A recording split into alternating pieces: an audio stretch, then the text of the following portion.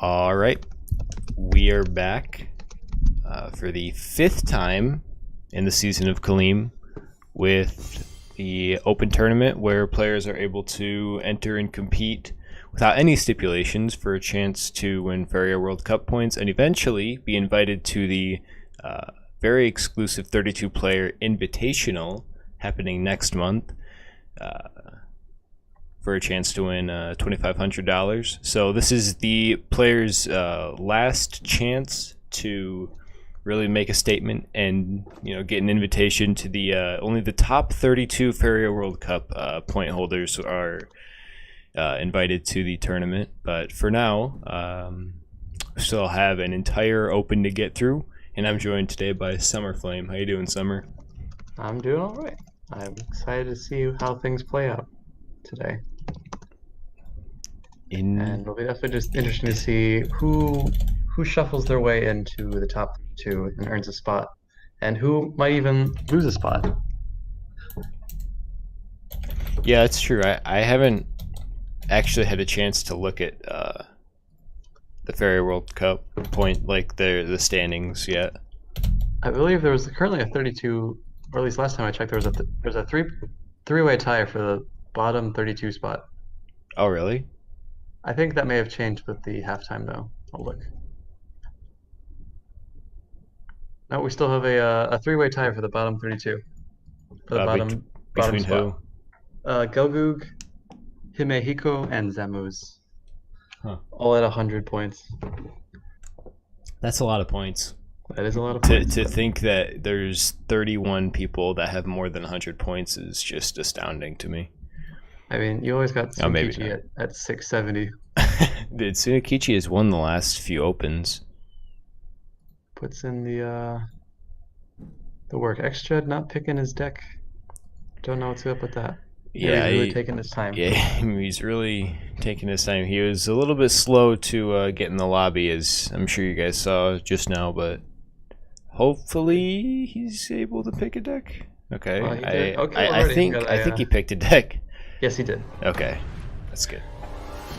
So we got a green-blue. Oh, I totally butchered his name on the overlay.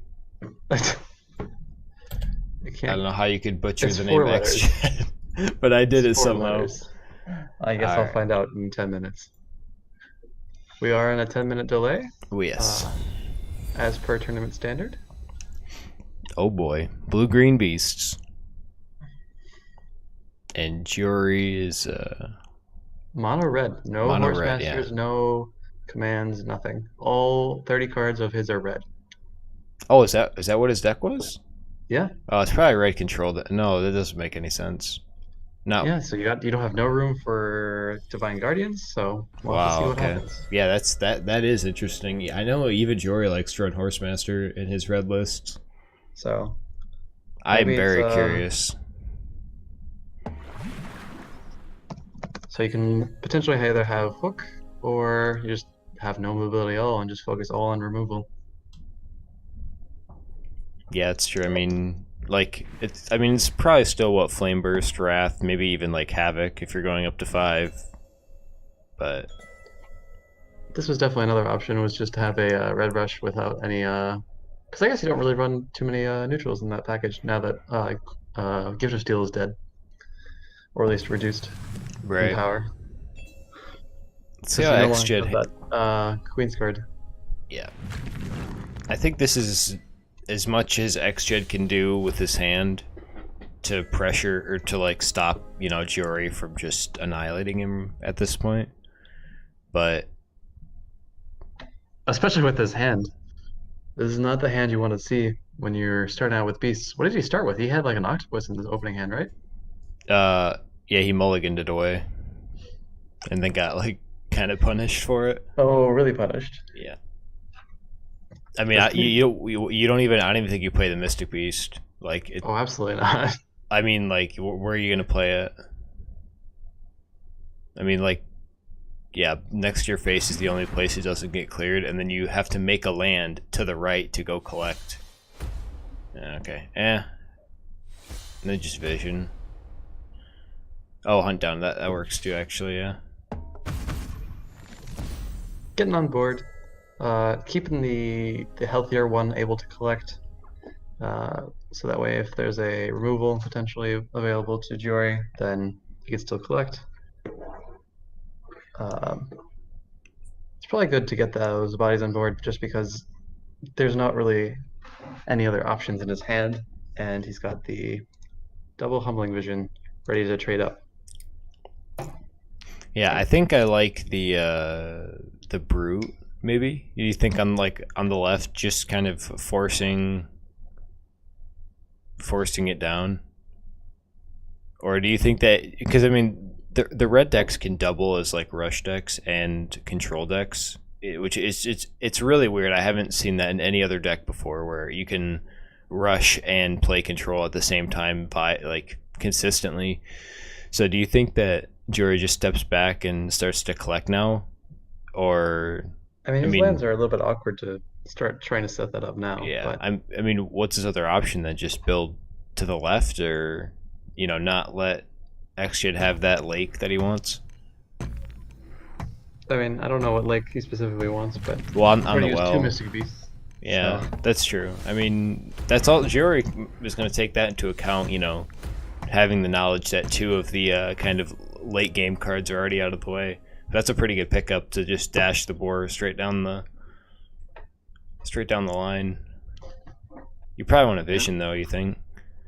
I mean, usually the concern is you want to clear the combat creatures early, so that there's no such thing as gift of steel opportunities with the combat creature on board. Yeah. But since it seems unlikely that you would even run gift of steel in sort of a rush deck where you kind of need to rely on keeping that early game power going, you might not just be able to fit that in. So yeah, maybe you're fine with leaving the both up and throwing the boar up, but I imagine we'll see some sort of. Yeah, that's a beautiful clear on the Grimguard, because so showing the new change of the humbling vision. Oh yeah, probably should mention that humbling vision. It now rounds down instead of up, meaning that if a creature has 1 life and you use vision on it, it'll actually clear it, similar to command, except odd numbers are now rounded 1 number down. So if you take 3 divided by 2, it's 1.5. It would round down instead of up to 2. So it's literally made the card like so viable. Like, I have not seen a blue list where you haven't run vision. Have you? Like, oh, definitely not. It just like Reaver runs it, or Library runs it, every blue list runs it. It's a great card now, and I think we're gonna see more of it right now. Oh goodness. We got the Tower of Curses pairs well because then you can make their even cost, their even health and attacked creatures odd, and then visions on top of that. Oh, that's true. That's a good point. I didn't think about that. Yeah, you can kind of get 1 extra debuff off of it. He can't afford it this turn, but that is how that works. He can't debuff quite yet, but yeah. He can definitely have some options.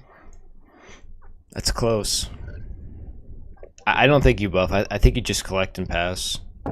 Yeah, essentially, especially because the brute's kind of a few steps away from the orb, you got some time. Yep. And I don't know if jyori knows that boar is still in hand. That could be a possibility in the future. And jyori's and xged has a beautiful land placement for boar to just dash it straight up the board and threaten hitting face the turn after you play it. So if jyori's not careful and doesn't like block that middle pathway, then it could turn out pretty poorly for him. Yeah, especially if xged's running more buffs, then he can definitely swing a turn near the end and potentially race. But usually it's pretty hard to race the red rush, but xged's done a good job of blocking him off, keeping him far away. Yep. Ooh, this is a little bit awkward for xged. Jyori is just stepping up and living life. Yeah, he's locked him out. Yeah. Guaranteed an axe grinder spot for next turn. The Gyarados is an interesting inclusion. I don't know why Maybe you that's would. along the lines of yeah, the control and rush flexibility that you mentioned earlier. Yep. I mean, I don't know why you would even make mountains if you're not playing Garridan. Like it's against the meta today. With, I mean, like talking about the meta, like as of yesterday, it's just swarm decks. Like it's all it is.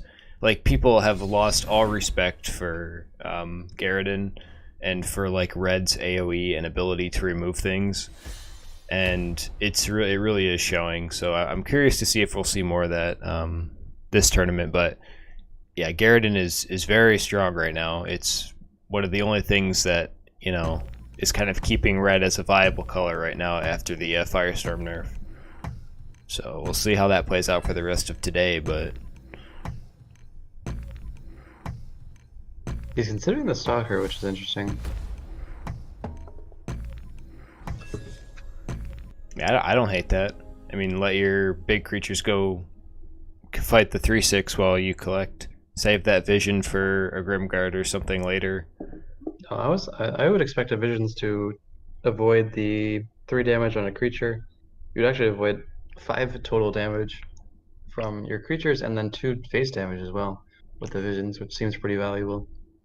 Yeah, I Against suppose. a burn list. It was kind of... I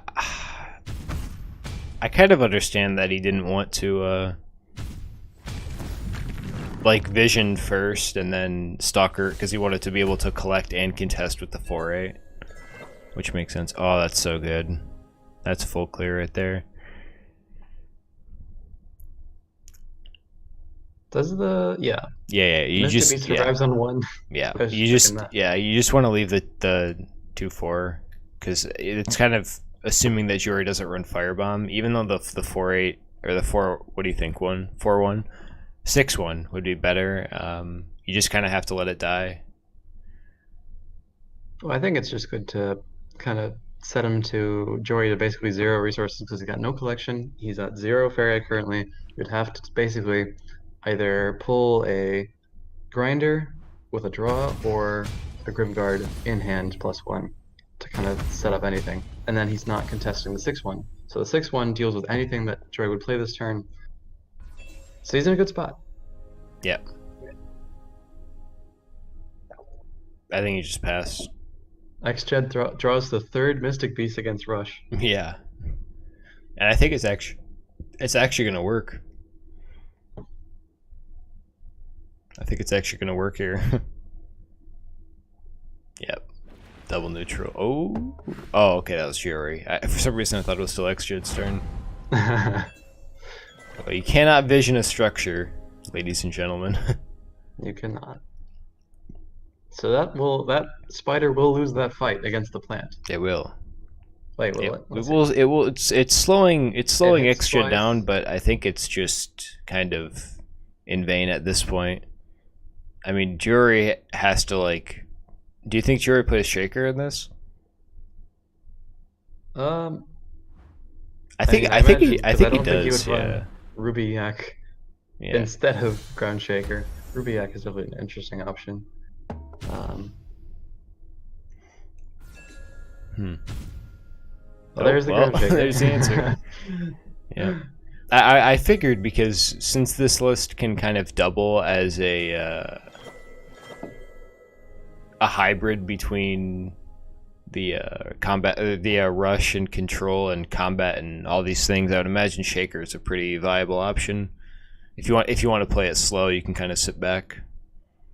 I mean, like Jyori's deck just kind of changes based on what you draw at the start of the game. It can literally depend on like how the rest of the game, like how your lands are placed for the rest of the game, like we saw.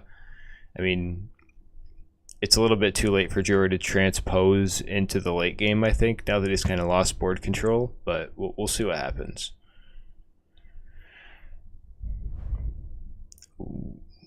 Playing defensive, I don't know. I mean, it's just good to sit on the Axe Grinder spot. Yeah, it's true. Because it's hard to get any of these other things to move around fast enough. I guess it's not really defensive, it's more of just cautious. You're still pushing He's up the shuffling board. things around, Yeah. he's making sure all his baskets are covered. Yep. Ooh, that's pretty good. So the 3/7s are gonna line up really well with the visions on top of anything. I mean, it's just ground shaker at this point. Is the Yeah. only big thing that needs to be visions. So the 3/7 is just a really good spot against red. Can't get removed easily, and it's going to trade up to anything big, and anything small it also just clears. Yeah, this is really good for xged. I mean, there's no way jyori plays the copter this turn. You definitely have to be looking at shaker here. But jyori might not, know that the vision is in hand, and it just clears the shaker so beautifully. Yeah. I mean, even if xged finds like a buff, he can tower and then Elderwood, and that's still pretty good. Yeah. But this seems like a really strong turn. He can visions and Mystic Beast at the well aggressively. Start setting up some pressure on so jyori. good. Yeah. Oh, the Firestorm pickup. If you weren't aware, Firestorm did get nerfed. The new card is choose a space, deal 3 damage to all enemy creatures on or adjacent to that space. So if you chose this space here, it would be all these tiles, including this one, obviously. So yeah, the typical meteor effect area. So it's a very sad Firestorm right now on this board because it only can hit one creature at a time. Everything is in opposite corners of the board. Yeah. Playing around new Firestorm like an absolute beast is xged right now. But don't think that jyori is going to have enough juice in the tank to push through here. I mean, he's on a 5-turn clock, so roughly. Yeah, well, the food is probably going to speed things up. Yeah, the food. I imagine. Yeah. xged might have to, because jyori can accept that he's lost and kind of just passive return. Kind of help run out xged's timer, but it's a little bit early to be starting to worrying about timer. But xged is one of those players that's known for taking his time and using up his full turn, so might be a worthwhile strategy. He's already 2 minutes and a half ahead of jyori in terms of the timer. Yeah, I think it's worth mentioning that time might be a factor here. When we've seen the last few special tournaments have kind of been messing with time with the Blitz tournament, the halftime tournament. So now that we're kind of back and settled on the full 90-second turn with the time bank, it's just something to watch out for. I don't think it's going to be that big of a factor. I mean, these players know what they're doing most of the time.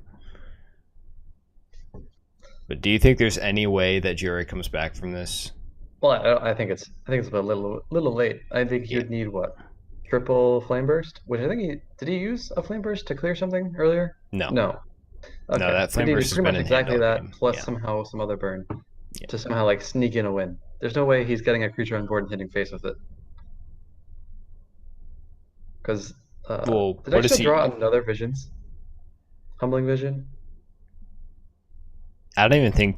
I mean, he would have to draw right now, and he would have to draw a Grimguard. But then, where would he put it that it would do anything? He'd have to draw a Grimguard right now, and play it on the mountain by the 3/4, and he would have to draw fire or flame burst next turn, and then draw again and draw another flame burst, and it still wouldn't be enough because he'd only have 8 Faeria. That's what would have to happen. So you'd need Bloodsong into Bloodsong into. Okay. Yeah, there's what we're trying to say is it's realistically it's probably not going to happen. That's what we're trying to say.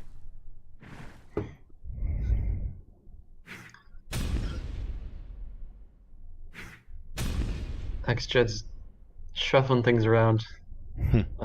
He's really thinking about it, where he wants to put everything.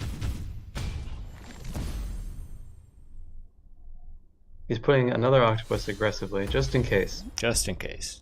Just in case. If for some reason there's a Grimguard, he wants to finish the game next turn.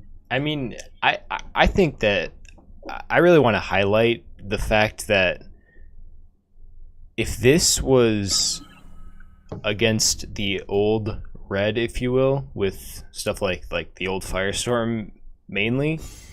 Do you think that game would have turned out differently? If he would, I guess I don't know how the deck would have been built on jyori's end, but definitely Visions wouldn't have been, Humbling Vision wouldn't have been as strong. So yeah, it's true. a lot of the way you trade up with the ground shakers is you have to have a buff in hand or Aurora, and that double Mystic Beast opening wouldn't have been enough, likely, against a Grimguard, because the Grimguard only died because of the Vision rounding down. Yeah, and like you said, even like just having the old Vision might have changed that game, because you would have had to hit twice into the Grimguard. Grimguard, yeah. Yep. And then potentially very good point. that second Flame Burst would have been lethal, because actually it was only on 8 health, and would have taken the additional 2 and had a Flame Burst in hand. So part of the reason that I wanted to actually watch jyori is because whenever I watch his streams, he always seems to be playing, red or yellow, and I really wanted to see if he plays other decks. Well, looks like he's got a blue one. Yeah, so. I'm very happy to see the I'm assuming mono blue from jyori. I could be wrong, but we'll see what he has to offer. We have 2 different forms of land progression. We have the Sunken Tower and the Water Elemental, which both kind of help get towards that Mystic Beast spot early. So we might see potentially an early swing if we can find an early creature for jyori, but xged's finding some difficulty. Xged is not doing much better. At least jyori does have a creature to do things on the board with. Oh, absolutely. Best turn 2 creature. Oh boy. Creature. Pretty good. No, you don't double tower that. No, that's dumb. That's dumb. I think you don't tower it? I think because jyori saw that xged went to the right, he said he's already giving me this land, I'm just gonna leave it. But yeah, you don't need to really, and you could also tower his land away. So a 3/8 grizzly that gets visioned is still a 1/4, so it doesn't get cleanly traded by the Ellie, but and then even you're probably just gonna hunt it down, yeah. But I mean, I don't imagine it gets visioned from across the board, where it's not contesting any creatures. Right. I mean, I don't hate going to the left and just hunt down, kill the 3/3. I mean, it would be contesting Toe Ship next turn if you play it on the left. Yeah, I like that, but we'll see if it happens. Yeah, I mean, the other option on the right, it's okay, but now if jyori plays Toe Ship on the right, you're gonna have to walk that thing all the way back down. I mean, unless you want to hunt down with, or you can't hunt down, but I was gonna say vision and clear it, but green does not have that much mobility, especially not grizzly. So you have to take that into consideration. I mean, what is your 5/5 going to get cleared by that jyori's going to spend there's nothing that jyori's going to want to spend the Faeria on to clear it, other than maybe vision, but I don't know. That might be xged's thought as well, because maybe he just wants to secure collection. Yeah. Oh, picking on the grizzly. Gotta make another land if you want to collect, buddy. It's getting taxed or something. Yeah, I mean, playing it like I said, playing it on the right is not terrible. I mean, xged is kind of playing around vision with. No, he's playing right into vision with his next 3/3, but he didn't know about the 3/3 to be fair. But well, I mean, I playing the grizzly on the right. I mean, kind of playing around vision and a clear, but I think he had limited creature options in his starting hand, so right. I think he was not happy with the idea of potentially having it cleared, or this is. I think xged's about to experience a rude awakening. Oh, he's definitely gonna be sad, but I don't know about that one. What's his plan? Mystic Beast spot probably, I guess, but I think the Visions is just going to punish this line really hard, because the Water Elemental survives now, and Do you even vision the 3/1? Like, do you just get rid of it? Oh, from xged's perspective? Yeah. I'm like looking at like the Maybe? next I mean, two. I don't think you do because it won't be in a super good collection spot. And depending on what else he draws, you may need to develop more. But if he's just doing a Mystic Beast, then he may have to. Jyori's hand is He's not. He's picking on the teddy bear some more. He's just xged wanted to go aggressive. He said no. Tossing it all around the board, and this is what's going to happen when you have Sunken Towers being played. It's just this really wonky board for one player and this really nice board for the other. Yep, and we got the second tower ready to go. So as soon as this one's done, he's got another one ready to go. Oh, whoa! The huntress is here. What do you think about that? Do you think that was correct? I think he's applying pressure, but I think he's just going to get visioned and ignored. Yeah. And then Twin Souled Face, and then probably lose. Okay, now that I'm like looking at it from xged's perspective, I can understand that. I mean, you don't really want to play the Mystic Beast and have it. At least your Runen is like longevity, right? That's what I'm trying to say. It's like Mystic Beast, you just kind of play it, and if it dies, then it dies. But Runen is just going to keep applying pressure all game, so I can see that. In theory, but in theory, right? Yeah. xged's kind of in a spot where he was kind of really behind in Faeria, and a 5-mana 4/4 is not going to get you there, getting you back in the game. Yeah. I mean, kind of miss out that crit trick collection early against a really strong turn 1 opener with the Water Elemental. Wow. Holy moly. Yeah, I don't think you outraced that. I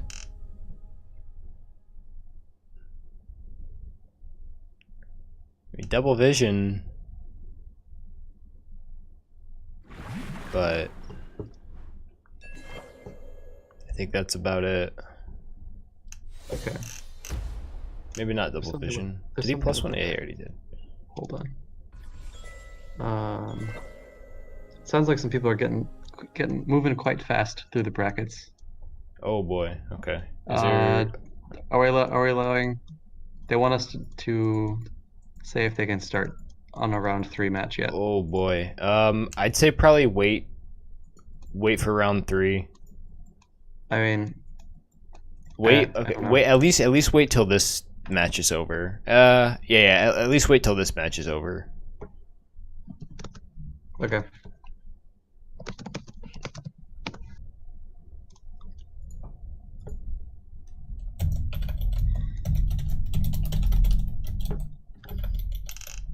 So xged visioned the 5/5, and then put a defensive Mystic Beast, and the Runens swinging around to collect. All right, I understand what's happening now.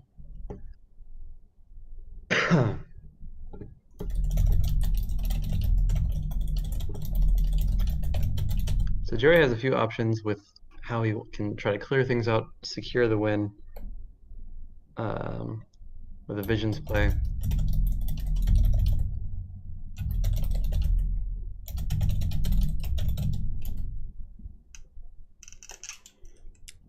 And we're going to see him setting up lethal for next turn, while also clearing out the Mystic Beast and keeping up collection himself. Yeah.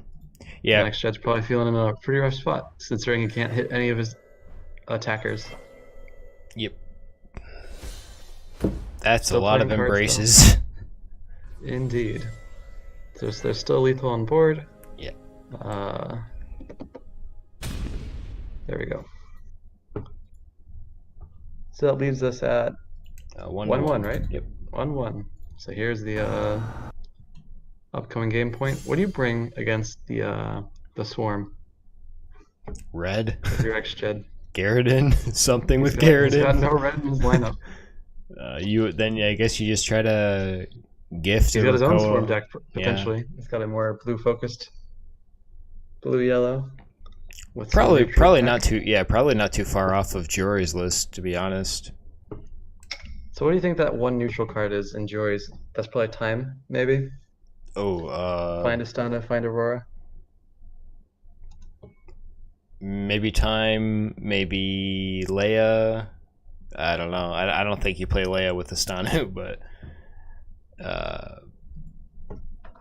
I It's not don't like know. That's a bad good combo. question. I don't know if you play time in yellow, blue yellow. Do you? I mean, if you care about Astana enough, then I think you do. I guess so. Yeah. Well, There we go. We got a- Astana ready to go. that's such a good hand for Jyori. Like, obviously you can't play Astana right now, but you know, in the near future, you don't have to be drawing for it, and you have Battletoads in hand, which is so good for early collection. I think it's just Battletoads plus Aurora, mainly. Oh yeah, and that definitely is the early game combo. But pulling Astanu in your first hand is very, very good. So we found out xged's neutral card is Oh. Ranger. It's not neutral burn. It's not neutral burn. No Oh, slingers. no. Yeah, no slingers.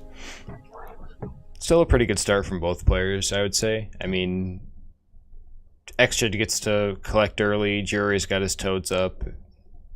Pretty standard from both players. It looks like blue-yellow events, probably with Disciples, I'm assuming. That's definitely an option with That- the yeah. dangers going on. I think I played against something like this the other day with you know, like double Spirit Theft, Soldier and Spirit Theft, you know, pretty standard combos, but just play a bunch of cheap events, play Colossus and play Disciple, and then just win. Because no one's going to Frogify it, no one's going to Flower it, no one's going to Havoc it, so you just get to march your Disciple down the board and win. Potentially, yeah. That's the Especially now idea, that- but... Yeah, we might see some difficulty with that, answering that, because Vision kind of replaced a lot of the slots that typically Frogify would fill. Oh yeah, I think Vision effectively replaced Frogify. I mean, like Vision with Mirror Phantasm, it's pretty expensive, but it did That's essentially the same replace thing that Frogify. doesn't Yeah. do jump. Well, I mean, and you have a 5/5 on board, and you're pretty much able to clear whatever you want, depending yeah. on your deck. But And even like sometimes like just a double vision, if the issue is stats, then Right. double vision yeah, does that a lot yeah, to that reduce the will- stats.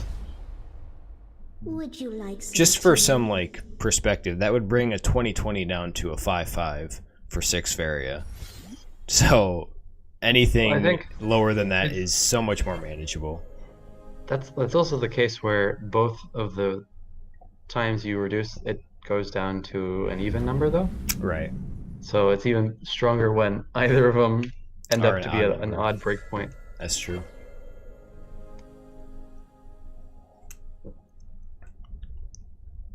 Yeah, so Interesting to like we see- said, pretty standard start from both players, but The campfire on Aurora, but I guess you really want to secure that collection if you can make it available. But I think you drain, right? you don't Oh, have you enough can. deserts. Yeah. Otherwise, you just double drain and be happy.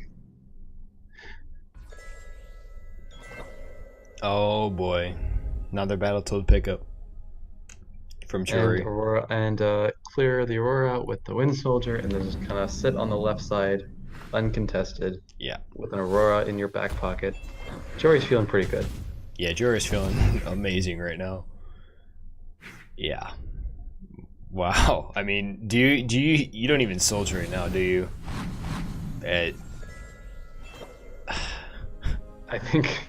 I think you have to be drawing instead. I think you have to be drawing.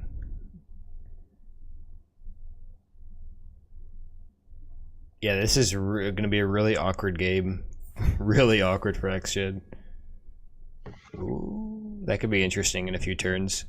I mean, to You be might not have honest, a few turns. yeah, to be honest, do you just like double? I don't think you double drain, double vision, but I think you just double drain to clear out some of the swarm and then just play Colossus. With a follow-up, maybe, but he might not have that option because he Right, might just get yeah. tipped into Yep. Aurora. I mean, yeah, I was gonna mention like Colossus defensively, but I know what you mean. Just you're already pretty far behind. The Colossus might be too late.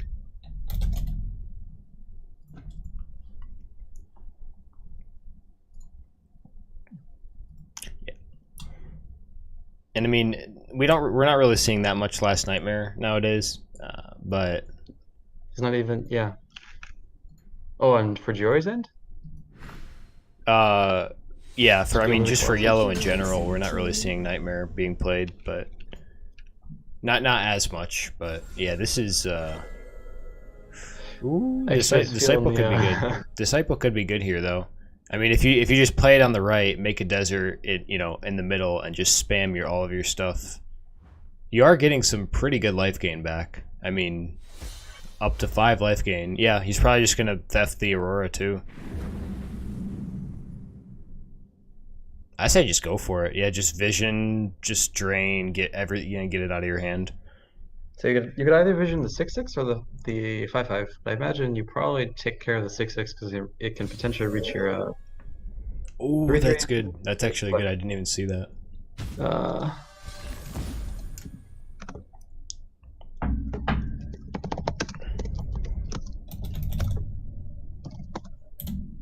I'm messaging Exploring right now as well, Summer, for our next game. So we're good for another game. Yeah. RaiZo says he's waiting. Yep. Ooh, that's How pretty much good. does the cost? 6. Not bad. 6. Yeah. That's not terrible, but oh, he did theft it. Oh, he did. Yeah. Okay, he did theft it.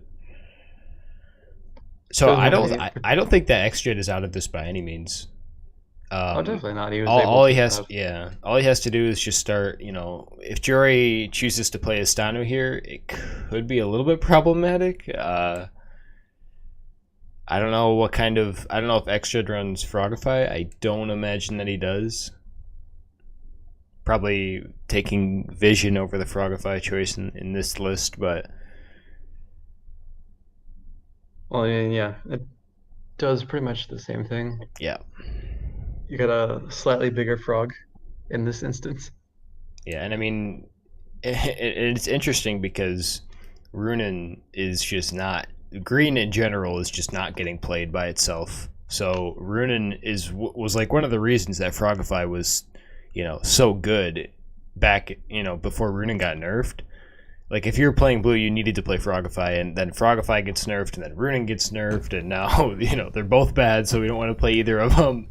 So now Vision is just kind of taking that spot. So, although, with the resurgence of the Stanu kind of returning back to Swarm decks because of the Firestorm change, Frogify might be reconsidered just because it kind of shuts down Astanu even with the board online. So that's true. Yeah, I mean, we haven't really, to be honest, I haven't really seen that much Astanu. Like, I've seen a lot of different variations of Swarm, like Croatian, Crassius, and stuff like that, but I have not seen that much Astanu. For how much blue-yellow we've seen, I have not seen Astanu played that much. I think it's been around. I think a lot of people are playing Astanu, and a lot of people are experiencing the effects of a good Astanu. Oh, I think every player in the game right now is feeling the effects of the Firestorm nerf. And I mean, Swarm decks just win today, They definitely have some strong benefits. What do you think about Vision the 6/3 and just trade? Or Vision theft? Yeah. Not Vision. Or not even Vision, yeah. Just like that. All the way back to full. Yeah. Get your own little frog that you could play wherever. And establish another spell for the Disciple.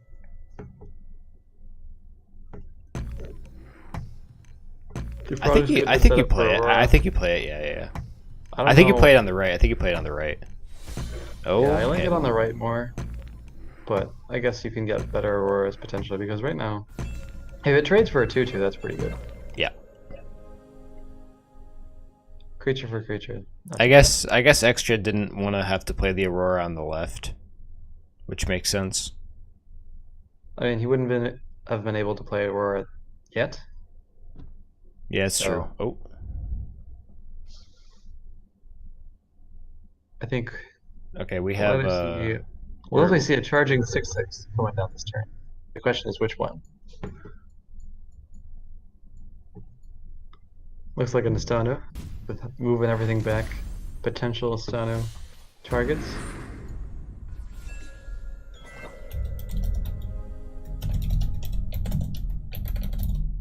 xged has the really good line of Spell Whirl into Frogify. Sorry for any spoilers from the messages, but yeah. So yeah, the Asanu did come down, and now we see jyori kind of starting to turtle a little bit and protect his powerhouse of movement and stats and longevity.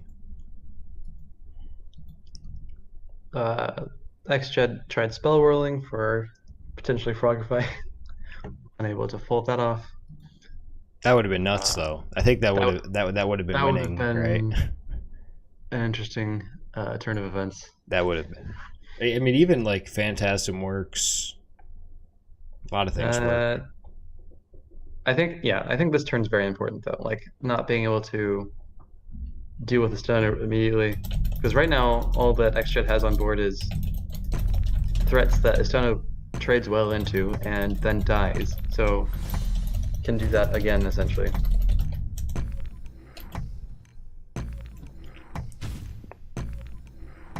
So it looks like xged's just kind of trying to help mitigate the swarm, trade into one of the potential Astano targets. Yep. Seems good. Yeah, I definitely don't think that you hit into the Astano. You just kind of body block. And you still get to trade the Astanu, but I think... Do you think that jyori... Oh my goodness, I think that you just win Soldier Soul Drain and then just hit face. Yeah, that seems pretty good. Even you could, I mean, even just step your 2/2s up, just so your next Astanu is in a nice spot. Oh, that's really good, actually, that he got the one on the left, so he can hit face now, yeah.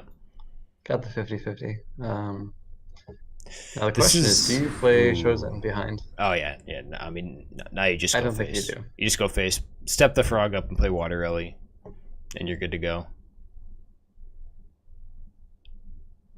Yep. I don't hate that, but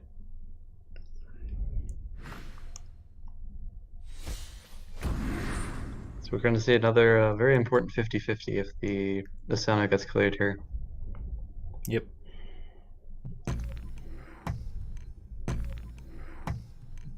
And jyori doesn't have a problem with getting aggressive because he recognizes that he has plus, like, it's like the Astanu plus 5 damage, so he has 11 damage essentially to allocate to that disciple with the Wind Soldier and Soul Drain in hand. So jyori doesn't mind, you know, getting aggressive and letting his Astanu die, because he can just clear the disciple with the Soul Drain and Wind Soldier next turn.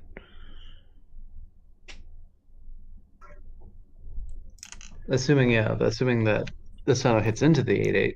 Right. The question is, I guess if it trades in, then both the other targets can still hit in. So the question is, do you double vision the 2/2 frog and guarantee that it hits Shozen? Is that dumb? Because you have to clear Astana here, right?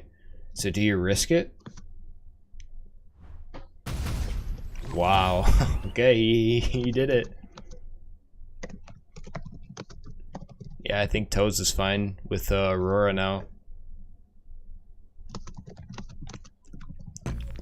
I mean, it's still probably gonna get Soul Drain. I mean, but if you Soul Drain the disciple, then actually no, you can't. If he plays Toads, he's gotta play Toads. Whew. Okay, that was close.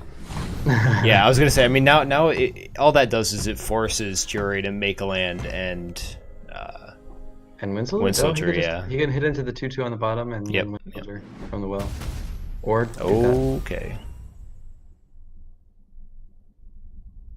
well, I think we could see a full clear potentially. Yeah, full clear seems good. Yep.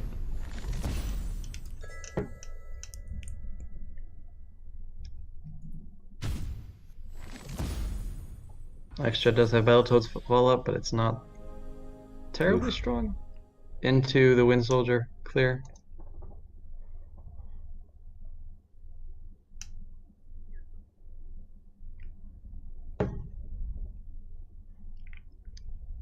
xged's got limited options though, realistically. He could Yeah. +1, get a 6/6 on board with a 6/6 Banta with Aurora.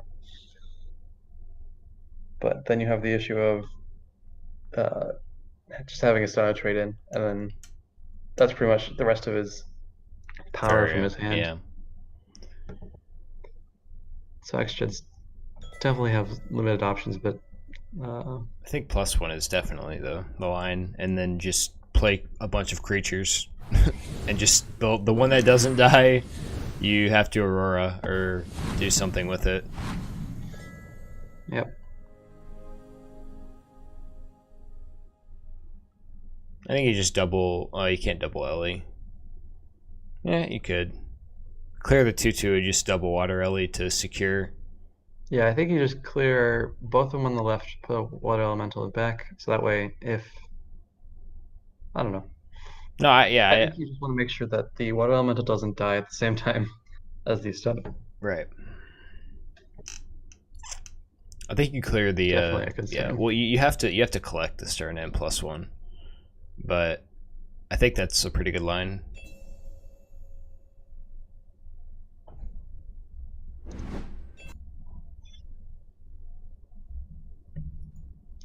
Forces a land from xged to kill Astano. Solid. Yeah. And as soon as, I think once Jyori finds Twin Souls, I think xged's gonna have some difficulty answering it. If xged had 3 more Faeria, he would be in a really good spot right now. Yes, if only he had a full turn's worth of Faeria, Yeah. just extra lying around. If only I had Garridan right now.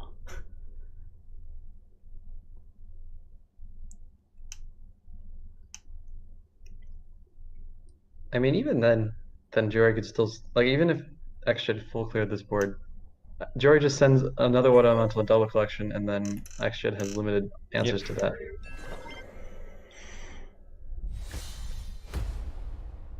Would you like some tea? That's Mistano's interesting. not. That's actually safe for Mistanu. It's like Yep, one of the yep. only tiles on the board that it's safe for Mistanu. Yep. There's a few at Jyori's face that are safe though. Yeah. So it should have just gone face. Just go face. Then you'll be safe from Mistano. Face is the place.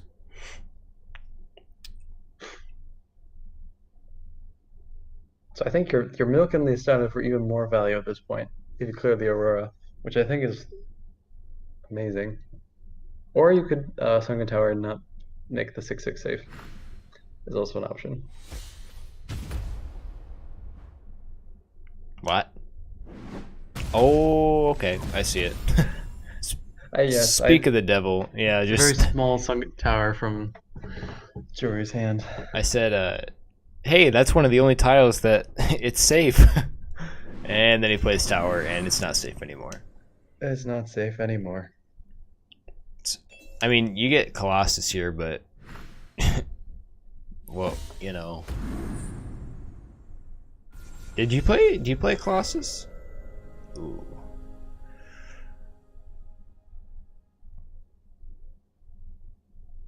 Yeah, I don't know about this one. It's a concern, but I think if you +1 Astano, you can't afford it. You can't yet. Did you think he could afford it? I don't think it mattered. I don't think it matters. I mean, you play Astanu, Sunken Tower. So I don't, even with the tower, I don't think you can clear both Aurora and Astano though. Yeah. Or at least Aurora before Astano. you could be hitting face for. I mean, 11? you could just Nice. move it. You could just move the land. and just hit face. Yeah, you could. And just play the water alley behind just to like guarantee that no shenanigans happen for jyori.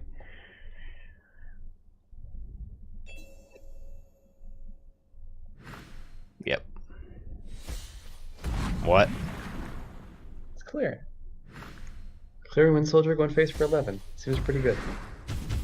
Oh, Or okay. Faeria Well, World. yeah, I saw the clear on the 2-2, but he did it in a weird way. Not the way that I saw it. Yeah. I don't know if there's much left for xged to do here. He could set up the nice 7/7 for jyori to look at while he hits his face. Yeah. He could also visions, set up Stalker, but I don't know. Yeah.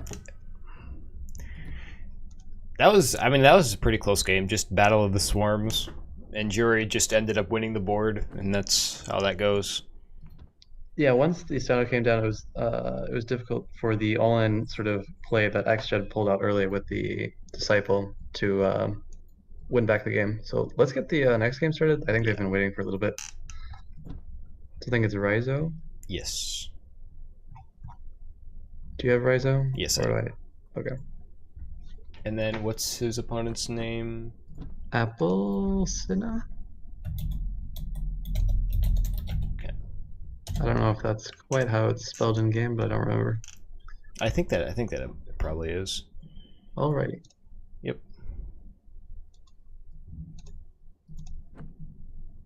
I gotta get you in here as well. As well. Yes. Should probably do So neither. So did no, jyori did have a red. That was. Oh yeah, he did. 30 red cards. He started with it because I think he expected maybe the swarm matchup first, but I think that was maybe potentially. You want to make sure that you have red ready for when they do bring the swarm, because he kind of got locked out of that Firestorm deck, that Garden deck, and wasn't able to bring that to the swarm.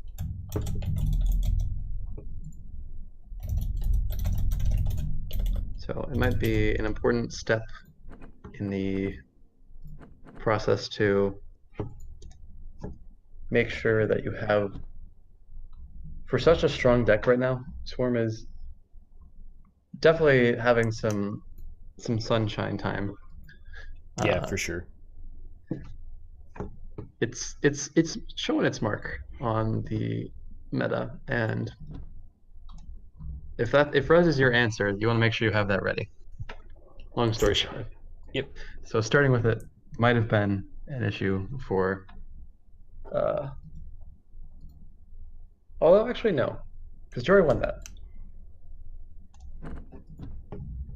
Yeah, So and what am I talking about? It's worth mentioning as well that jyori's tournament performance has not been spectacular recently, so getting that early win, especially against a good player, is very important for him being invited to the invitational. So I mean, he played a very good game, I think. Okay, so we got RaiZo in here. We're just waiting for Applecinna.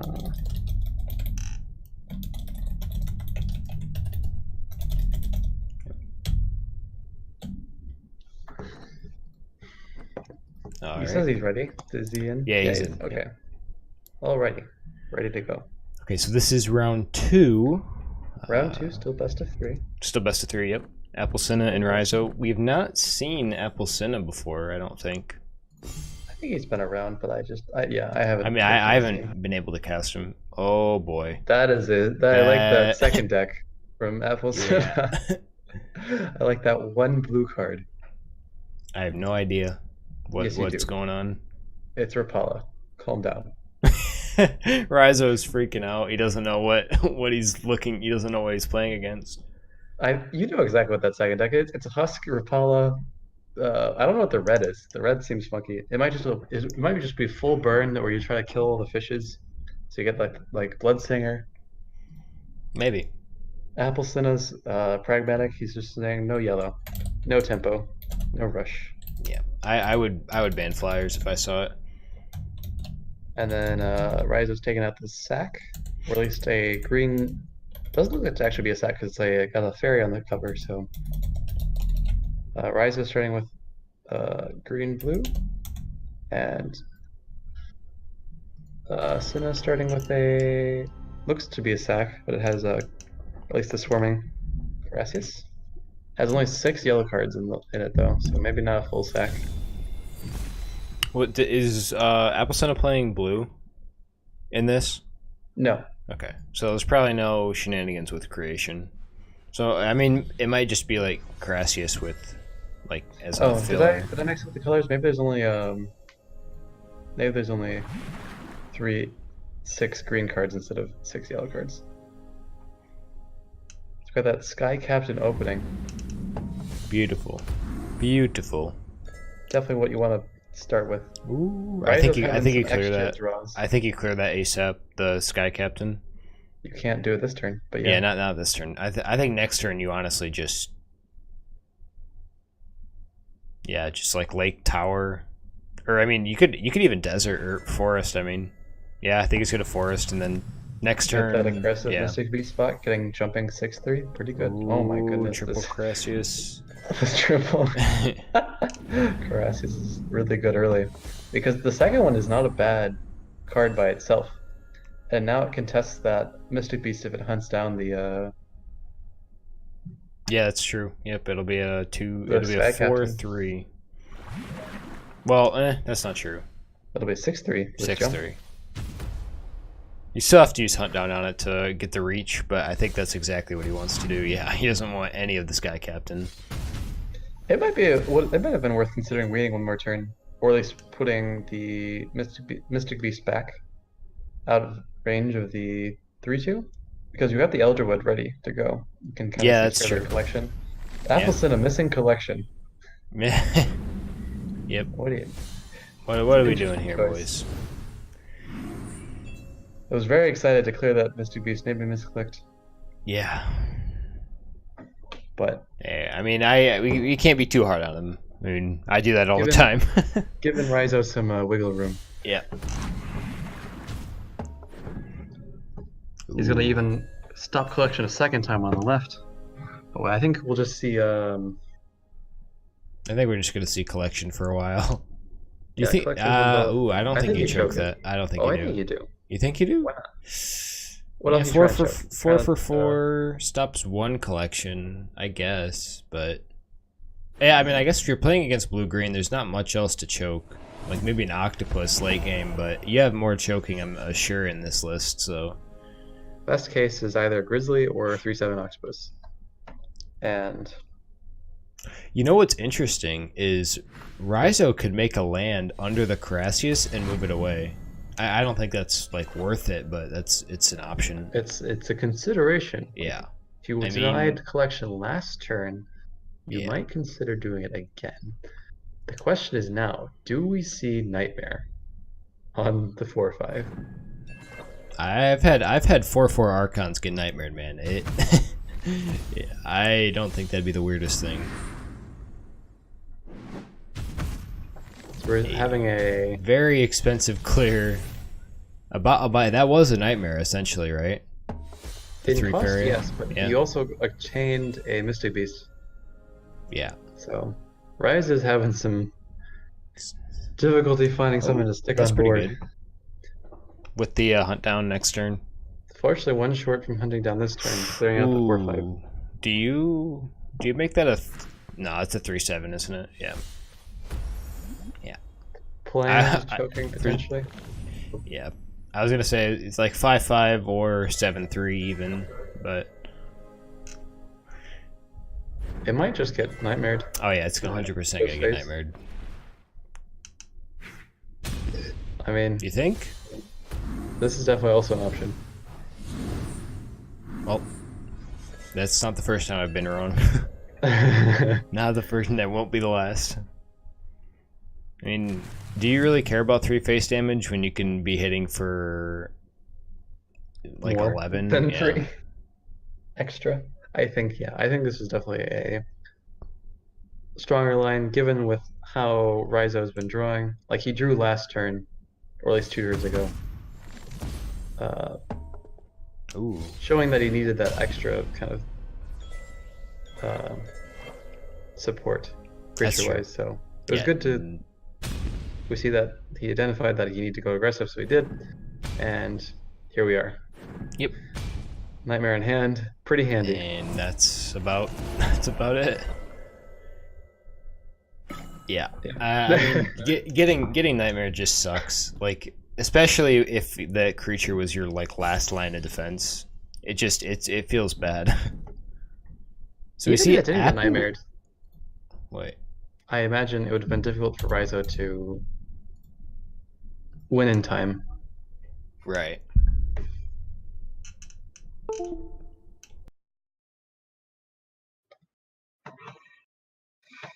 So it'll be interesting to see how this deck, the rest of this deck plays out, because all we've seen thus far is Nightmare, Choking Sands.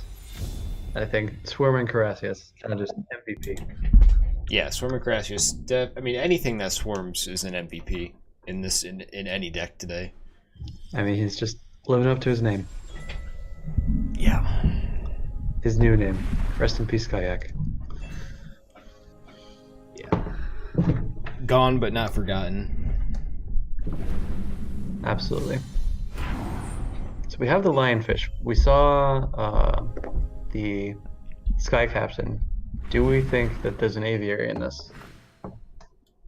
That's interesting how aviary works with lionfish. I really like that.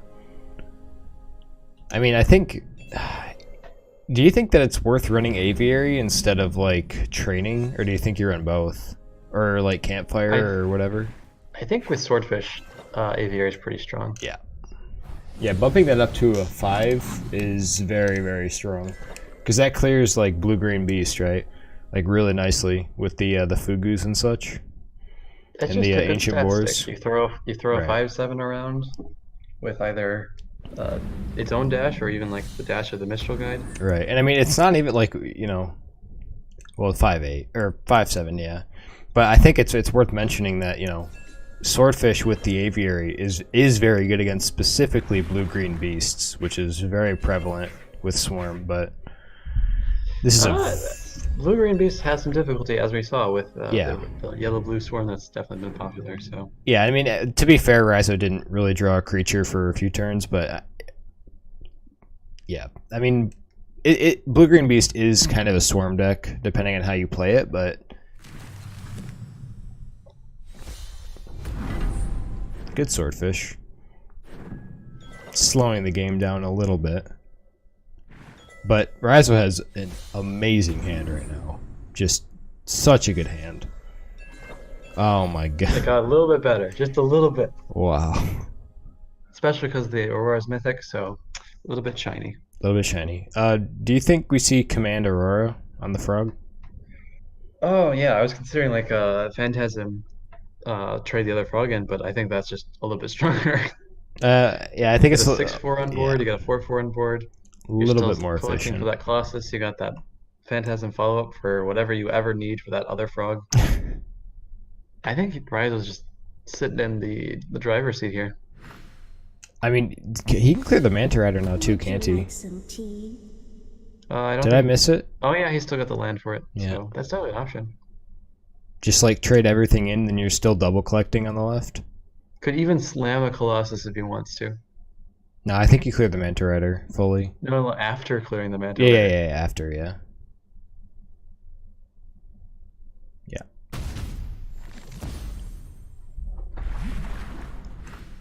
Ooh. Interesting. Okay. I don't know if I like that. I mean, it does play into Nightmare. You're gonna have to play the Colossus sometime, right? Like I just question what RaiZo thinks his better solution is to the Manta Rider. Because the point of the Manta Rider is to do that 5 damage up. Right. Yeah. To like something big, and he's kind of given Apple what he wants. Yep. Now we're probably gonna see the 5/3 trade to the 6/4. Oh, most certainly. Do you think he salmons the 2/2? I don't think you can. Oh, is that 2/2 now? I forgot that Manta Rider drops the 2/2. I meant the frog. Toads is so good here, though. Like, yeah, just fill the board up. Completely swarm out Yeah. yellow. Yellow does not like that. Not into that. Yellow does not like that at These all. demonic salmons are not feeling too great. Doesn't quite have any aggressive lands that are close enough. I mean, Demonic Salmon is kind of acting as a soul drain right now. Clear out a little bit of the stuff, but not great value. I think if you're applecinna, you draw here. You got to find something while your captain is still alive.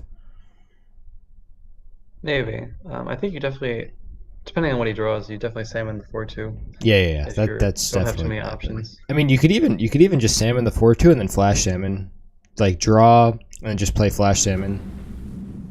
Yep, or hit face. No, you can't hit face. Okay. Shutting down collection from Aurora, even though there's still a frog. I don't know if that was the line at all. I mean, you have 3 frogs with jump that can almost all reach the well. You need the draw power more right now than you need. He's playing around creation. He's okay. I guess so, but I really don't know if I like that. I think you definitely need to be prioritizing drawing right now and drawing soul drains, drawing stuff to contest that board with. But I think RaiZo's locked in on on his face. You've got the double 5/5s right there. I think Applecinna is running out of options. Yeah, I think that. Given that his 2 cards collectively cost 3.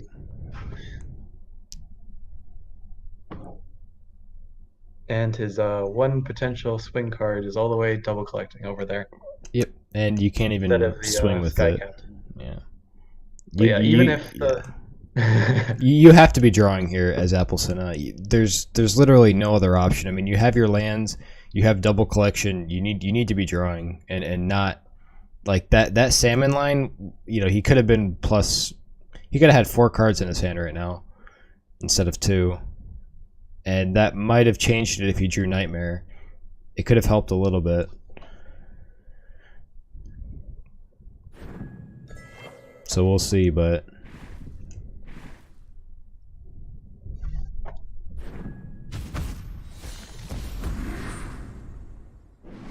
Yep. Very, very, very expensive clear on the, I mean, like, expensive resource-wise on the, Phantasm here. Wait, did he? He used Did everything. he draw or did he make lands? I think he +1. Okay.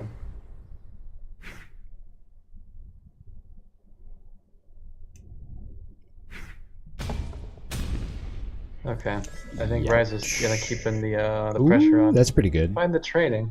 I mean, not like good, but it's gonna help. Yep, definitely. It stops lethal. It does stop lethal for the time being. Seems like a good card. Do you play Phantasm here? I think you play Phantasm here. You have to put land in me.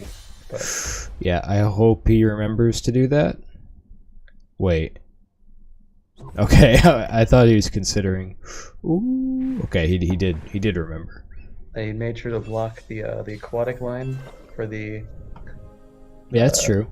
Yeah. The commanders, that was good. But I think the commander's just happy to collect on the right anyway. Yes.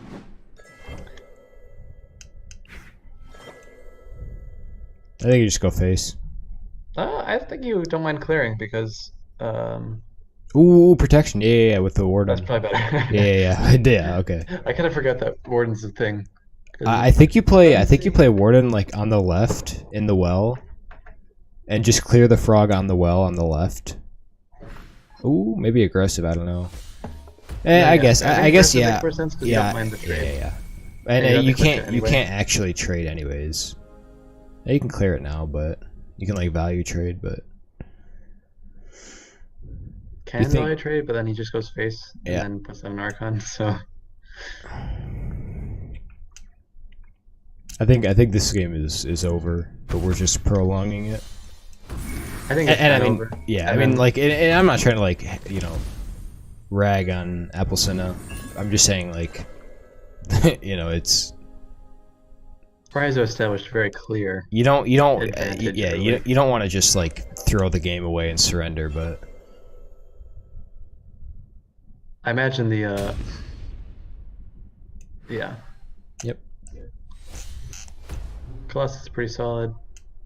It's holding back the Archons. I'm sad. think that's- I like Archon. It's probably one of my favorite cards in the game. Yeah, he's because RaiZo has to play one more game with this, so he's hiding information. So it's not showcasing the Archon. So That's true. potentially, if applecinna was caring, I mean, be Archon's concerned about that. Yeah, Archon is an absolute staple in like blue decks. I mean, I like don't know about stable, but definitely blue decks that run some good 7 cards, like Colossus. yeah, if you like blue decks. I mean, if you're, I mean, maybe if you're playing mono blue and you're not playing Archon, then you're doing something wrong. I mean, you need like a top end. It's either going to be what, Reaver or blue 7s right now. And if you're not playing mono blue, then you're playing Swarm, right? Essentially. I mean, Kaios doesn't really use Archons, I don't think. Where you just have Yeah, I guess that's true. have the libraries, your creation, you do all sorts of things. But that seems to be a little bit out of favor right now. But yeah, I think Archon's definitely a very strong card because it's flexible, because it's a decent enough early game that you can pressure with that, and then it swings to become an insane value card Late game. later. Yeah. It can set up double collection. It could contest so many other things. It can go face for a decent amount. It's an amazing card. It's a beautiful card. I mean, a 6/6 for 4 is just so good. I mean, then you get with the charge charge on top too, of that. right? It's so With good. like really good land requirements. Oh, Yeah, I mean, all yeah, day. it's not. Just Yeah, keep talking about it. yeah, I could. It's definitely one of my favorite cards for sure. Oh, this is the Oh yeah, this is the one lake list. I don't know what this deck is. No idea. No idea? It seems like a lot of cards from the Resurgence DLC. I don't know. Do you think he runs Well, Engineer? That's dumb. I- That's dumb. That's dumb. I think no. I think they have a lot of red cards. I was surprised with that because I've seen lists like this with the you'll have like the one-off Rapala to kind of overdraw them and make sure that they're always Right. above 4 cards. Yeah. But it might not be focusing on the Blightborn, but instead of more of a burn package with the husk and then trying to burn out the fish. Okay. Yeah, I see that. I think RaiZo's pretty happy to just kind of sit and double collect on the left, considering he's got 2 Colossus in hand. Yeah, this is a really good start from RaiZo. Pretty much the absolute dream start for blue 7s or like mono blue. Yeah, this is great. I think you just leave the 5/3 and you just wait. I don't think you do anything with it yet. Oh, the triple priest is not gonna be great. Not gonna be great against this board. It's definitely an okay starting card because it's a turn 1 collector. Right. 3 of them. Yeah. You have some difficulty staying board. Oh yeah, I wouldn't mind 3 axe grinders, but you know, in your starting hand, like that'd be pretty interesting. But at least axe grinders would be able to kind of contest this board. But Oh yeah, it's like just like as in it, especially yeah. Yeah, Enslaved Priest's ability doesn't do anything for the board. It just does something for the overall life totals. Yeah. So even when it does relevant things, it's not relevant to staying on board, which the 2/3 stat line question stuff. Yeah, I think the only reason you play this is for collection on turn 1. I mean, it also helps with the overall burn plan, which seems to be the plan for Apple because he's got the red cards going on. Right. Unfortunately, he's got his creatures a little bit mixed up. He's getting that collection with that 3/6. Yeah, this is really, it's going to be a really tough game for applecinna. He's pretty much taken his corrupt creatures and walked them as far away from the opponent's land as possible. So that was actually really good for applecinna to clear that, kind of playing around vision and the clear on the right. I mean, I don't think RaiZo would have But, cared yeah. to go all the way over there and clear it. I think he would have done something relevant with the 5-3. Like just kind of move it into position to go face. Cause Yep. The 3/6 isn't due. I mean, it's collecting, but that's not where the power of this card lies. nope.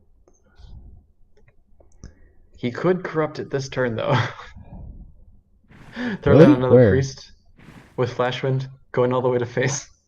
Oh, actually no. No, That he was one off. That's too many squares. Never mind. I saw a space of 2. I was like, he's only got to move 2. That's fine. Do you think he just play? I don't know, man. It's so hard to find a line for applecinna here. I think this is good. I think this is just RaiZo gonna hit for 13. Yep. Oh my god, he's gonna move. Oh, he's gonna tower. Oh no, he's not. Doesn't have to. It doesn't matter. Yeah, it doesn't matter. He's got what he needs on board. He doesn't care if anything gets cost increased in his hand. He can afford it anyway. Man, I was playing a deck like this last night with like the Archon and the Colossus, and just wow, so efficient. Like if you can get like 3 or 4 turns of double collecting, you just steamroll your opponent. Yep, and we see the last nightmare on his own creature, and with that, RaiZo will take down applecinna. Comeback as much of a comeback as you can be or have, but all right. So RaiZo does take down applecinna, and I believe And we moves have. off. Do we have someone lined up for round 3? Yes, we do. Goody goody. Yes, indeed. It's kind of unfortunate that we're not able to kind of pick our matches today. I don't care. Yeah, I mean, we still I get see some. a game. I talk about it. Oh yeah, we're still seeing some pretty high level gameplay here. I think it's just going to get better as the day progresses. Gonna go ahead and add some players. It filters the games to a strong opponents facing each other towards the end as they get filtered out. As you get towards the finals, it makes the end of the day a little bit better.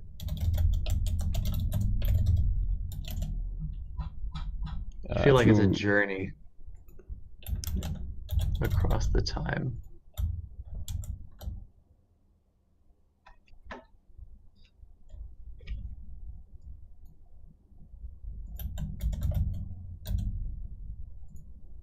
So I think. Oh wait. Back at RaiZo's list, I don't think he had any. Hold on. I think. One second. Sorry, I have to figure this out. Oh yeah, I'm just talking. But like, it seemed like RaiZo didn't really have any. I don't think he had blue yellow in his standings, so does not have the Astano with the blue yellow. So might be. He seems very comfortable with the blue, so maybe the blue is the getting in there aggressive before they can really set up swarm. Which is definitely a solid option.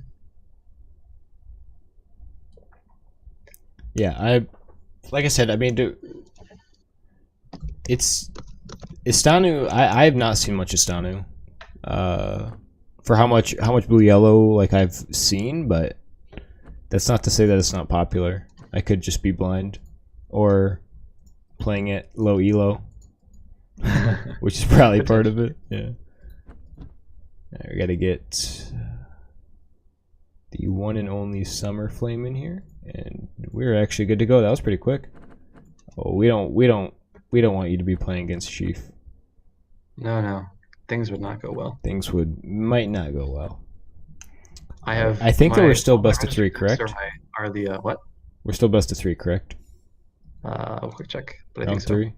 Yeah. Round 3, best of 3. Yes. All right.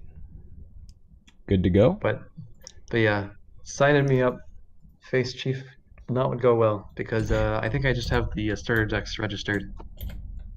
Oh no.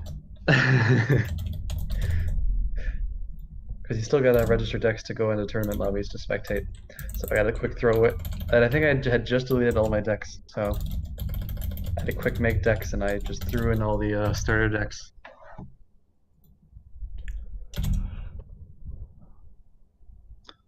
All right. This is got round 3. ChiefBromden and Swatblues.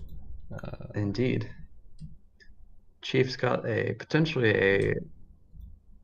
Actually, I don't know what it is because it's got time in it, but it looks to be potentially a swarming creation deck, which Swatblues wants nothing to do with. So I guess we'll never know. Right, and it looks like Swatblues is taking a more traditional approach to the meta with the red yellow rush, maybe tempo or flyers of some sort. But yeah, he's got 2 yellow decks that he's trying to pass off as exactly the same. Yeah. They both got the same color, same land costs, but one costs slightly more. This is was it Obsidian B like a few weeks ago that was like really good at kind of beating his opponent at the deck selection screen? Was it Obsidian B? I think it was. I think that we were casting that with when he had the 4 Leias for his deck profiles. I don't think I saw that one. Really? No, I think you were here. I could have sworn you were. I seen some funky things on the ban screen. I think that like deck selection and like psyching your opponent into thinking you're playing something when you're not is like really important. I like it. It's like you can almost like some people are so good at like building decks and kind of using mind games that you can almost beat your opponent in the pick phase. I think we talked about that a few weeks ago of being able to know what your decks are good against instead of just banning decks that you don't like or that are meta. You ban what right exactly. And so because like if I saw yellow flyers, I would just ban it right away. But it might not be. Some of my decks actually might do good against yellow flyers, and I might get punished for that later. And it's kind of subtle, right? And I'm not trying to say that like games are decided in the pick phase. I'm saying that you have to take into account all aspects of your match that you're playing, and some people do that, and some people don't. So this is a very, very interesting start from ChiefBromden. I don't think we've seen any of these cards played in the tournament in a long time, except for Queensguard. But Queensguard is respectable. But yeah, Sprite, I love Sprite. I tried making it work. It has its difficulties. It looks to be a rush deck. Whoa! From the looks like a few clues, but I think the strongest one is the double neutral deck. Wow, double champion in hand with a Manta Rider and a Drake Rider. The only thing that can make this better is Flashwind. If Swatblues draws Flashwind, I think that's going to be very awkward for Chief to deal with. Ooh. Yeah, the option between Queensguard and the Ogre, and oh, that's so good. I mean, I think you. That Drake Rider is not safe anywhere on the board. It's not feeling pretty safe indeed. But you can force him to make a land awkwardly up to the left. Yeah, I see. If you put down either Manta or Emissary. However, then you could probably just drop a Queensguard to taunt up whatever's left. Yep. Huh. So you swing him to the other side, so if you really want to clear that Drake Rider, you're building the wrong way, man.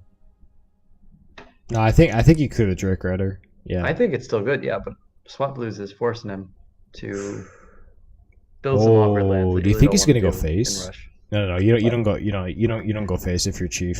You do not go face with the Drake Rider corrupting behind you. Yeah.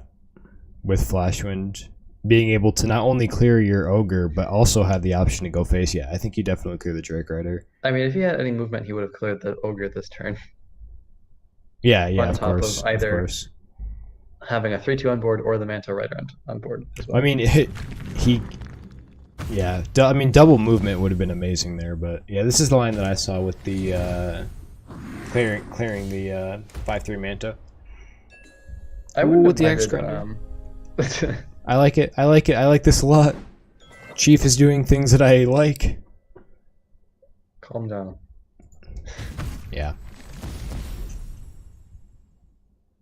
I think Emissary is okay. You think? Oh No, yeah, Manta Rider. Yeah. +1 into the Manta Rider seemed a little bit Oh, stronger, my but maybe you goodness. just Wrath the Manta behind and +1.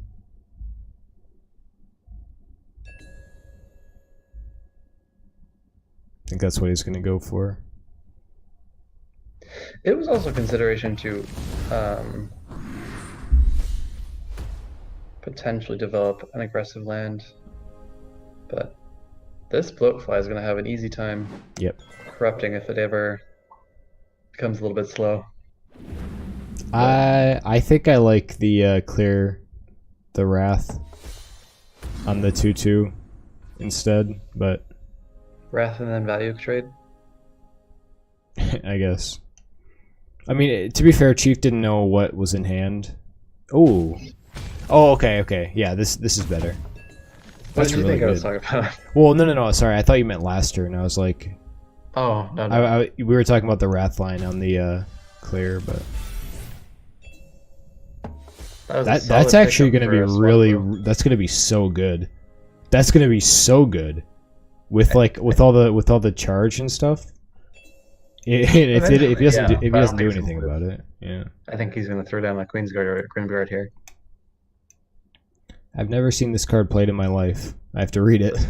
The Smuggler? Yeah. I don't know what it is. It's a tricky one to make work. Is that bad? Like, I've never seen that card played. I think it's really good if you can get it off, but right. It's hard to get it off because it's only got 3 health. So you're playing just like a bad Manta Rider at that point. I think ChiefBromden is feeling the pressure now, and he's kind of fallen behind in his. Ooh, maybe not. I mean, you get to hit +1 and play something, or you can hit Grimguard face. Ooh, do you think he taunts the Blowfly? Too late here at +1. Well, I mean, that and Drake and Champion is gonna do it anyways, if it doesn't get corrupted already. But I don't hate Golem here. I do not hate Golem here.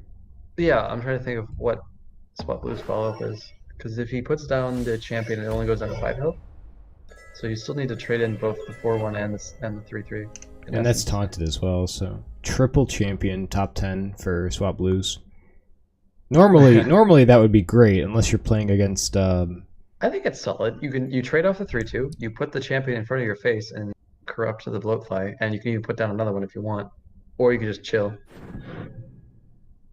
Yeah, no, I like going to double collect with the Bloatfly. I mean, a 2-cost double collector is just so good.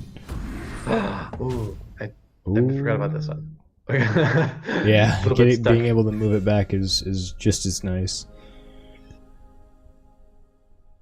I think. Oh, I don't know what you do as Chief here. It's kind of Swatblues has kind of signified that he does not plan to corrupt Bloatfly right now. I mean, he has movement, but yeah, I think he just killed the Bloatfly. I like that a lot. I just want to see that thing die and burn. Do you just Champion it and move the? Oh no! Put it back on the mountain. Yeah. That thing is just getting absolutely bullied right now. I mean, he's getting slightly less health as well. Yeah, Swatblues is playing this well. I mean, I don't think that's even BM. I think that this is just him trying to come back and, double collect. That's definitely a good line. Absolutely. It might look a little bit weird at first. It's like, why wouldn't you just hit your 5 into it? But I think this is a lot better for the long game, especially when you have a fairly heavy hand. Not like 3-cost, 2-cost stuff. But now, what do you do as Chief here? What do you do? Board to win back.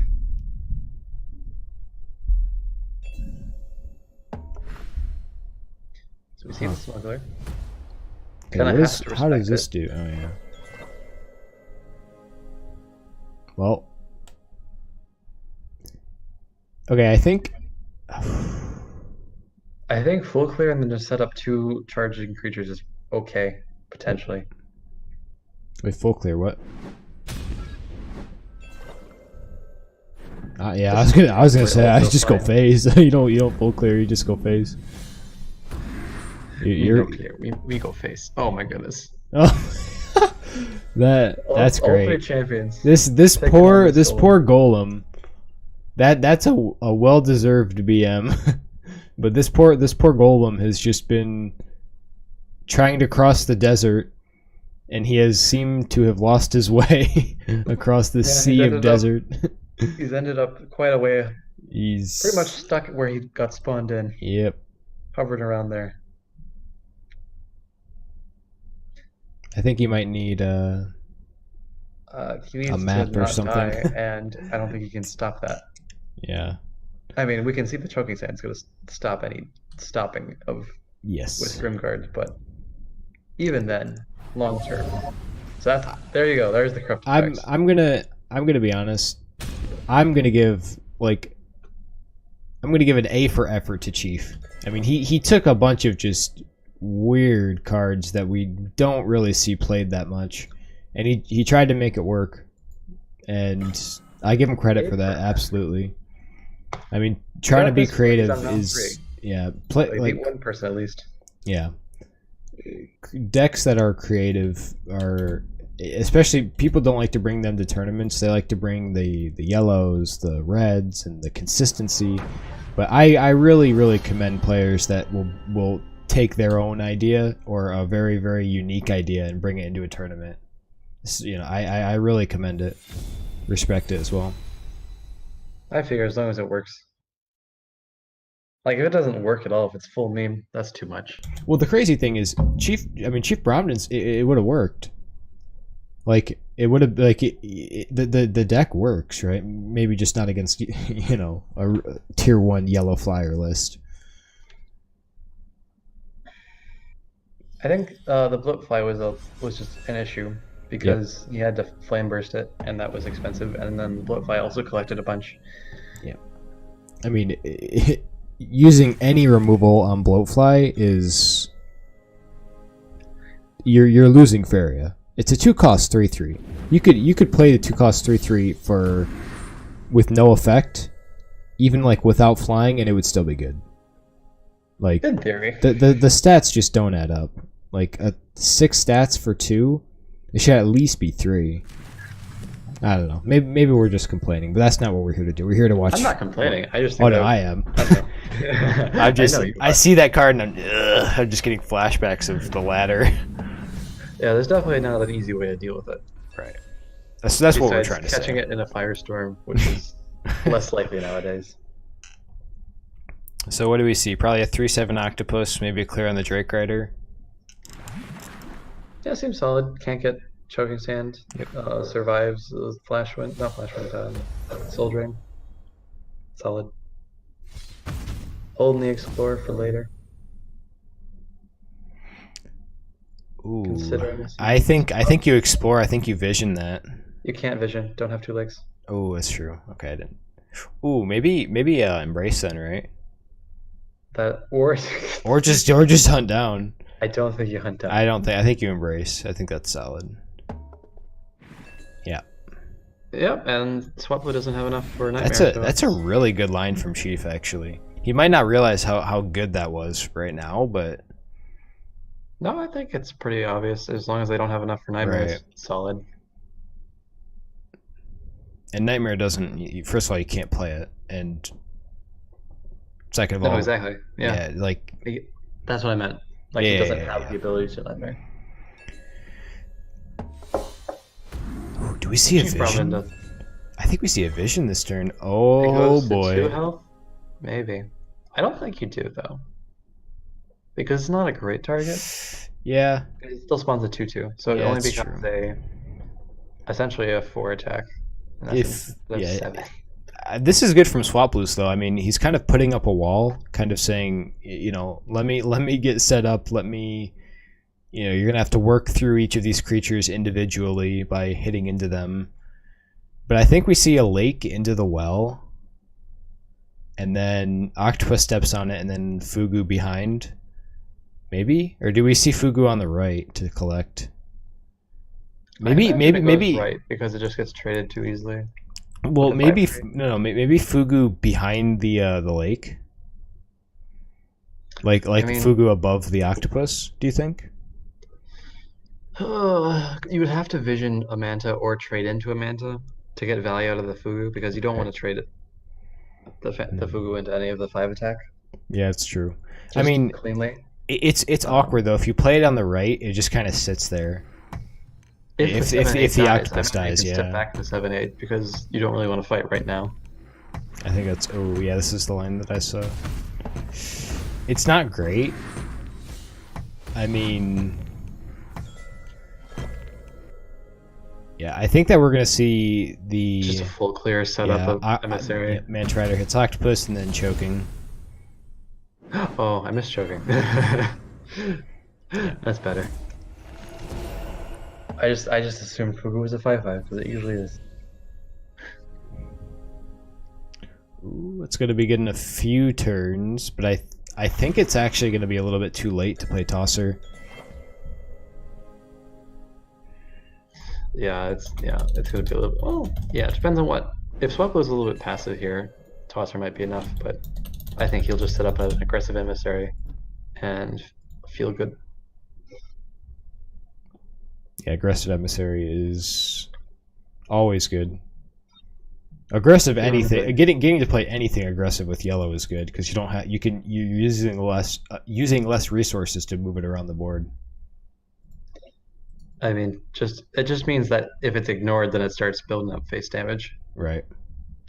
So. And face damage counts as kind of as win damage. The value of a card, you know. Face damage is win damage. So it all boils down to you stop their fairy collection so that they can't stop your fairy collection so that you can hit their face more than they can yours. True. Well, yeah, like I was trying to say, like hit it, you know, having a card hit someone's face is also ramping up the value of that card. So, you know, if a card hits your face twice and you frog it, it's hard to put like a cost on it, but it's just something to think about, you know. Absolutely.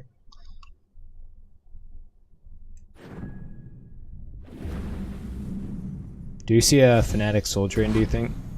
I think absolutely at this point. Yeah, just full clear. You shut down any collection, you hit face for 5. Beautiful. You're in a good spot. That Embrace is not going to be doing much now. Yeah. Swatblue feeling in a very commanding that's going to get flash winded or champion. I think we see, honestly, you just go face, yeah. I think champion on face. Yep. I was gonna say maybe he even like champion the 5-3 to go clear the 3-3, but I think that's a little bit too greedy. No, it looks like he's doing it. It's not greedy. Oh my goodness, I didn't see that. I did not see that. That was that thing just skirted around the whole field. Wow. From the left well all the way over to the right side. Yep. Really, really good line from Swapblues there. Shut down any dream of a frog tosser, and that's just lethal on board. Yep. And there we go. That was a quick one. And Swapblue. Oh, I miscounted on the OBS. Yeah, so Swapblues is going to be taking that one 2-0. The best of 3. Yeah, I didn't even put the round on there yet. Oh no, yeah, I did. Okay, so we're on round 4, correct? And this is still best of 3. No, we're best of 5 now. We're best of 5? I believe. For round 4? I'm gonna count to make sure it makes sense. Yeah, we're on best of 5 now for round 4. Okay. Are you sure? Yes. Okay. I'm just. I trust you. 97% sure because there's only 8 people left. Okay. That's when it starts, and there's only 3 rounds left. Is it? Round 6 is the finals. Round 5 is the semifinals. Best of 5 starts right before semifinals. Okay. bracket says best of 5 for round 4. Okay. Gotcha. It's just kind of I don't know if we've done that in the past. I thought it was always like semifinals and above, but okay, that's fine.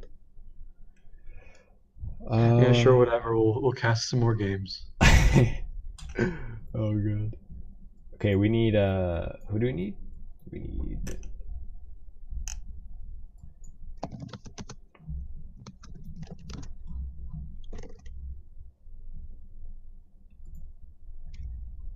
actually, I kind of want to. I don't know. I was gonna say I kind of want to cast S and Swatblues, but I think that this is okay as well. Just have to add.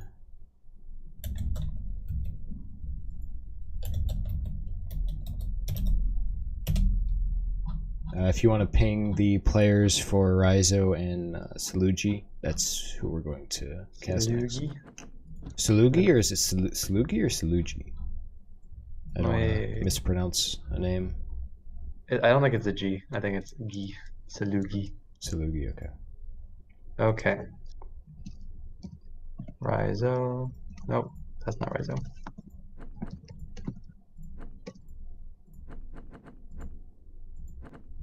Okay, I'm gonna make sure that everything is set up. Okay, this is his best of 5. They're both in here or invited. Best of 5 for round 4. Exploring confirmed. Okay. Thank you.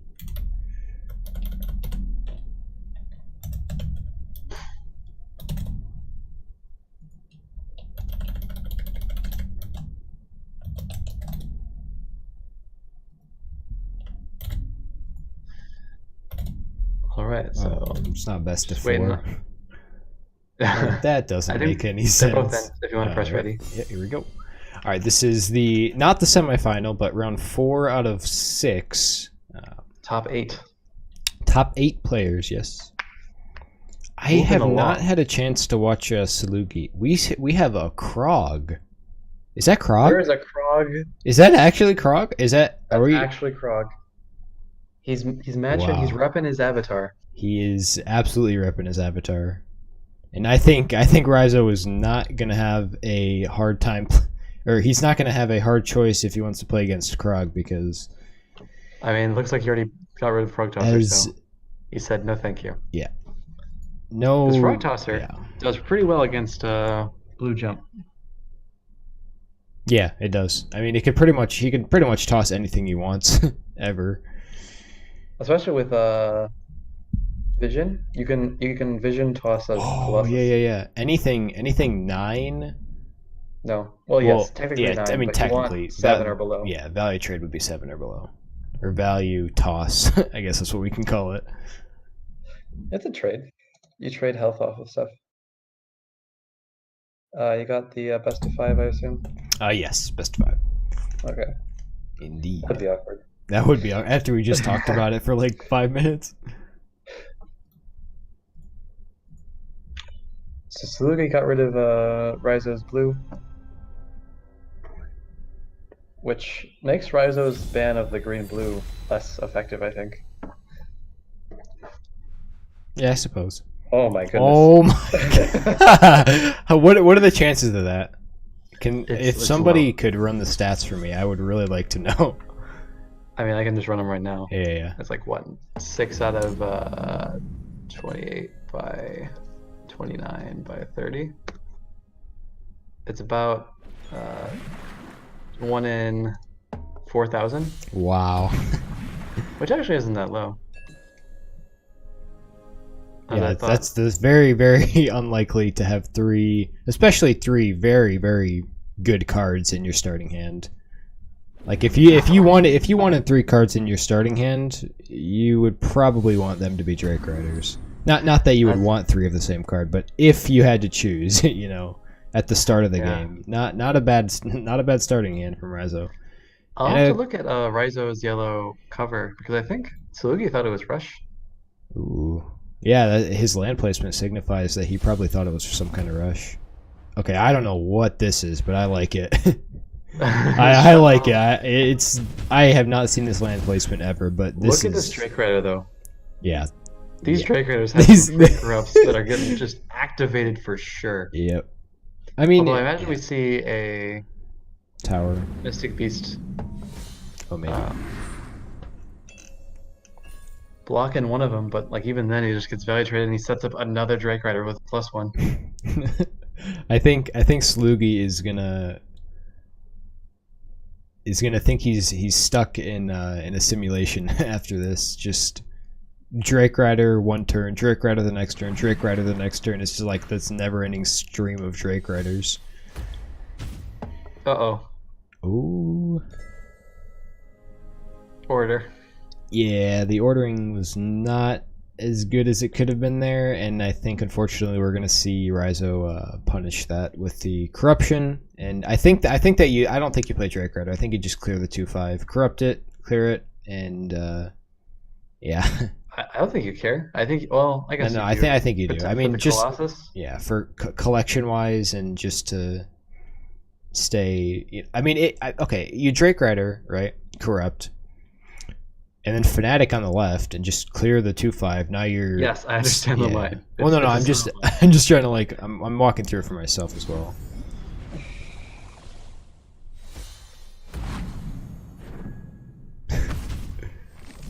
I mean, in essence, it only cost him 2 health on the Drake Rider, Right. which probably didn't matter that much, given his hand. Well, and given that he's playing against blue, like you know, you're gonna have to play an Archon at least to contest that, or a Mystic Beast. But Oh my goodness. oh my god, he's gonna trade Getting it. top decked like a individual. Do you think he trades that? Yes, I Yep. think you absolutely trade that. Yeah. You take that value. You trade 2 Yeah. Mystic Beasts with the Drake Rider, you love that. It's like, hey, I want to go clear the right side of the board. Oh no, I want to go clear the left side of the board. Oh, okay. Go clear the left side and collect. Yeah, sure Okay. thing. And step into double collection. The Sunken Tower does not do much. Not against yellow, but I mean, I don't disagree with Sunken Tower. Like, it just, Well, I mean, it's like, unfortunate. Right now, yeah. this one ping right now off the Sunken Tower doesn't help in any way besides moving up the Fnatic potentially to stop double collect. Yeah. Which I think is what we're seeing here. Now the question is, do we see? Oh, yes, we do. We find another movement to just triple collect on board and clear the 4/4. Yeah, this is just insane. I mean, RaiZo pulled what? Is that his third Fnatic or is that his second? Second, he Second. got the 3rd movement from the champion. Oh yeah. So Oh depending, my God. if he doesn't run Flashwind, he certainly pulled a lot of his mobility, which is definitely what you want against Right. anything. And I think it's worth mentioning, like, you know, how good of a card Fnatic is, being able to move itself as well. I mean, it's not like a big deal, but something to point out. Can we appreciate this art that's going on with this board in terms of the lands right now? Yeah, very contemporary. That middle little like squiggle of lands kind of looks like a caterpillar. You got the head that's like a lake going across the board. Yeah, that's. I mean, if there was a Faeria art board using lands contest, that game would have been a contender for the #1 spot. Yep. But Salugi's calling in the big guns. oh no, it's party time, boys. We're gonna see, I think, for the first time in a long time, a Krog deck getting played, and it doesn't get much better than this, boys. I mean, if you're here for some quality memes, this is the place to This go. is not memes. That's actually Krog can be okay with dinner.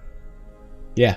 I mean, I think that was we see a very good start from Salugi. I mean, as good of a start as you can have for Krog, I think, with the dinner and the early collection. But Oh, definitely. no, come on, Oh, I think that double dinner. I think Krog is a little bit of a meme. It's hard to make work Okay, because it I gets think answered by Frogify and choking sands. yeah. Embrace the wild wind. Well, maybe Salugi is recognizing that Frogify is kind of out of rotation, so he can maybe make Krog work again. So maybe it's not as much of a meme as I'm making it out to be, but we'll see how it does against yellow, because I just imagine that choking it has a lot of good targets, so you just kind of get clipped on the side on accident, really. Like, no one's expecting a Krog and like, I need Choking Sands in my deck.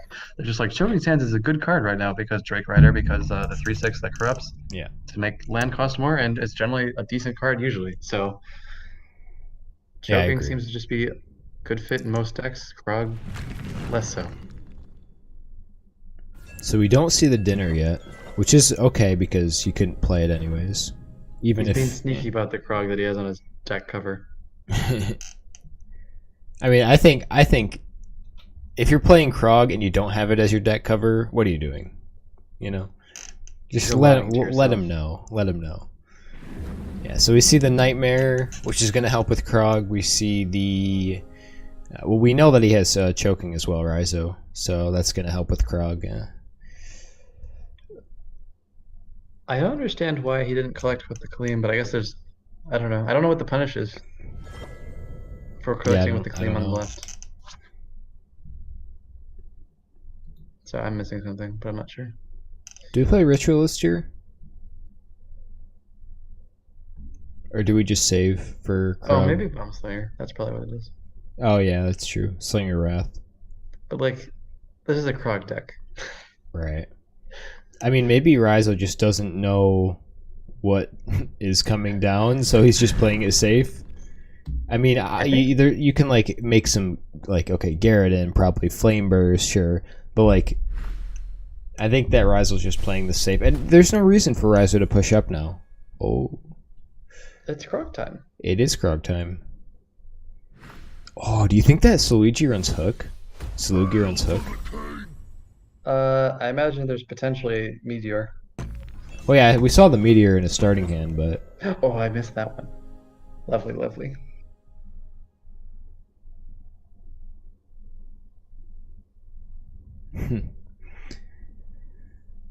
So, you Nightmare that. And... You Nightmare the Krog? You would do such a thing? Yeah. I think I would. Yeah. Yes. I think. Yeah, but do you go face here? Do you go face with Khalim? That's. I think you can. I don't think you have any reason not to. Well, I mean, I think you use Champion instead. I don't think you go face with Flashwind. Well, don't you use both so you can also clear the Grinder? Yeah. You could wait. You wait. You mean Champion the Grinder to the 4/2 and then clear it? Yeah, I like that. Or you could move the 4/2. Yeah. That is also an option. Right. I would like to see a Flashwind on the 4/2. Make it an aggressive desert instead of this line, potentially. I don't know. No. I think this is better. Staying on the left side of the board where he can't do anything about it, instead of trying to mess with the right side, because red has no movement anyways. But like, if you clear the 4/2, the Axe Grinder, then what? Wait, what do you mean? So maybe I missed how many times the Air Elemental moved, but like, you could Flashwind the Air Elemental onto that mountain. Yeah. Kill the Axe Rider, but before that, you make a desert. And that way you can get the Khalim's follower face. I guess, yeah, I mean, you can... I don't know. I saw the line. I think that the only difference was like focusing on the right side and clearing the Grinder, but this is going to be... Do you think that you just step back? Or do you think you just keep going? Keep going? Okay, maybe. I think you should be drawing as well for choking, just to kind of help with the... Oh my goodness. That's so good. Now, we get 2 chances at the Garrotin. Yep. Although, I think you just die most times. Oh boy. Ooh, that's pretty good. No, it's not. Yeah, maybe not. I'm like, for some reason I was thinking that this gave you 7 Faeria. Oh my goodness. Oh no. Yeah, and people say, why don't you play Krog?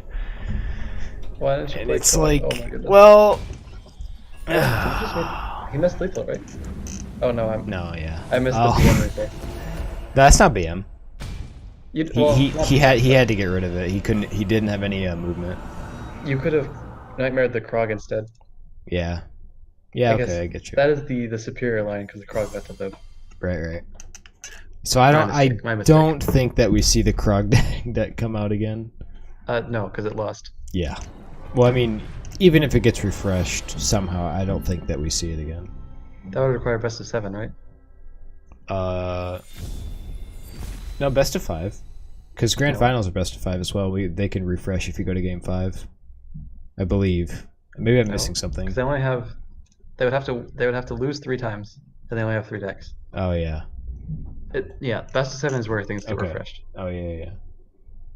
Wait, are grand finals best of 7? No, I think that was with best of. That was the shorter matches. Oh, okay.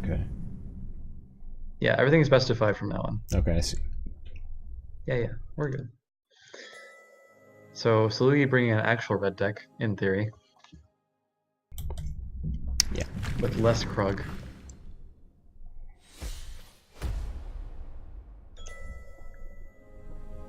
Pretty standard start. I mean, RaiZo has just been drawing so well at the Drake Rider has been in his hand every single game I think that he's played this deck.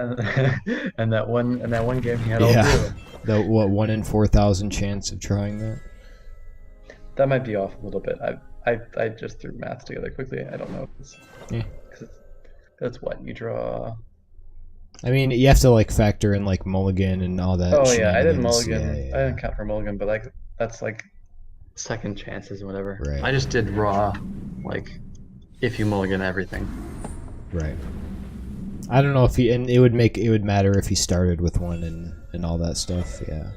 Lots of fun numbers. Yeah. That's not what we're here for. Yeah. We're not here to do numbers. We are not here to do statistics. That's for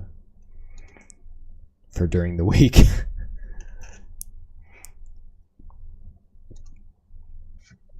So I imagine we see he can't Fnatic champion next turn, and even it wouldn't matter because he can't corrupt it. But ooh, that's pretty spicy. That's really spicy. Moderately spicy. I don't know if I like that. I mean, sure, It it's clears. cool, turn 3 Garridan, but now, yeah. Oh, Shaker's good here. Not here, but yeah. oh, that's very spicy. I imagine don't hate we- that. I don't hate that flame burst, to be honest. Well, I think you have to at that Yeah. position. But Embrace the wild wind. I think that Wrath of Ignis is going to cost. Oh. Oh boy, we thought Salugi was done with his memes. He is not done with his memes, not yet. Ignis is. I mean, okay, Wrath I understand, right? Wrath and maybe the Ritualist, but actually Ignis in an Ignis deck, I don't know. He got this far, so Yeah, that's true. I don't know what he was up against. He's questioning blocking. Yeah, selection for that the, is true. Oh boy. Got the combo in hand. Not enough quite for it to do the repeatable Hellfire almost.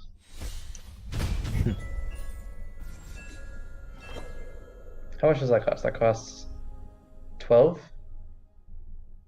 The whole So he's a little bit combo. off still. What? The whole combo.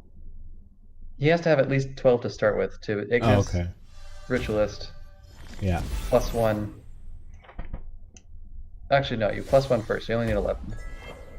Dude, Oh, he could even RaiZo could double neutral, yeah, and play the Axe Grinder. Oh, that's so good. oh my goodness. Oh god. Yeah, forcing Salugi to make a land to step across to clear the 3/5.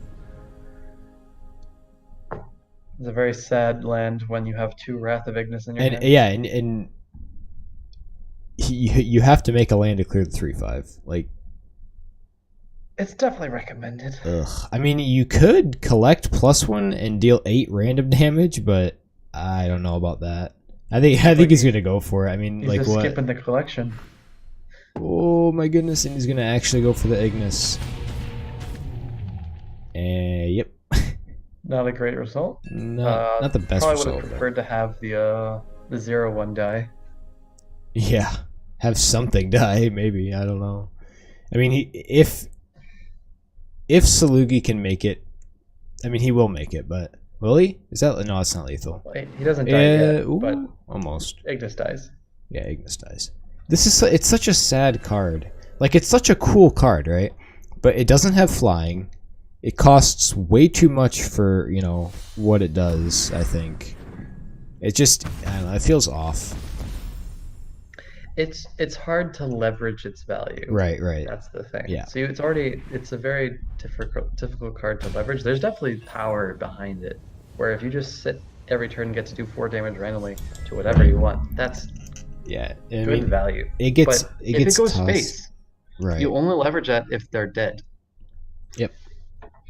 So it's an issue. Yeah, we see the shaker. Not technically dead. Actually, wait. Yeah, he's dead. Technically dead. Oh no, he's not. Oh no, wait. RaiZo does not have the flame burst to hand. I was confused because he had an axe grinder, so I thought he was the red player. Dude, these followers are just so good for collection.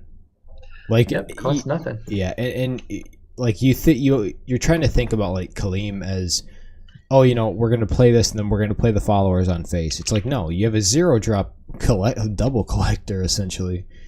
You just play it and it's just a free +1 every time you hit face if you can collect with it. Mm-hmm. I don't know what's happening. I don't know what's going on. I guess RaiZo said, okay, enough of this. I'm just going to make the land for you. Okay, I'm really confused. Oh, he's going to Fanatic it. Yep. Now I'm less confused. Yeah, that's beautiful. I did not see. If you would have given me 10 minutes, I maybe would have seen that line, but I did not see that line. And the very quick and extremely convincing 3-0 from RaiZo. Very strong 3-0. Salugi's out. Yeah, Salugi. You know what? I'm gonna say Salugi is probably the. I didn't even mark it on the overlay. It's just so fast. I think Salugi probably the MVP of this tournament. To be honest, I mean, bringing Krog and Ignis into a tournament and making it to round 4. He made it to round 4, right? That's impressive in itself. I mean, unfortunately, it didn't go his way against RaiZo, but that's still really, really cool. Very fun to watch. It's good to see that. Yeah. Some cards still make it. Right. It's tournament play. So it looks like we are waiting on a round 5 match. So I think that we're going to take a short break, and we'll be back in probably 3 or 4 minutes. Going to kind of regroup. Yep. Sounds good. All right. We'll see you guys in a few minutes.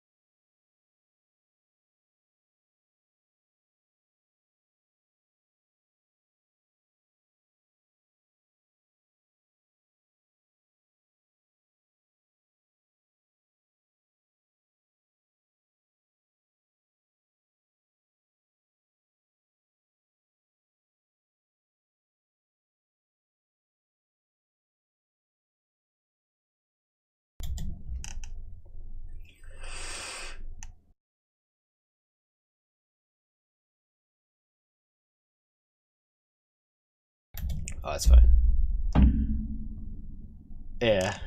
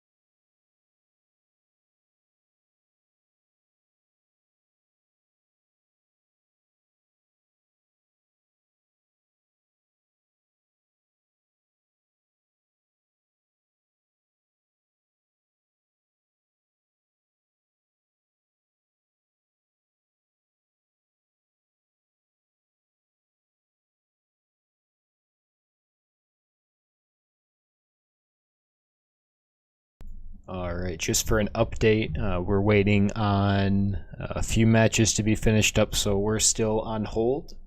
Sorry about the wait, but we are on round 5 out of 6, so this next set of matches, or this next match that we'll be casting is the semifinals. Like I said, we're just waiting on a few matches, so we appreciate the patience. We'll be back when we have the lobby set up.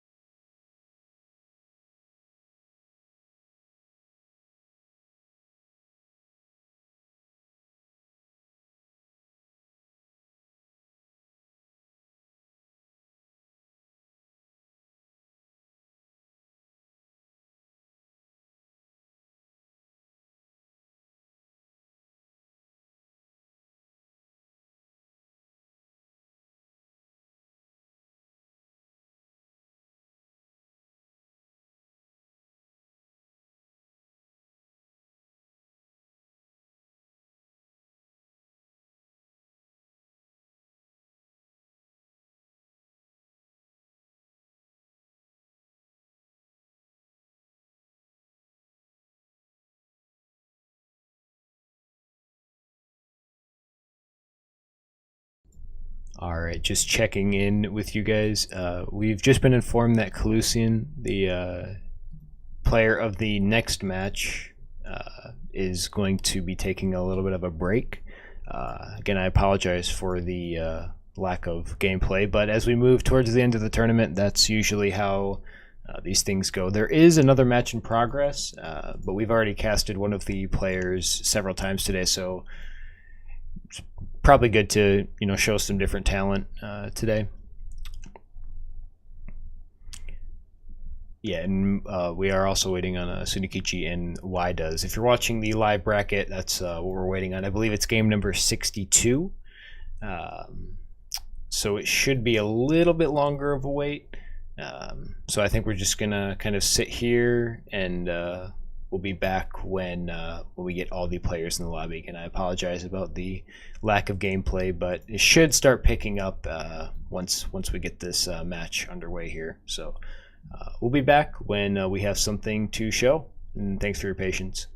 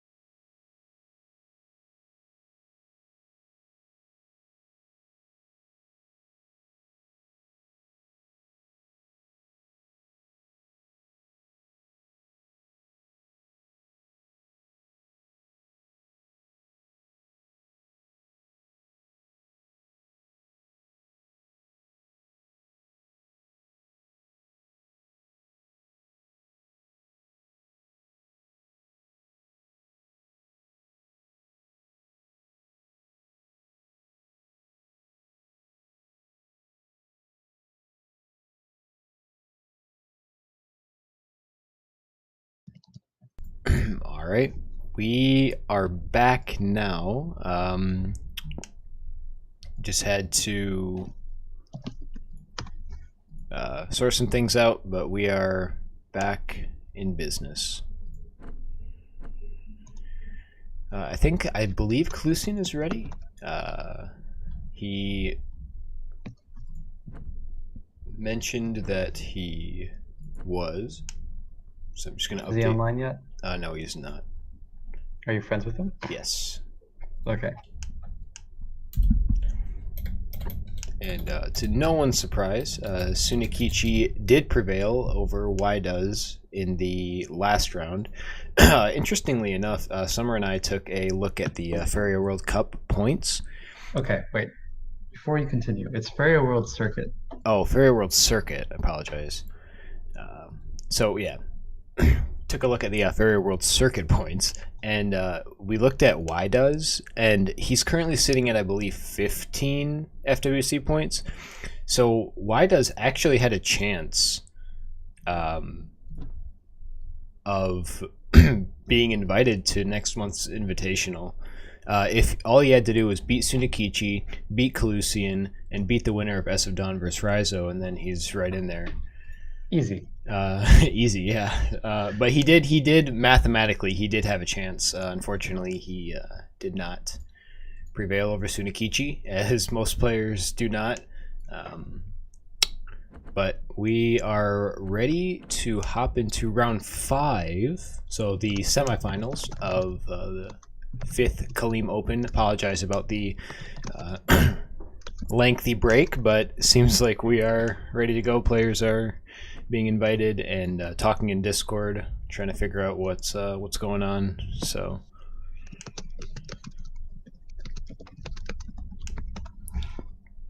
should be able to get into this one soon.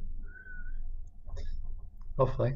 Now, what do you think about this match? I mean, Calussien's number 27 in FWC right now. I want to see the decks first.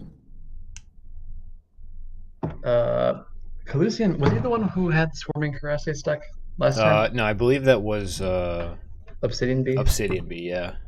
Yeah. That looks like what Calussien has in that second slot. But we'll see. Maybe, yeah. Yeah, that looks similar. I mean, I think that Obsidian Bee only ran, like, the only deserts he had were the Cuirassiers. I could be wrong. Slightly different list. Yeah, I'm interested maybe. to see. I imagine it's probably creation with Skyak or Cuirassiers. Yep. So Sunekichi has the double. Oh, that's a sack deck. Never mind. I was saying the double yellow, but.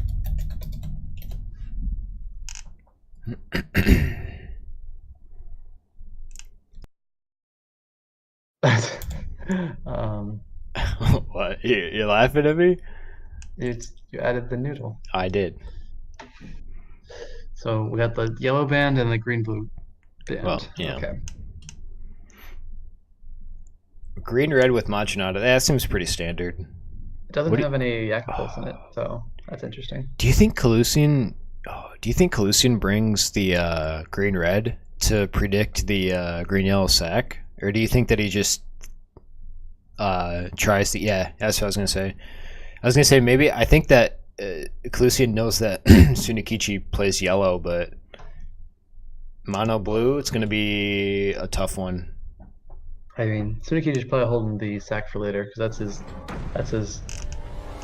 He's good with sack. Right. If he can do it in Blitz, he can do it in... If he can do it in Blitz, he can do it anywhere. That is true.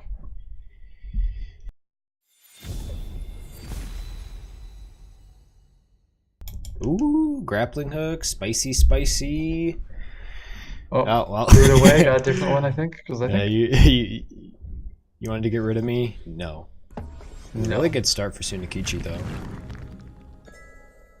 I mean, yeah, only because of the Explorer. Well, and the Archon, yeah. Well, I mean, the yeah. Archon's better when you can put it right on the well spec, then you can charge down. Yep. And such. Beirut, though. What do you think about Beirut? You like that? I think it's a big boy. It is a big boy. Green Red's gonna have some difficulty dealing with. So yeah.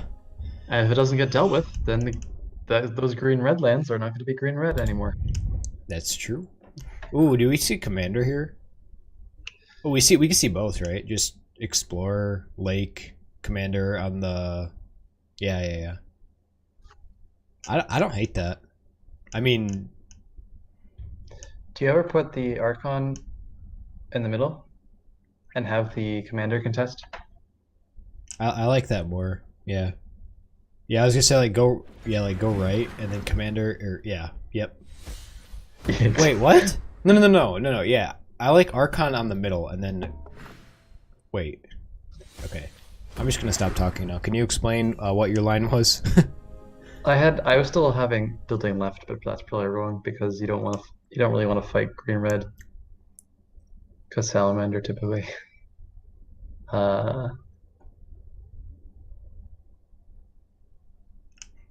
Yeah, no, building down plays around Sunken Tower on the 4-2.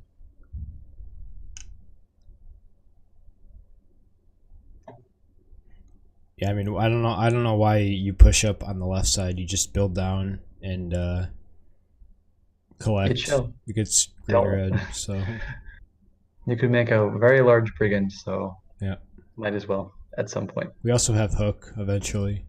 Yes, but so which I'm that big guy moving around, dealing damage, gaining Faeria, getting into position. I mean, stepping down here is good because in a few turns you can just hook anything that's double collecting on that left file going up and down. I mean, I'm sure it's not going to stay clear like that for long, but just a thought.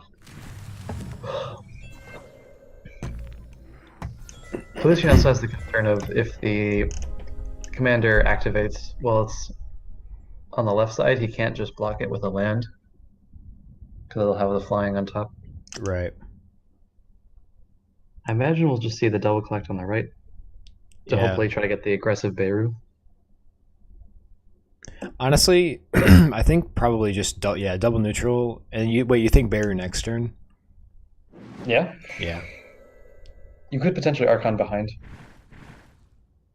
but I don't think there's any. I think you're safe for Beirut. I think it's safe for Beirut. Yeah, you don't have any reason to play any cards. If you're worried about Bomb Slinger, then you maybe Archon. Not in green red. I mean, I know Sunekichi. Yeah, I was gonna say I know Sunekichi is like careful, but I don't think you play around Bomb Slinger here. Yeah, I was gonna comment like usually Rakoa Copter is probably a better option for green red, and there it is. Yep, it's pretty good copter actually. I mean, you get to clear. I guess this is kind of punishing Sunekichi for not like having a follow up, if you will. But does Sunekichi really care if that gets cleared? Like, ooh, probably not. What do you think about? Ooh, what do you think about Ninja Toad? Okay. I think I like this more. Yeah, I think I like this more as well. I think 4/4 steps back. Yep. And we just pass.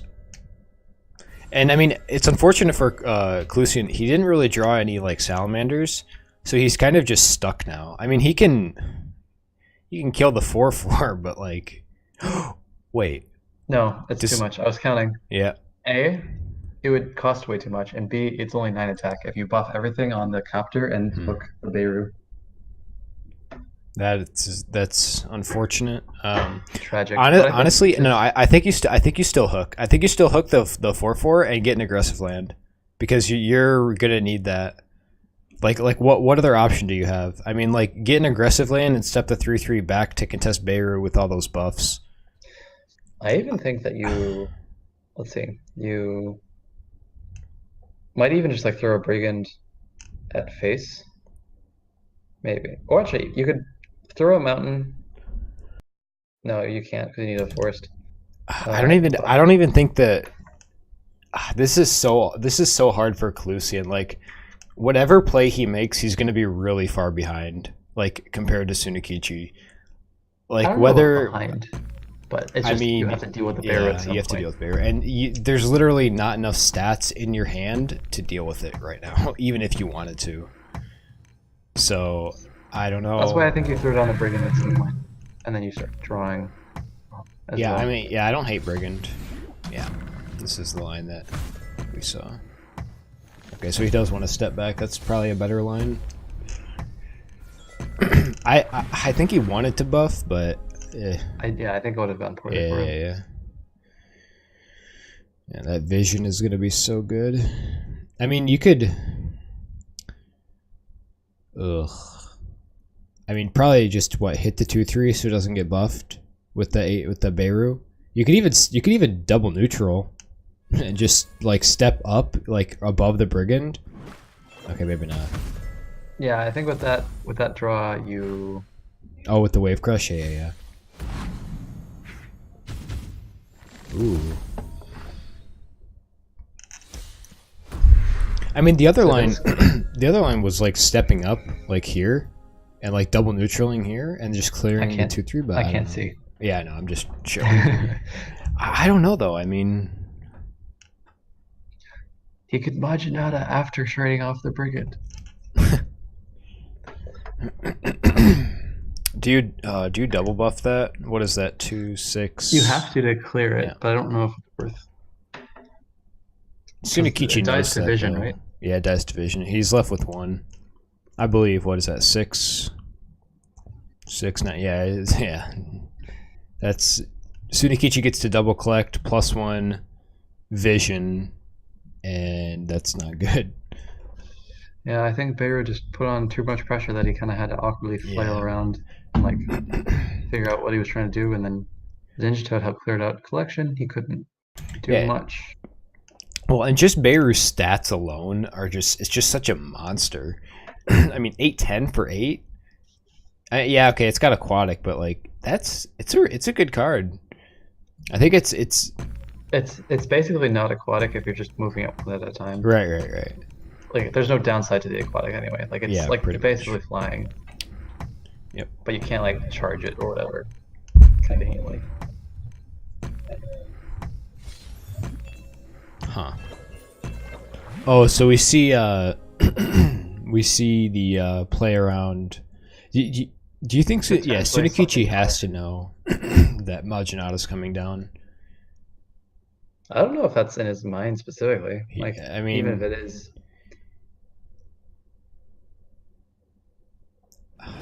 Yeah, he knows. Yeah. I was gonna say probably step down with the Beirut to not play around it. Yeah, he's totally playing around it right now. And not really. I mean, I think Sunekichi is kind of inviting him to play it. To be honest, like yeah. And then the Phantasm. Can you play Phantasm this turn? Yeah, but I think he has to step back to collect though. That's fine. You get rid of Majinata and a huge brigand. Yeah. You basically just like you do 3 damage and you remove the protection from Majinata. Yep. Which is pretty good. And I mean, if he plays the Phantasm, he can actually value trade with Beirut. I mean, the and then have a 5/5 at face. I think that's just going to be too much for Calussien to handle with 2 recoiling copters. I mean, he could even just go face for 8. I think you clear it though, right? No. You definitely Phantasm that. Well, no, I know, but I'm trying to figure out like, so you play the Phantasm on the lake to the left of Beirut, yeah. Yeah. And collect +1, but then do you clear his Phantasm? Okay. Yes, you do. I figured. I mean, it technically is a value trade, so yeah, that's good. If he recoiling copters, he just sets himself even farther behind. Yeah. Ritualist is not it's great. It's rather unimpactful here because you have to make a mountain for it anyway. But I think that's what he's going for, just to set up collection. But he's going to take 13. Yep. That's okay. He's not taking 13. He chooses not to take the 8. Unfortunately for Calussien, the vision command is in hand. Don't know if it we're lined gonna up see nicely with the he has to use one of those. He can't develop like another Colossus. Right. If he visions, he can develop one if he commands, but he does not quite have that ready. So we see the. So wait, he visioned. No, he just commanded. Okay. Yeah. I see.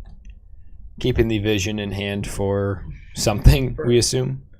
For bigger. things than a 3/3 Yeah. because the vision would have only been a 2/2 reduction instead of a 2/1 for the command, so you don't need the health reduction in that instance. Right. Yeah. So Calussien's trying to set up collection, try to set up something valuable with maybe the copter, but I think just the Archon is just going to be too much value. Like even if Calussien somehow deals with the 6/6, I think Sunekichi's just going to have too much other things to do that I don't think Calussien's going to be able to come back.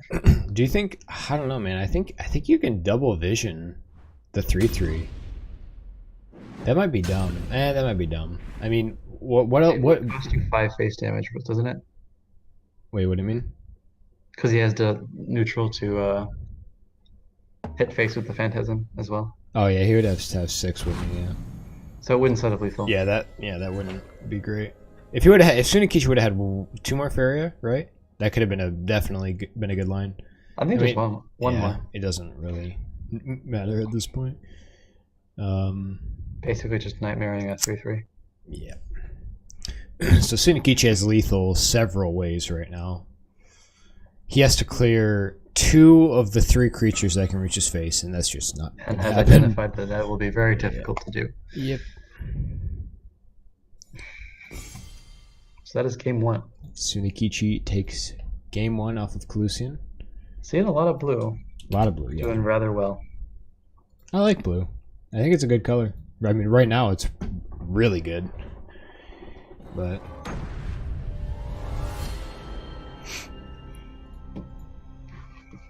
and to be quite honest, I think that blue can just roll stuff, like roll over like many decks. Yeah, you just get a key vision and they just lose too much value. So we see a Biomancer, Windfall, and we saw a what do you call that? The thing. We saw the thing. The 4/7 thing. The swordfish. The swordfish.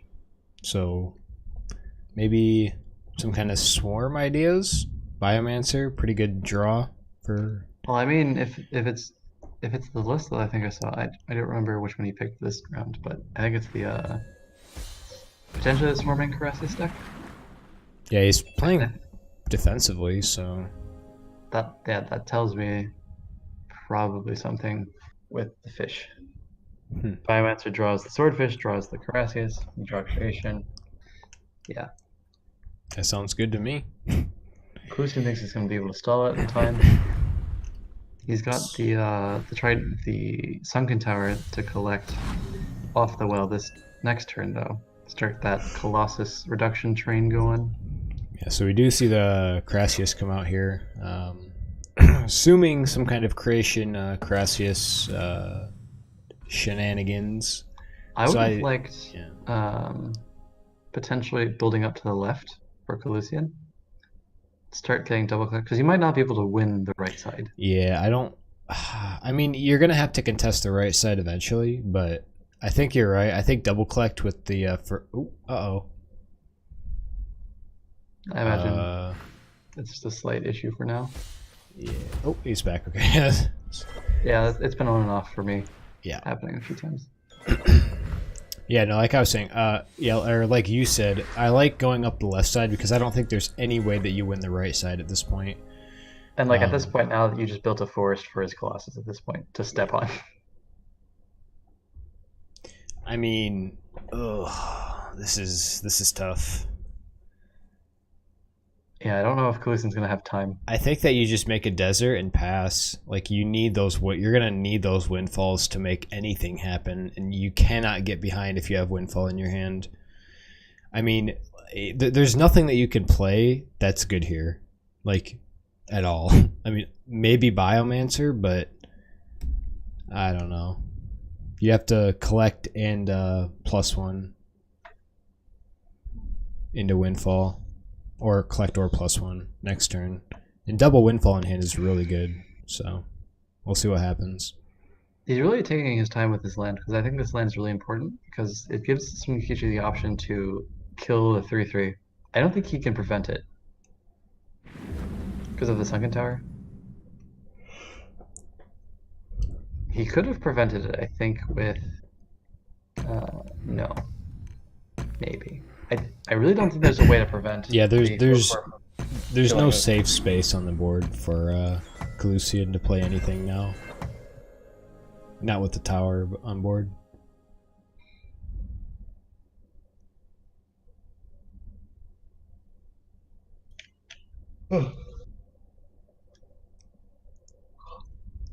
But now This I is- think this is Flush weird. guaranteed for Calussien, though. Yeah, this is So he awkward plus though. one windfall. Yeah, he missed the windfall.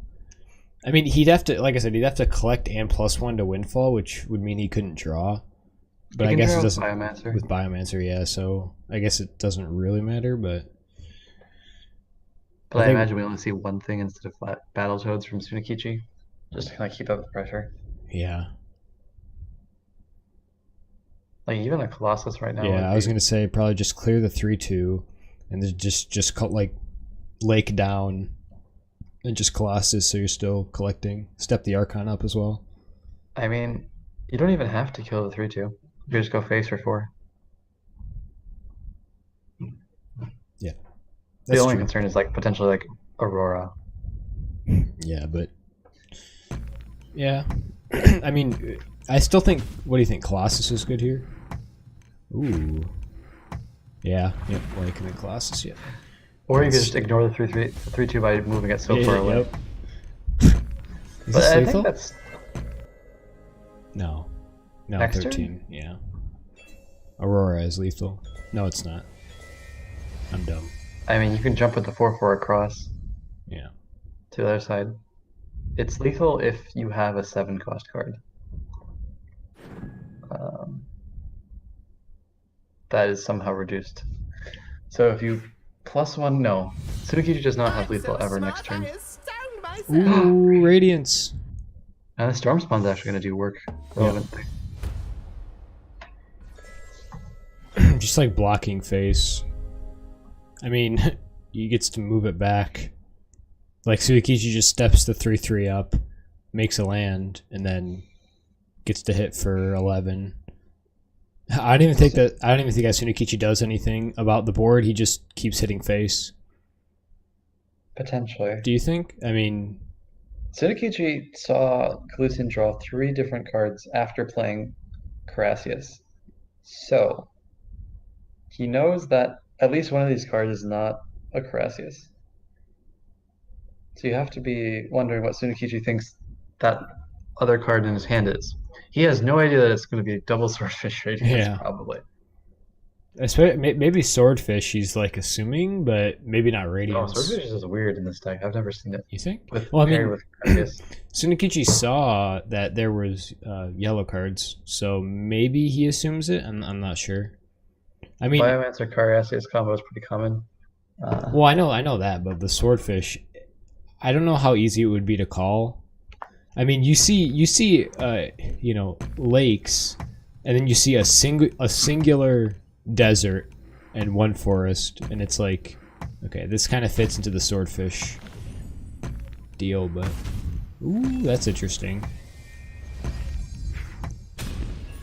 Protecting the Colossus, I like it.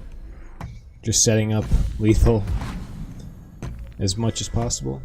Yep, putting a lot of stats on board. Has to kill at least 2 creatures, one of them being Colossus or Radiance, I suppose, but that only heals you for 3. Put Swordfish everywhere, but then the Colossus just one-shots. Yeah, but you don't die. It still sucks, Yeah, though. in theory, if you clear the 4/1 and the 4/4 that you can reach, and then throw a Swordfish, you're not dead. And, oh, so you clear the 4/1 and the 4/4, you put Radiance face, and set up a 2-turn clock. With the Swordfish. Not with a sword. You like stall with Swordfish. Yeah, I like that. It would not be super effective due to the command we see in Sunekichi's hand, but that is one potential game plan when you have this much stuff on board. Or you could just put Radiance actually defensive and clear out the 7/7. Yeah, I was gonna say I like Radiance defensive a lot more here. Seems to having okay. Yeah, I like Radiance a lot more defensive. I think you have to swordfish the 7/7. Yeah, I was gonna say you wait, what? You have to, yeah, you want to Oh my god, he's gonna do it. No, it's defensive. He just has to radiance first to get the heal. Yeah. He's running out of time You now. just gotta do something though. Hurry up! Oh. Oh, he also, I think he just realized that he doesn't have a swordfish land. Yeah. So he's just kind of dead. It's lethal. Unfortunate for Calussien. I think that he, like us, we were spending time looking at lines. lines. Yeah. Unfortunately, he does drop that game as well. I think that he could have. He might have been able to come back. It would have been hard, and he would have had to like make some really good plays. But I think it was doable. It would have been hard. Yeah, it was going to be hard. hard. Would have relied on Sunekichi never drawing the second Colossus. Yeah. Because he would have just dropped a 4-mana 7/7. That kind of just. Okay. Sunekichi needs 2 minutes. So we're gonna wait.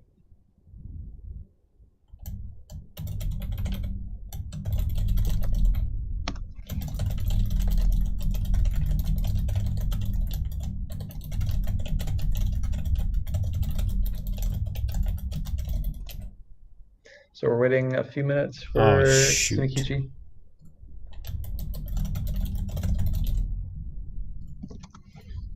And so we're just gonna chill for a little bit.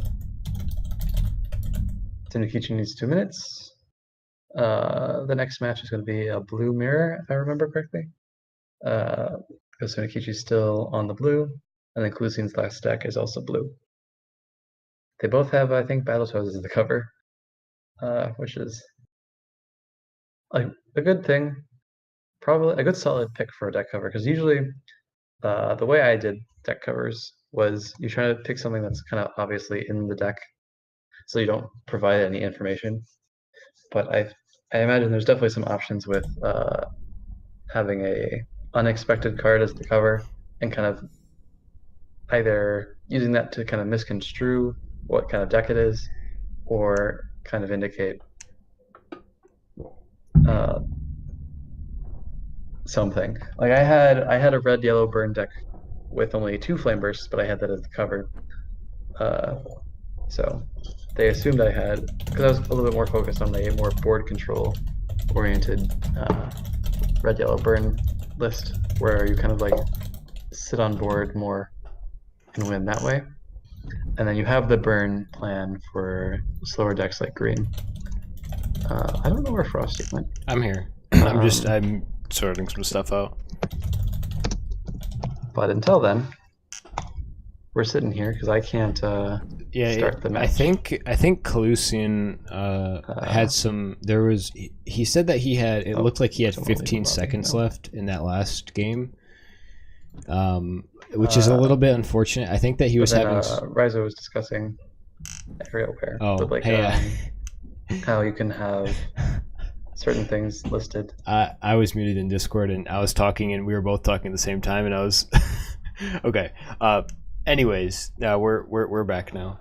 Like I was saying, I was talking. Calussien said that he was having some internet issues, and so he said that apparently he thought he had 15 seconds left when he had. Oh wait, hold on. Hold on. I'm just gonna wait for Sunekichi.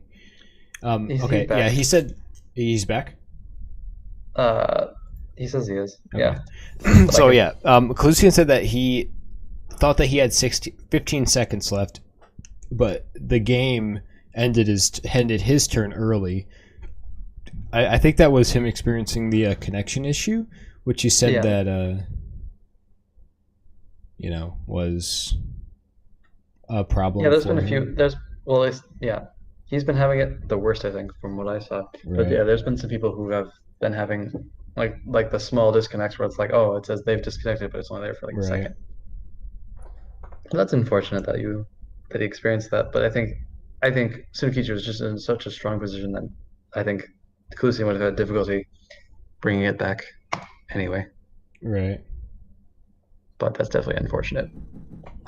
Is Calussien still Yeah, having the he's here. issues? Because he's only got one deck to select, so he really doesn't have much of an option. So Right. I'm hoping that there's no more issues like that. okay, he's here. Yeah. Okay. It looks like it's good. We're all good to go for potentially game point for Sunekichi. Potentially. Yep. Hopefully, Calussien can bring it back here, though. Win the blue mirror and then reverse sweep with blue. He's got the Aurora's trick. I don't imagine he keeps that. Did he already mulligan? I'm not sure. Looks like no. Yeah, I don't imagine you keep tricking in your starting hand. I imagine the only question is the Phantasm. Yeah. Ooh, that's a really good start. That's the absolute card that you want to be picking up in this matchup, especially in this situation. Good start for Sunekichi, as usual. Seems like... Lore Thief, interesting. Yeah. You think this is library? I think no, based on this. A, because Lore Thief draws instead of library, and B, he's not going for the third lake right now. So it isn't like super... So at least I don't think it's Reaver. Right. So what do you think? Collect on the right? Or collect on the left and go... I think... What do you think about... Click on the left if there's a Archon. Now it's questionable which way you go. Ooh, yeah, now you go to the... Oh, left, yeah. Probably a good idea. You want Aurora to be a surprise, usually. Yep. As much of a surprise as you can make it. In terms of, like, you don't give him a turn to respond. You give him the threat of Aurora, but you don't ever, like, free Aurora if you don't have to. Right.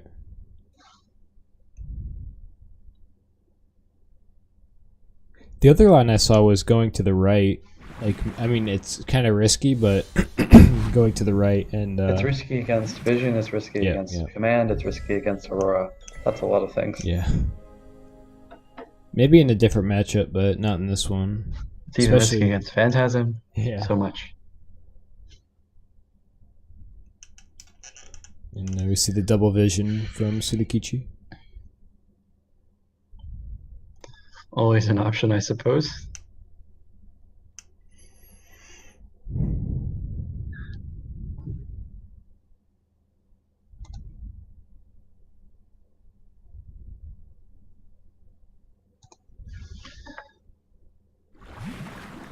Taking it slow as well, setting up between the wells. Good old swarm from blue. Got a nice line of frogs. Wavecrafter! What? It's a 6/6 now. That is interesting. That is very interesting. So, Calussien should either, if he's putting Wavecrafter down... Do you think this is library? Wavecrafter library? No, I don't think you library with Wavecrafter. You don't think so? Really? What? I guess I don't know how Wavecrafter functions within a deck long term. Yeah, that's true. Just see how things will go. I mean... It actually would be pretty decent on Sunekichi's hand right now, because he would have to spend at least 8. No. Spend ideally 8 to fully benefit. I imagine you just Frogify though. Yeah. Actually, you can't. Well, you can't Frogify Clear, but I think you Frogify anyway. You can frog clear. Oh, no, you can't. Yeah, that's what I said. Yeah. I'm like... Oh, no. You would need one more Faeria, technically. Yep. Wait, no, one more. To double visions the frog. I guess. But that's pretty bad. Yeah, you wouldn't do it. Nope. 10 Faeria to clear a 6 Faeria in Frogify 2 vision, not great. Could just double visions actually the 6/6 anyway, and just clear it with the frog. Maybe. I think, yeah, he Here we wants go. it. Actually, no, it looks like just double trade, actually. I like double trade better. Yeah, that's probably more realistic. It's too early to... Oh my goodness.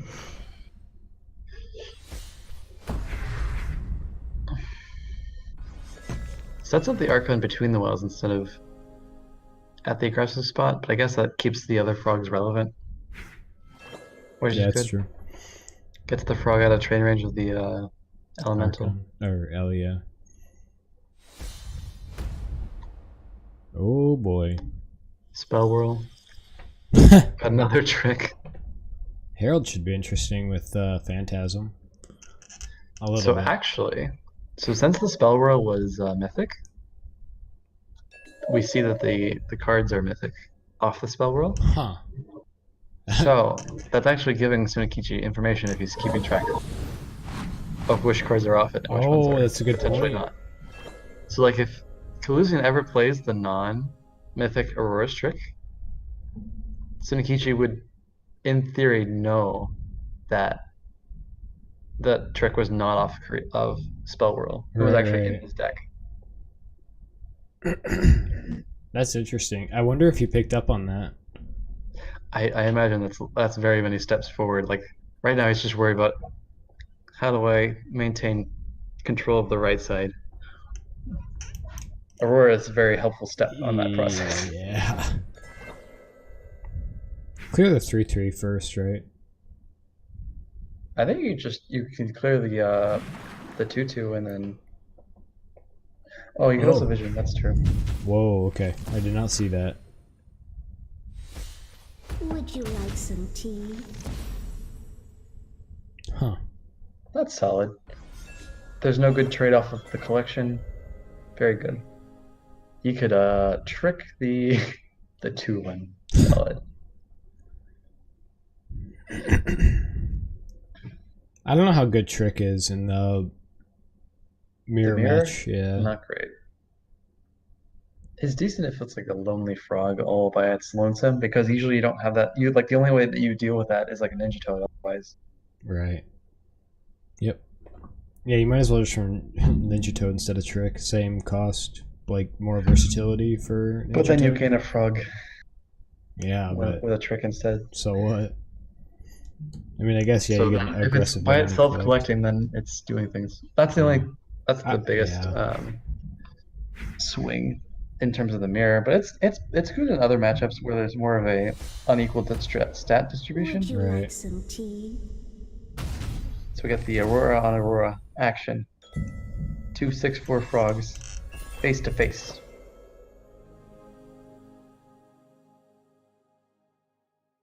I imagine we potentially see a Frogify on the 6/4. Yeah, I don't hate that. Frog the 6/4, clear it with Archon, and then clear the 3/3. Is that dumb? Or do you just protect? Do you just protect the 4/4? I don't know.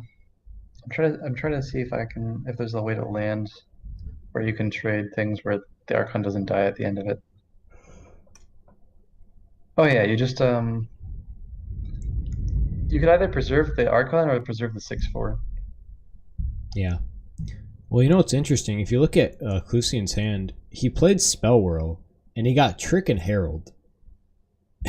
And he already runs Herald. Yep, And he already runs Tricks. So I don't think that happens very often. It's pretty Probably not. Especially with the ordering of his hand, it's pretty unique.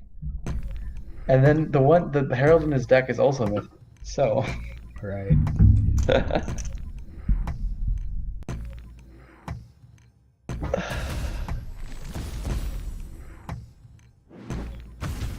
Preserving the Frogify for an actual threat, or at least a threat that one needs to actually deal with. Yeah, that's the line that I saw, the clear on the Archon. But I mean, he like you said, he could have preserved either one. With the Frogify, but that's probably not worth it. Right. I mean, he could Phantasm the 1/1. Seems pretty good. Value trade the. I think you leave the 1/1 where it's at though, so the Aurora Yeah, can't so the clear. Aurora doesn't. Yeah. I still think, yeah, Phantasm's the good line here. It's not pretty. I mean, it's gonna get cleared by the 7/7, but And then you probably trade the other 5/5 into the 7/7. right. But I mean, you clear the 7/7, so that's a plus. Or you clear the 4/1, and you're clear a 7-cost card and a 4-cost card for 7. Well, and you're still double collecting on the left, so I think that you don't mind doing that now. Yeah. Eventually, if you get far enough ahead, with how much cards he has in hand. right? Depends on what he's drawing into.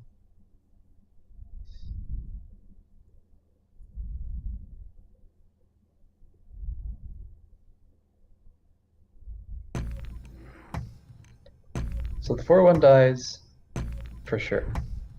The question is, do you just Herald behind or do you Phantasm instead? I think you Phantasm. Probably. Yeah. I feel like if it would have been stronger to instead of drawing, having a lake next to the other Phantasm so that you can still collect. Right. Potentially. That's pretty minor, I think, though. Maybe. I mean, he can still +1 into. Ooh, do you think that Sunekichi visions the 1/1? That seems decent. Yeah. Ooh, okay. You keep a 7/2 on That board. works That's too, pretty much the only punish is Ninja Toad, and even then, it's Yeah. not that bad. Yeah, Battletoads doesn't quite do the job. It can block if you just throw down another Right, lake. right. +1, not bad. Ooh, do you think that should have been on the right?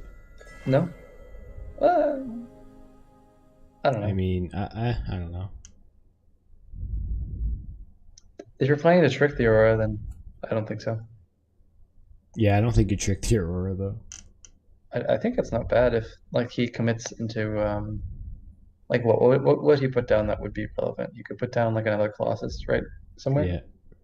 Either because you probably want to go face with that one, with that Colossus, and then so you could potentially Sunken Tower, Colossus behind, and like replace the 7/2 with a 7/7, and then hit face for 7/7/2. Right, right. And then Calussien's only real solution is Frogify, which is typically infrequent compared to visions nowadays. Yeah. I feel like Trick is just not great. Like there's like a handful of cards that are good division, but in the majority of your matches, I don't really know how good, or I mean Trick. There's like a handful of good cards to Trick, but I don't know how good. You know, maybe he was teching it, but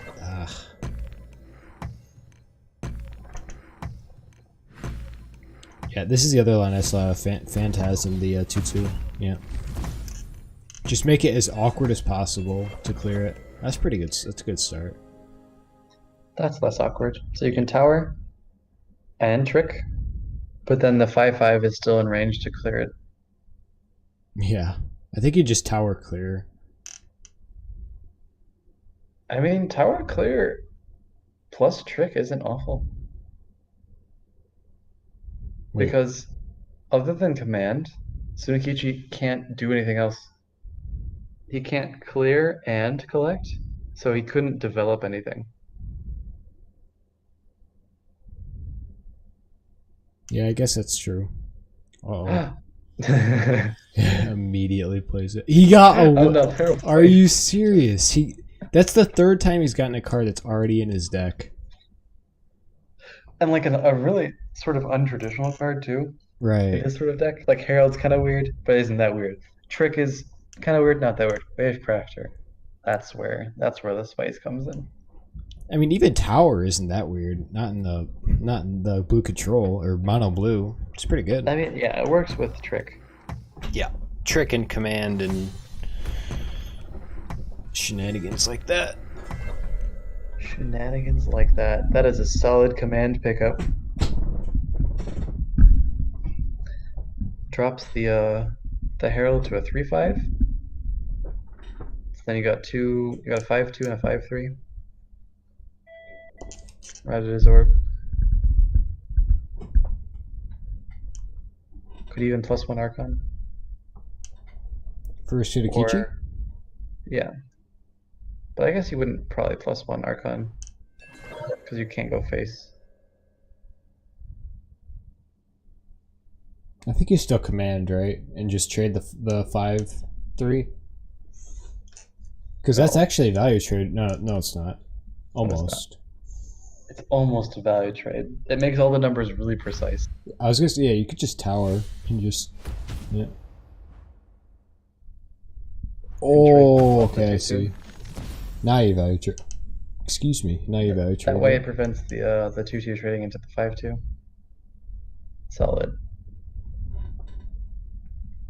The tower does clean up the 5/1 cleanly, but it does cost 4, and then it's probably not safe to the 5/2. Really good lines from Sunekichi here. As you would expect from the top Of course. player. He's showing he's not slacking off at the end of the season. Yeah. He's not coasting on 700 points. No. I need more. He needs to be needs the more. undisputed #1 FWC point holder. He's over 100 points above the second place individual. He still wants more. Leaping Fugu. Huh. It does need to put it down because otherwise the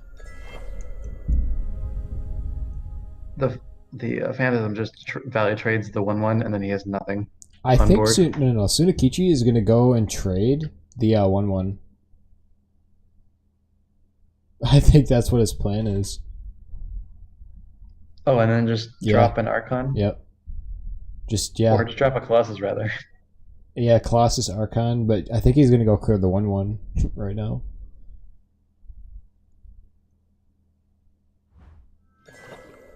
No. You don't think? No.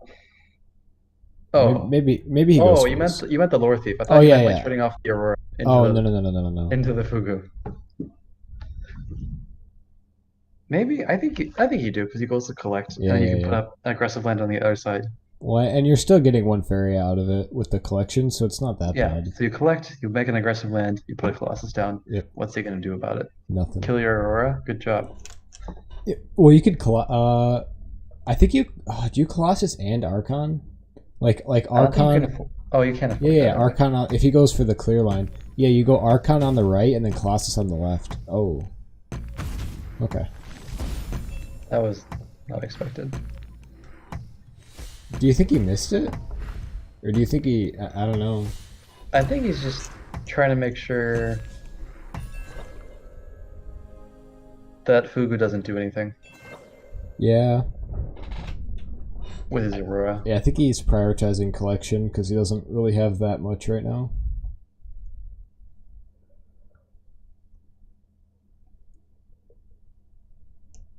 See, a 4-cost Herald, pretty good. Good stats. Pretty good. For...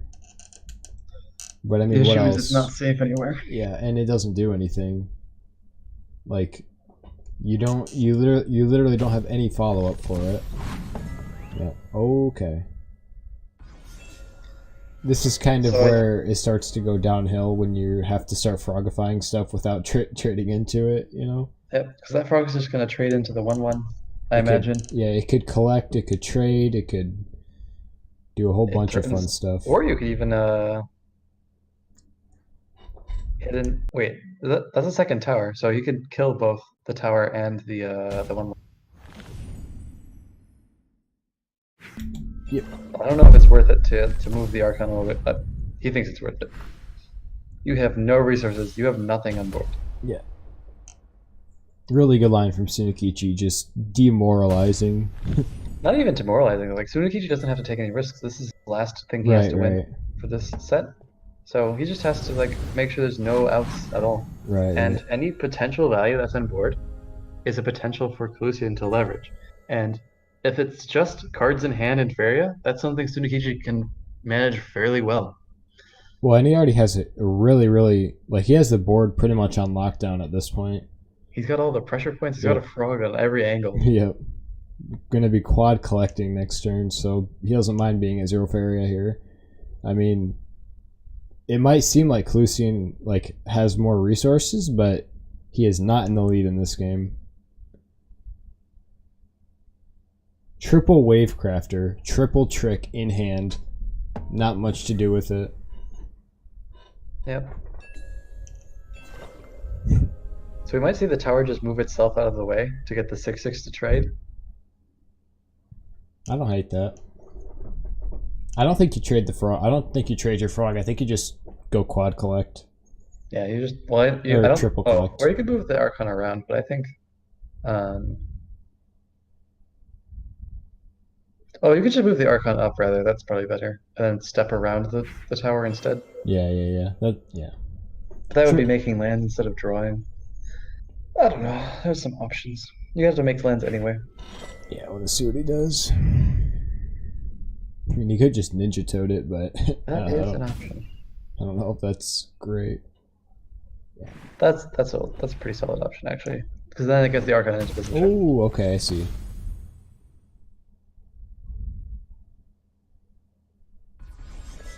Very good line. Homely Vision, not going to help too much. It'll stall for a little bit, but you're just wait until he finds the next Archon and the next Colossus at this point. Or even a Commander, which can just zip. Now we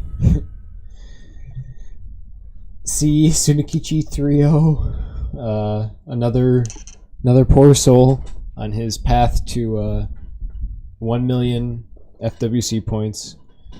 Quite a many. Well, I think Calussien played as well as he could have against the number one player right now, I think, in a lot of people's eyes. Yep. So, I mean, like, it's Sunekichi, you know, what else is there to say? Like, I don't think he made a mistake the entire game. Other than that one line with, like, clearing the 1/1 with the Fugu? 5/2. No. Oh. Like, Oh, that one. for Sunekichi. Yeah. Like, Potentially. I mean, he just... yeah, and I mean, that was just one line, so maybe he saw it, but he didn't want to take it. We don't know what was going through Sunekichi's head there. But Pretty solid game. I mean, for Calussien, like he played as good as he could have, right? Like he did everything in his power. You know, he did make it this far, so he's still going to be, I believe, playing in the 3rd and 4th place match, correct? The 3rd place match? Yeah. Yeah. Is there any reason not to? No. Yeah. So I think that we. Oh, okay. So I see that ESofDawn did beat RaiZo. Wow, 3-0. Yep.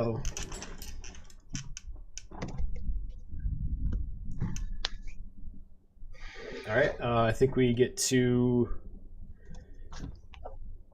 I think we do the 3rd and 4th place match first. Yes. Okay.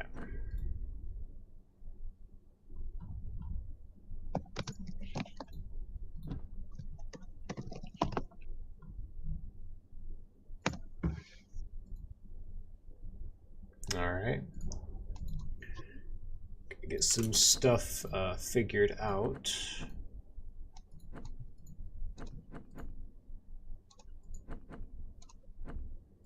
Best of 5.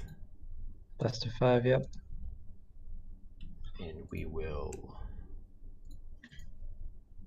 update this.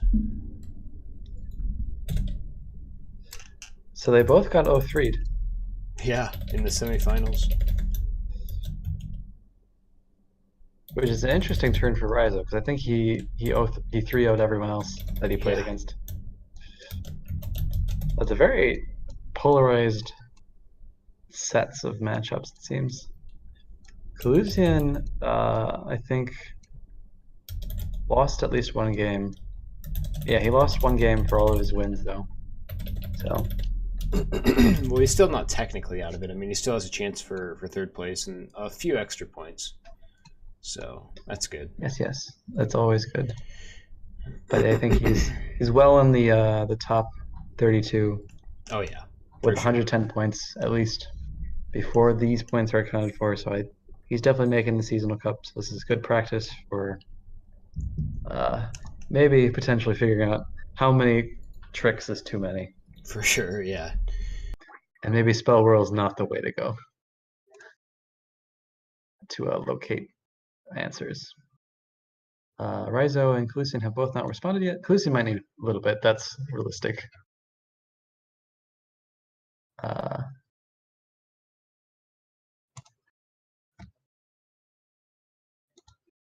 And then RaiZo should be back at some point as well.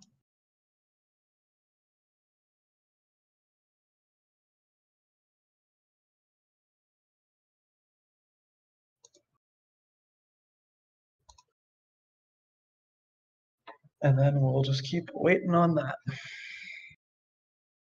Calussien needs 5 minutes, so Yeah, I would like to, after losing, especially to like Sunekichi, I'd need to take a break and just reassess. Yeah.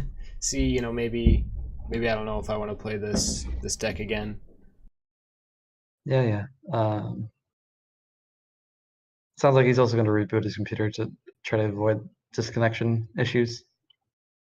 Probably a wise choice. Yeah, we did see that kind of affecting his games earlier, so just better safe than sorry. Yep.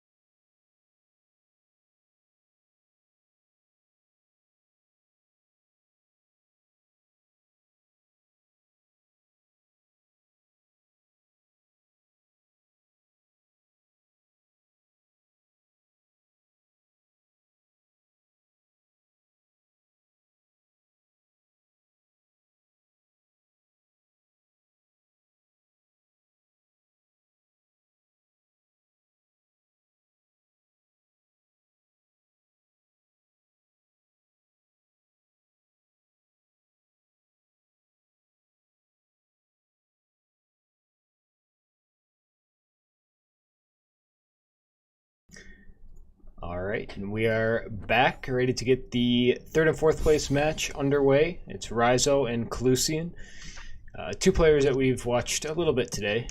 RaiZo, I think this is our third game of watching him play. So Yep, a third time. So that's why we didn't watch him the fourth time during his semifinal match, because that would have been quite a many. That would have been a lot, yeah.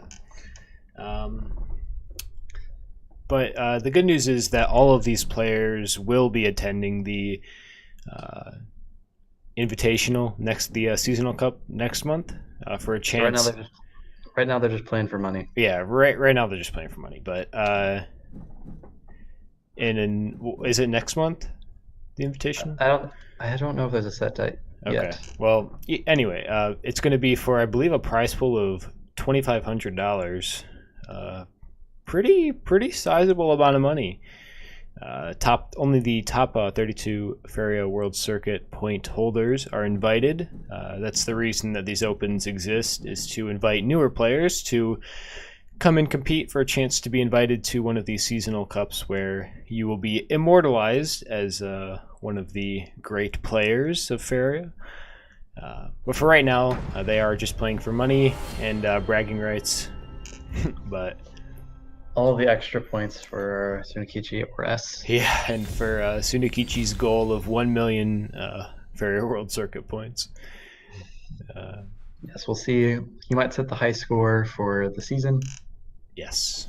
I don't remember what last season's was. It topped out on, but I don't think it was quite 700. Pretty slow start from RaiZo. Grizzly's a good pickup, especially with the Sunken Tower and the Embrace and the Vision. Very flexible opening as long as the Grizzly sticks. Yeah, no hunt down, unfortunately, but it shouldn't be a problem. And I still get to collect and kind of get some more value out of it while you wait for Calussien to walk down the board with his green-red list. Yep, Calussien's finding some difficulty having relevant creatures yet, so Cypher might come down next turn, but this turn, pretty slow. It's unfortunate that the rest of his hand is all green, so even when the Cypher comes down, it's got no support from in hand until he draws a card next turn. So might just kind of back away from the Grizzly. I mean, I don't mind Cypher next turn just to collect. It's kind of unfortunate, showing it right away, but I mean, you might be able to buff it with Crackthorn eventually. But for right now, it's a creature. It can collect, it can contest, it can sit and make a cup of tea, but nothing more than that for right now. Nothing too exciting. We got an Octopus pickup as well. Depending on how many lands RaiZo ramps up to.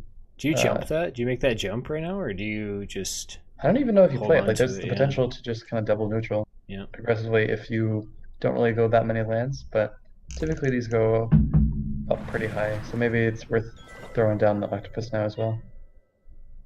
Yeah. Ooh.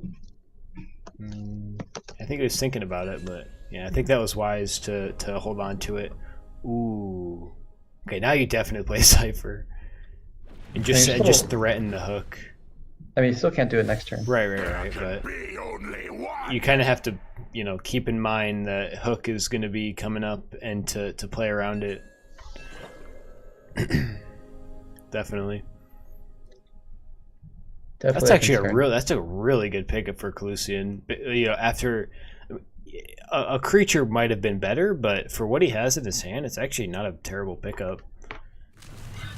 Yeah, definitely solid. Ooh, tower. 5/5. Yep. Yeah, with no hunt down in hand, it's probably just good to get the stats on board. Yeah. Ooh. Decides to buff it now. Maybe he's afraid of Flameburst Wrath or like Salamander Flameburst or something, or not Salamander, but something clearing it. Punish is like Flameburst Wrath. Slinger. Or Slinger, yeah. But Slinger Wrath, yeah. I mean, RaiZo, like I said, RaiZo should know this is a green-red list. Yeah, and it probably doesn't run Slinger. I mean, is there any list that runs Slinger right now? Like red mid-range, but that's not particularly good. Yeah. Or at least we haven't seen much of it. this tournament. So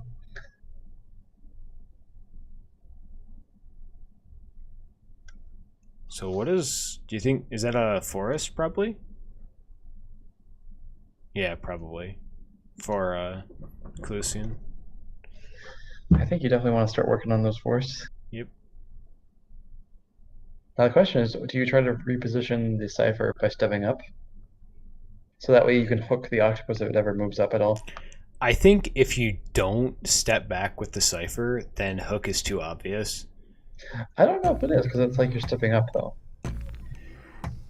Yeah. Like if I mean, you stepped maybe. like that's a normal like route for a Right, cipher to sort right. of take. Well, I'm saying if you don't step up, it makes hook a little bit obvious. Like you know. Maybe. I mean, I know it's like you don't really want to take 7, but I don't know. Yeah, I think I want to see if RaiZo is perceptive enough to kind of see through the hook. I'm sure he is. Maybe. Okay. He's gonna hit face for 7, so you know what? I don't even think RaiZo cares. Excuse me. I don't even think RaiZo cares. Does not occur. So double buff hook Does not clear. makes a very Does it? large cipher. Oh my god, that does, yeah. I mean, vision is really, really good against this. Wait, what's the math on that? Oh my goodness. It's like what? 3 plus 4 6 is what? 7 9 plus, so it's a 12 12. 15. Yeah. Large. Rounds down to a 6 7. Yeah, that's a lot of stats. That was a really, really good turn for Calussien. And vision doesn't matter. If you're going to vision something... Oh You boy, can this vision is the cipher bad. and then clear it with the Elderwood. Oh yeah, you're right. But What? I think Really? Ooh.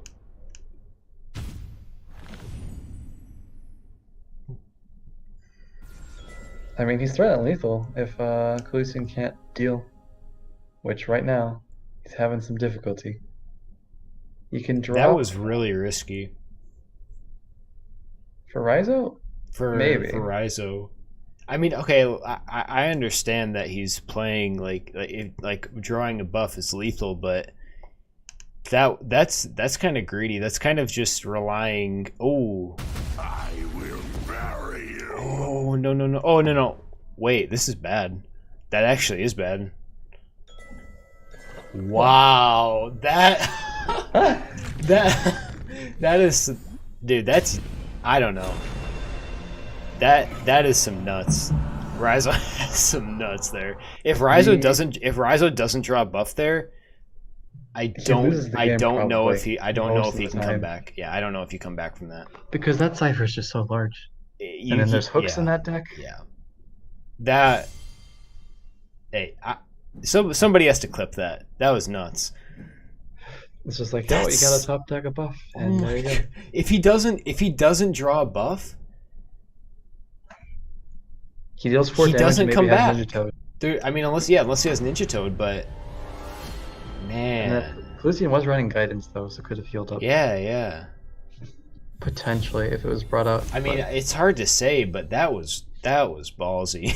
Like, I'm sorry, but he saw an opportunity and he took it. yeah, that was great. I mean, Calussien could have like played the ritualist in front of his face to block, but No, he couldn't. yeah, Didn't have he could have collected with the Verdi and then played a mountain and then Then he just trades off. yeah, I know and it's then not he's it's stuck not in great, the same but, position. yeah, but you get an extra turn. I suppose. And he guess- couldn't tower it last game because it was like embedded. Yeah. So I don't know. Okay, that was Oh my goodness, triple Fugu from RaiZo. Let's go. That is nuts. He's got some good draws this tournament. We saw the triple Drake Rider opening. We see now the triple Fugu with the Water Elemental on top. Just Wait, unquestionable. was that RaiZo that had the triple Drake Rider? Yes. Really? Wow. Yes. He's got some crazy luck today. He's got some things in his corner. Wasn't enough to carry him against S apparently.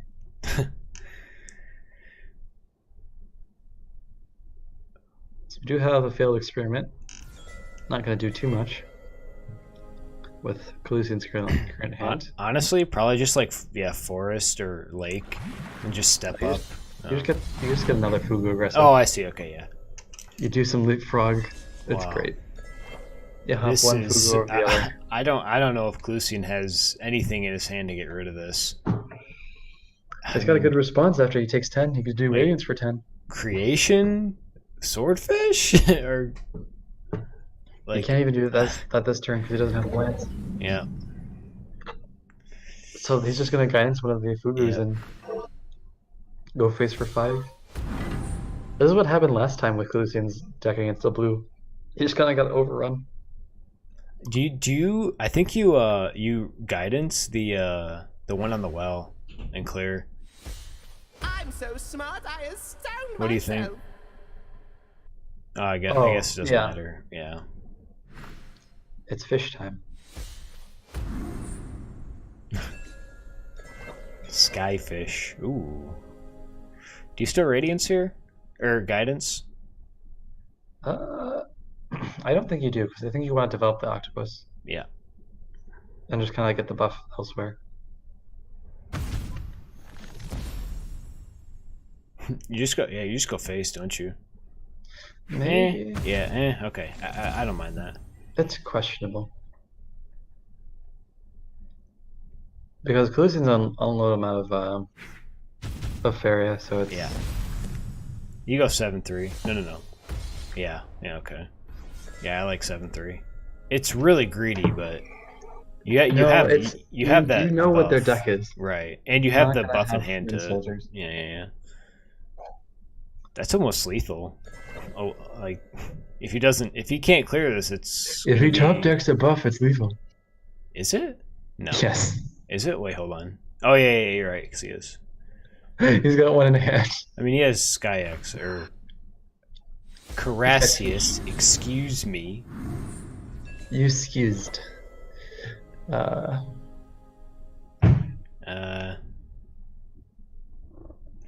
imagine you just go face for 12 Yep. and develop another Fugu. Or a Mystic Beast, actually. Yep. Oh, protecting it, nice, beautiful. Solid gameplay. Oh, he's gonna buff it. Which one, though? He's gonna buff it. 5-3. Oh, maybe. Oh, okay.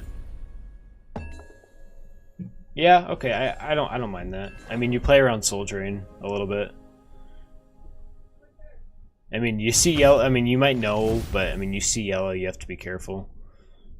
You have to. You have to Might have been swordfish. stronger against Swordfish. Yeah.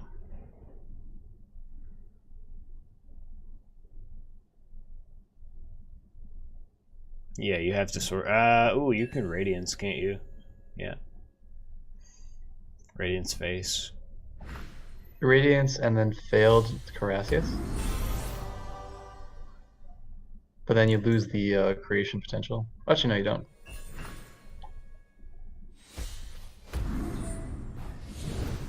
So only the first one dies, right? Right. Okay. That's pretty good. I would have. I don't know if you want that one. Oh, okay. Is that just dead? No. Yes, it is. Lethal. How? Right? No. Yeah, because you hit face with the 9, and then you hunt down the Radiance, and then you hit with the Mystic Beast. Or is my math wrong? Hold on. What? You hit 9/5 into face. Yeah. You hunt down the Radiance. Oh yeah, that's lethal. Wait. I just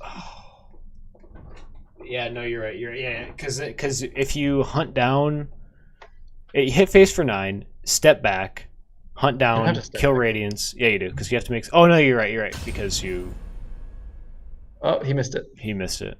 Yeah, you're right. There was lethal there, but we missed it. Or RaiZo missed it.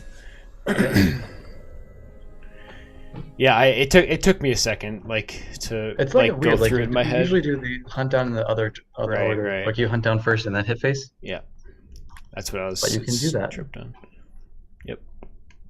Yeah, and also if there's no creatures on the board, then hunt down works as a 2/0 buff. You don't have there doesn't have to be a target for you to play it. So. Yep, doesn't help too much in this position because there's Right, creatures right. on board. But Yep. And if there is a creature on the board, you have to target them. It's not a you can. oh, I thought Swordfish was like the only way out. Like you hit, like you clear with Radiance and then you Swordfish +1. I don't know what he was thinking he was drawing for. Right. Aurora maybe. Aurora would have been the only thing. Fortunately for RaiZo, he Didn't get punished for missing didn't lethal. get Yeah, punished. fortunate. I mean, it wasn't that big of a deal in this position because he's already so far ahead. And I mean, he did have the octopus in hand, but I think he was worried about the. I don't know, what was he worried about? Like he just wanted to taunt the 10-10, but Yep. yeah.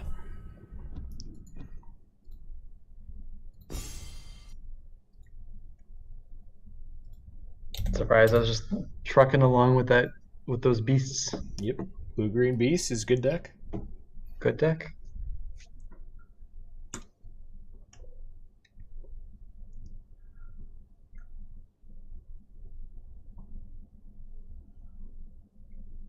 So Calussien's really taking his time picking this last blue again. I think he just really doesn't want to get 3-0'd another time on stream. Yeah, I feel that would not feel good. Yeah, losing multiple times in a row is not fun in any game against any player.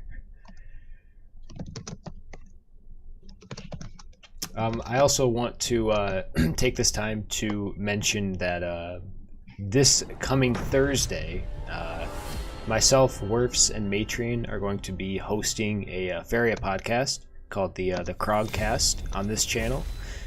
If you want some extra Faeria content, make sure to stop by Thursday at 9:00 p.m. Eastern Time.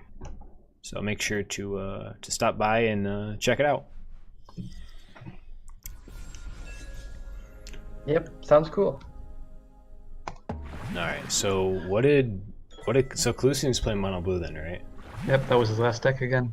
The one with trick and stuff. So if he actually gets the like the Tower of Curses and then like he can trick a Grizzly Bear. So if things line up potentially, Right.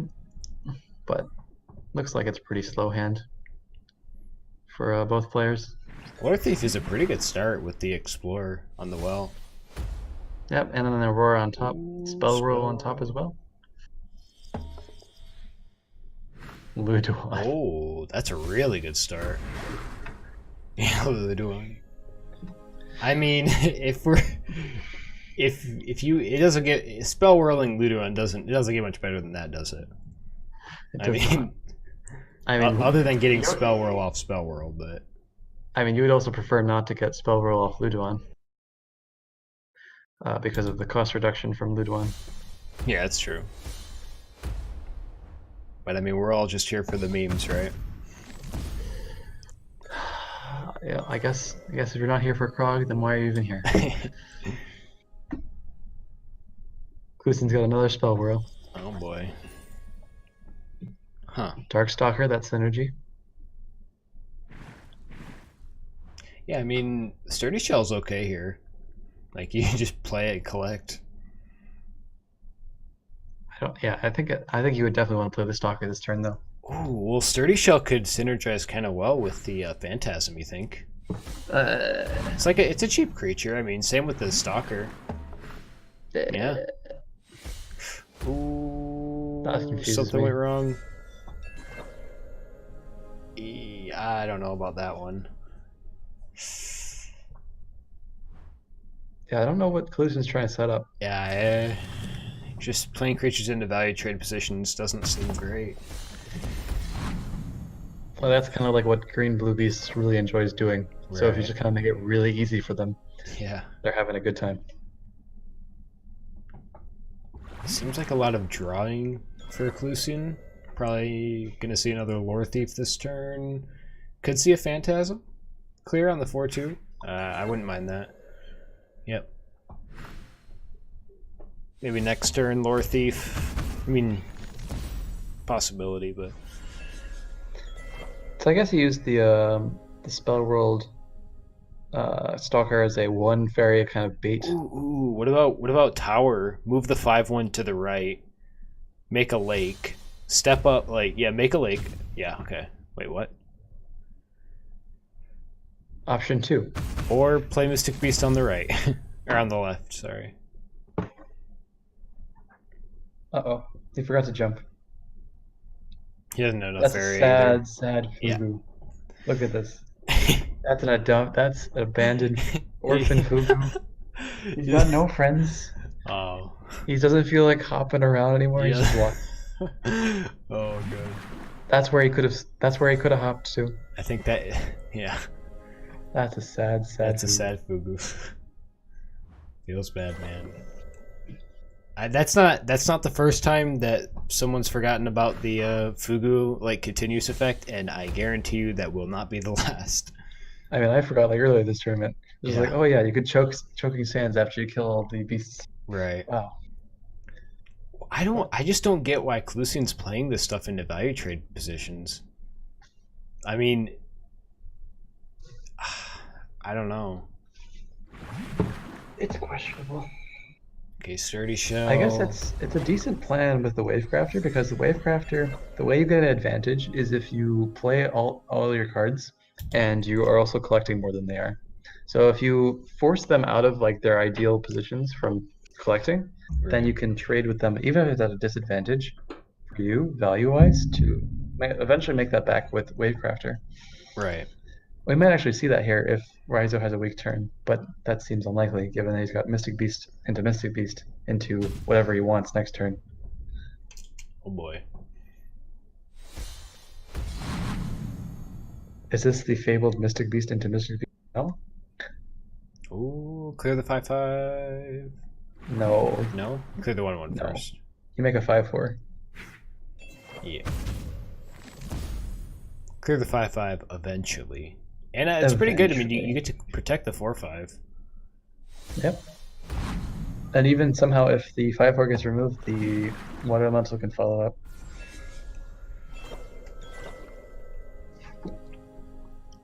No good trick targets. And none to be found in the foreseeable future. Ooh. These tricks are... What do you think about Aurora on the 0/5? And just Oh, maybe nice. You clear the Sunken Tower. yeah. Well, I mean, for face damage. You're not there yet, though. Yeah. Yeah, I was gonna say vision that, and then eventually Aurora on the right. Maybe. Yep, step down. Yep. Maybe step up. Where's the Sturdy Shell going? I don't know. I think it Going should be for a stepping trip? down. It's going for a trip. If you Aurora, then you shift. Okay, wait. If you Aurora, then you have to kill the tower, because if you don't kill the tower, then the tower just moves up, and then you double neutral that side of the face, and the Sturdy Shell can never get to face. Yeah. I think RaiZo's just gonna block it. Probably at this point, just no. I wonder if he sees the line. I'm sure he does. The Aurora potential? line. Yeah. I think he might rather get the Grizzly aggressive. I guess you actually don't need to if you have Mystic Beast going on. True. Maybe he played a little bit too quick. I think He you're not can worried outrace. about. He can outrace a little bit, not by much. He's got an Octopus follow-up, so Right. if somehow both Mystic Beasts get cleared, he's got a 7/3. Maybe he to can't follow up. outrace. I don't know. I don't know who you think is faster at racing, but I think RaiZo's in a good spot. Yeah. I mean, yeah. Especially now. If if it was only the one Mystic Beast that RaiZo had on Calussien's face, he could outrace, I think, right? Who? Calussien could Aurora the 0-5 and outrace Mm, the face. Would that what's the math look like on that? If he were to Aurora this turn and he would have hit face for 6. raw numbers, it would take him 4 turns to kill him, Okay. which is a turn after Right. Calussien is dead from just the Mystic Beast. Yeah. But there's not going to be just 5 turns of nothing happening, but those Yeah. creatures existing. Well, and he has the octopus in hand, which taunts, and that's A potential stall. Oof. Trick. Turned it into a frog. Ooh.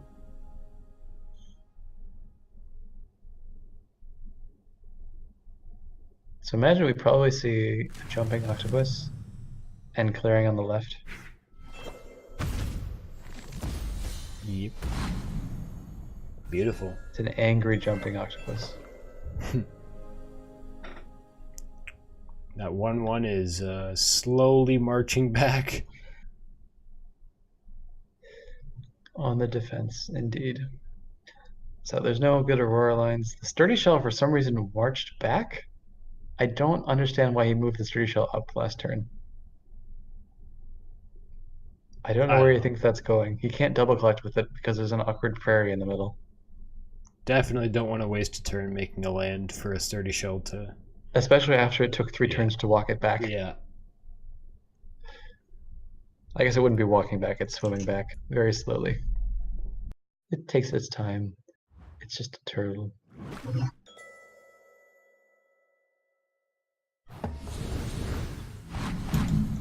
So I think he We're does in- want the stall. We're getting the Ludo on Oh online. boy.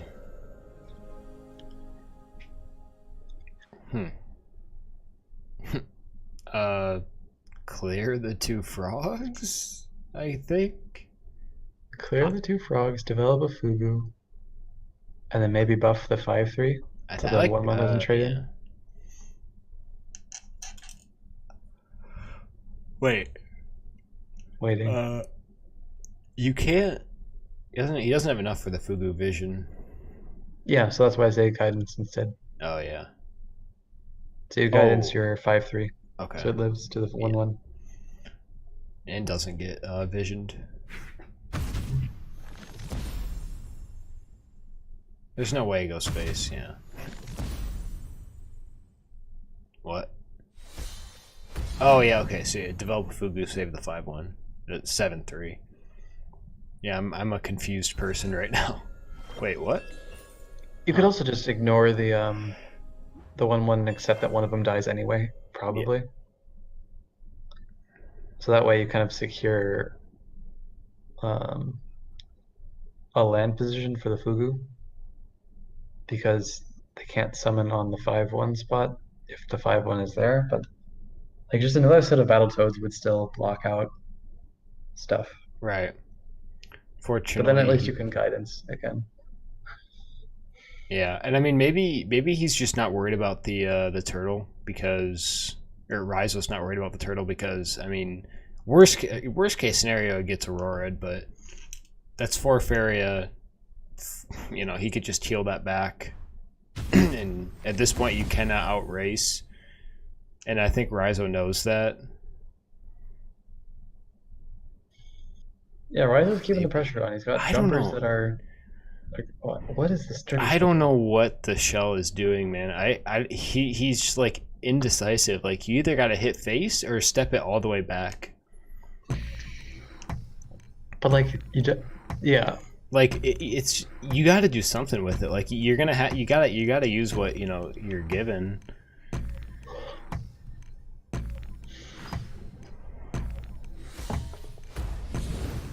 That defensive ruby fish. He gets to value trade it. Or he gets to clear, but yeah. Guidance +1 grizzly clear. Guidance on Wait. the 5/5, you think? No, guidance on the 4/1, so that becomes a 6/2 Oh, Jump. so you value trade, yeah. on the ruby fish. Yeah. Yeah. He just kind of keeps swarming.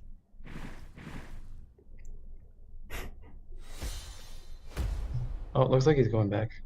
What? Is he clearing the shell? Oh, what? Not clearing the shell. Clearing the collection. I did not see that line.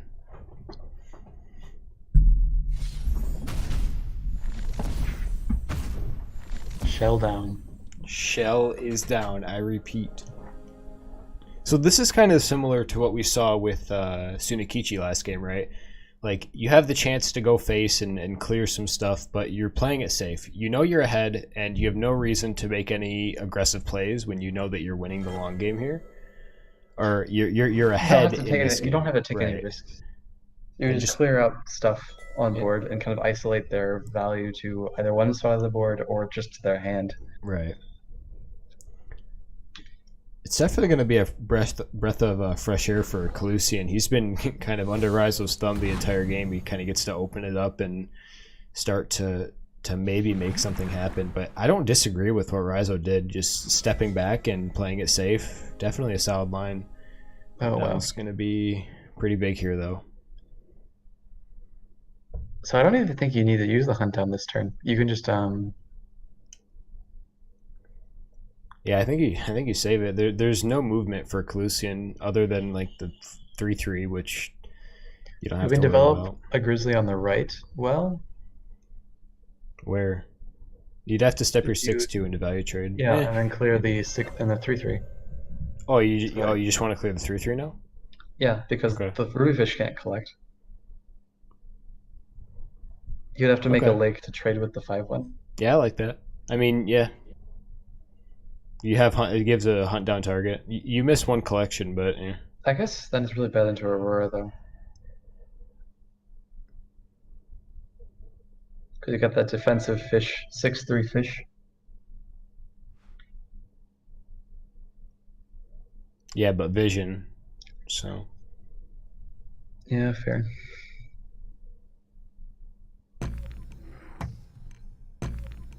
I think he's gonna go for your line. Yeah. What? Face. Wait. Oh, develop on the left. Okay. Interesting. So actually, pretty much blocking collection on the left. So I think And if basically you're on the right if he yeah. wants to do anything relevant. If you're Calussien, I think that you probably play your wave. Oh, dude, I don't know. Maybe you play your Herald, like where the rubyfish is. So rubyfish clears, obviously. 3/3 clears. You could even make a land on the right to collect one. No, you can't make a No, land on the right yeah. if you wanted to trade with the rubyfish. Wait, what do you mean? Are you trading the rubyfish into the 5/1? Yeah. Unless you Not want to without making Aurora. a lake. You can't trade to the 5/1 because you can't reach it. Oh yeah, aquatic. Sorry, I don't see that card get played enough. Ooh.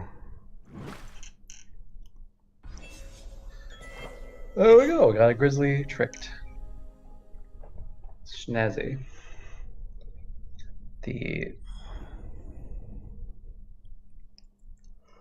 Unfortunately, you can't get a grizzly aggressive other than making it a forest on the right. Because the other grizzly is sitting on the forest.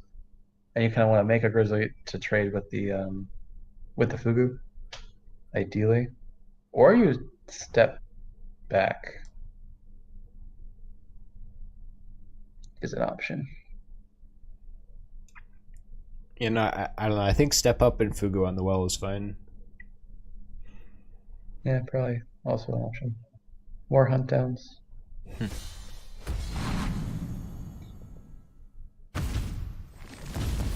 Fish, go sit over there. No, Go. no Aurora Go shenanigans. away. Couldn't afford Aurora, technically, actually. Fish is like, okay, I'll just collect, thanks. Thanks. I imagine one of these frogs gets hunted down. Yeah, just to buff it for hitting face. And getting some value. Ooh. Ooh, I think you hunt down the close one. Ooh, boar and hunt down. So Yeah. juicy. Most certainly. Yep. Pow. Bang. Face for 7. And that's probably it. Yep. Fish is too far away. Yep, and it's over. RaiZo takes a final 3-0. Gets it right for the third place match.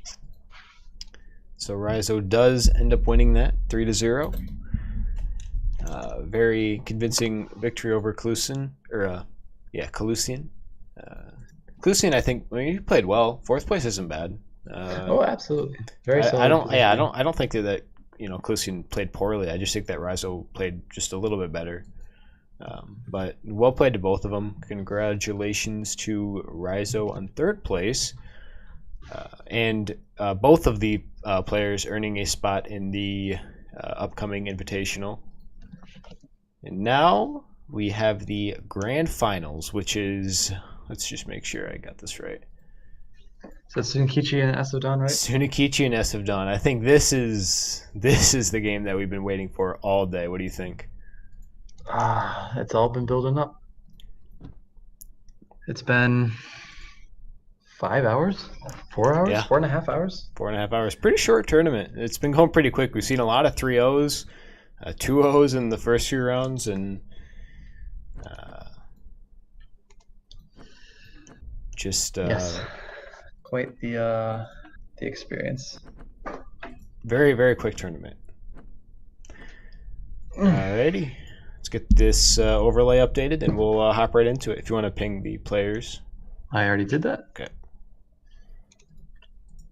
They're probably still on break because they haven't been doing too much. Oh my god, I almost knocked my coffee over. Whew. Oh, people are very excited about Ludo in chat. It hasn't come down yet. They're all excited that he might play it.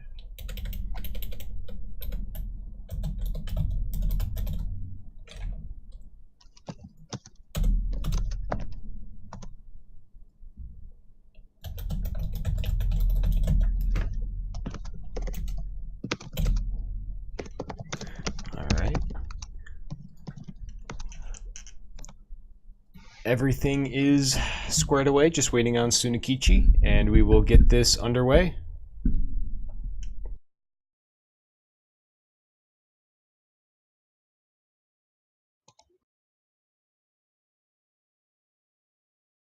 So we're just waiting on Sunekichi, and we shall. Yeah. Yep, ESofDawn's ready, and we're just waiting for Sunekichi. This is going to be a really good game. I think this is a game that I've wanted to see for a long time, especially as like an avid watcher of, S from like a month or two ago when I was still learning the game, and then watching, and being able to cast tournaments and like every tournament seeing Sunekichi in the grand finals, like it's going to be a tough one.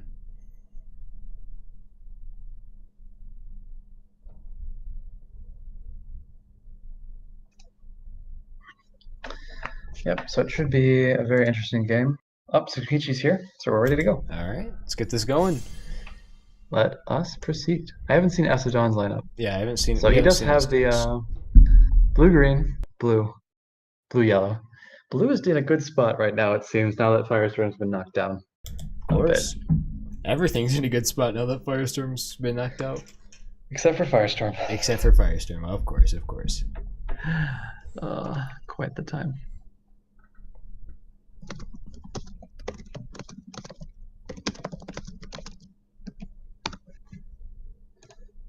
So we're waiting for them to identify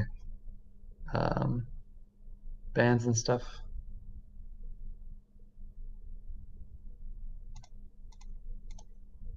I don't know if S is back.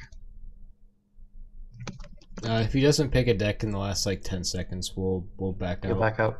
Okay. Because I don't think that Sunekichi can see which deck S banned until he bans. But I mean, they still give a minute for Okay, good. That's Don's here. Okay. He's ready. He's picking. All right.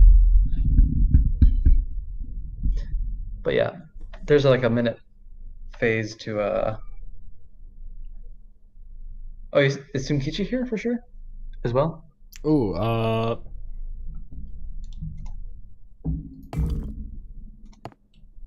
I don't think he is.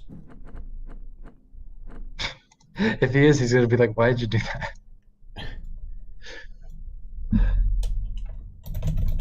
Yeah, sorry, it was weird. Oop. Sorry about that. Okay. This is messy. All right, if Sunekichi, oh yeah, Sunekichi's here. yeah, he was in the middle of thinking. I feel bad. I didn't know.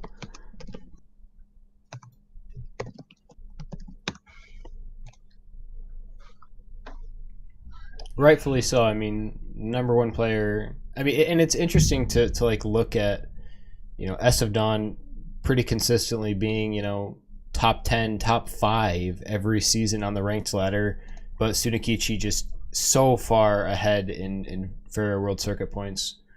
So it's going to be really interesting to see how these two players match up. I mean, they're both the number one player in a different way, you know. I mean, some people view S as the best player in the game right now. Some people view Sunekichi, but they are both definitely in the conversation right now. And they're about to have a very specific conversation. Yeah.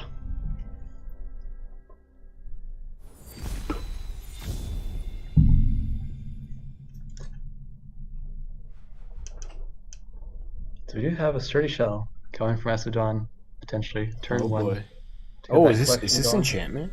No. You think? I have no idea. Potentially. That would be that'd be something to see. Pretty good turn 1 card. It just gets to sit here and collect. Indeed, and then we got a green-red from Sunekichi. Good Reveler start as well. People, they look like they're just going to sit back and chill for a little bit.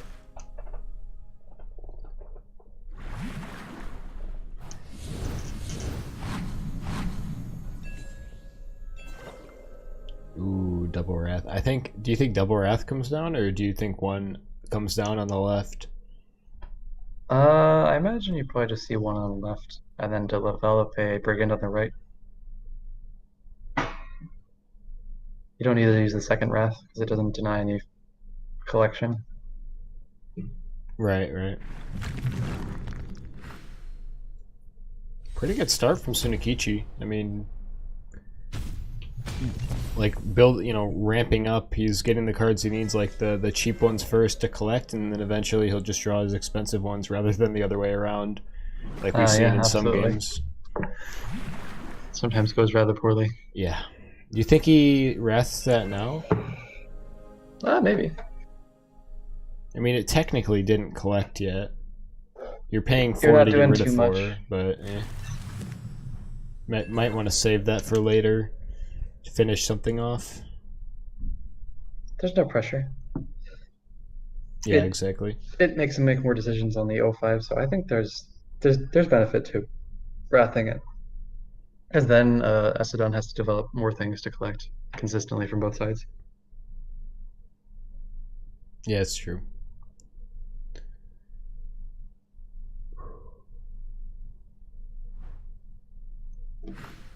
Huh. Does choose to pre-buff. Yep, see the enchantment come out. There you go. There's the enchantment. Ooh, Nistra.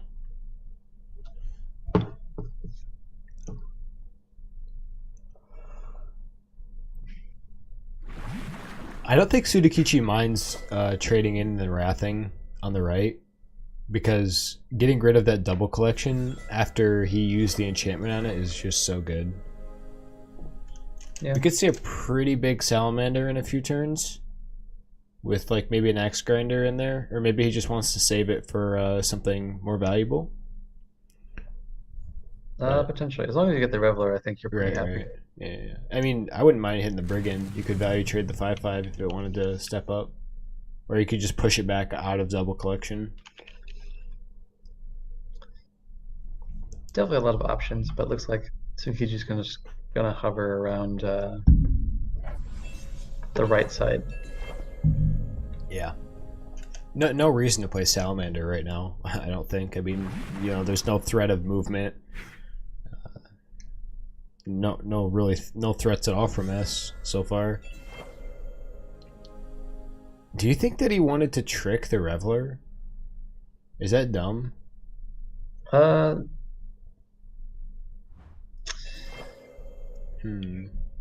might be It might be too preemptive. Like then the brigand just trades in. Well, then he could just salamander anyways.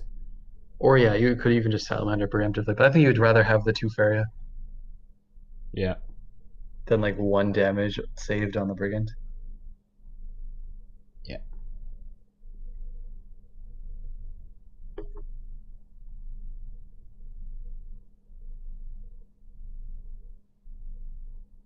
Definitely a very match where you kind of take your time with everything. Yeah, I mean, you know, one wrong step could mean you're losing, you know. I mean, maybe not like in bit like right now, but if you start to just, you know, play salamanders and kind of forget that you're a late game deck, it could turn out pretty poorly. Yeah, I don't know if we see the salamander. Yeah, maybe we do. Okay.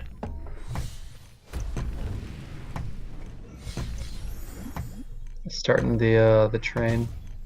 Does wrath that frog eventually. Held on to it for a while. Whew. I think we see the toads here again. Oh, Probably. is he gonna Radiance? No. Not yet. No. But the 6th lake seems like it's a Reaver list. Which might be a way to beat the green-red depending on how things are clumped up, because if he gets the Radiance on board, he can then Reaver the next turn, set him to 10, deal the 10 with the Radiance, and win that way. You definitely don't want to be hitting, if you're playing Reaver, you definitely don't want to be hitting face, because you're just taking away value from your Reaver. You want to be trading until you play your Reaver, and then just go in with like enchantment, because enchant on Reaver is a O2K.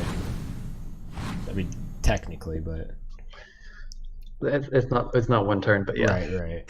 It does the job. It does the job, yeah.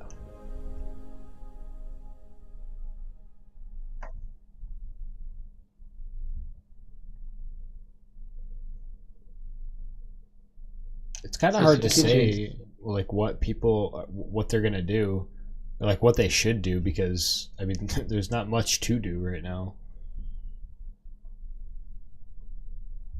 Yeah, there's not a lot of powerful tools to kind of make stuff happen on the board wise.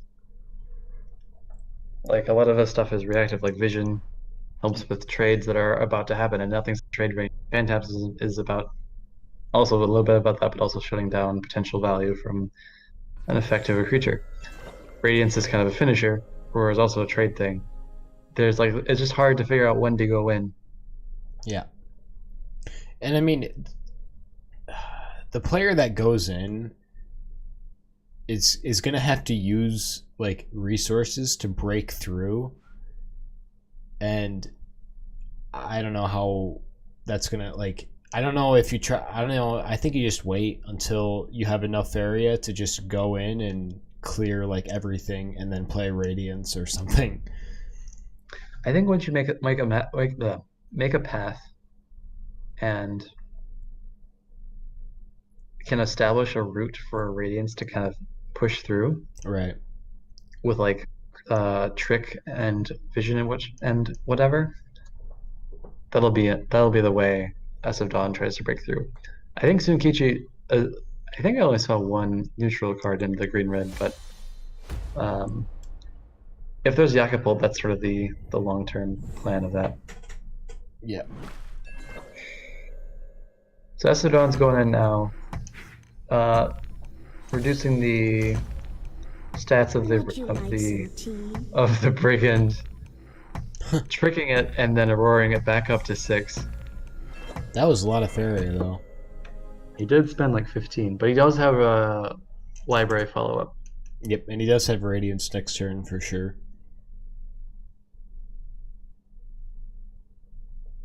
Yeah, that 6/6 is definitely going to be cleared.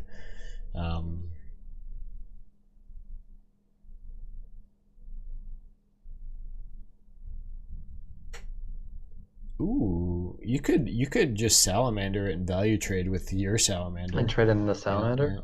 That's doable.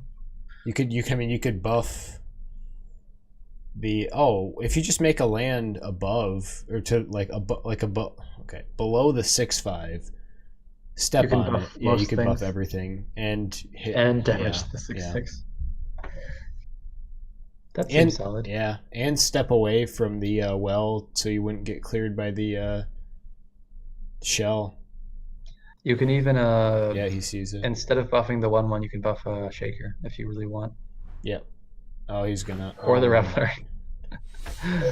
Never mind. Wow, that is one of the nicest salamanders. Yeah, that was juicy.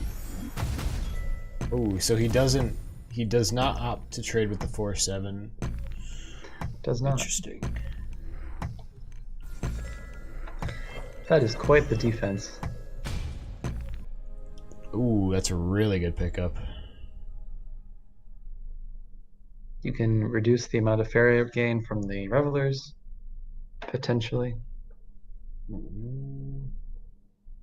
Maybe. Do you think he just commands the 8/1? I mean, it's not doing anything right now. I mean, you could command the Reveler and like Phantasm, but clear the 5/6 or the 4/5.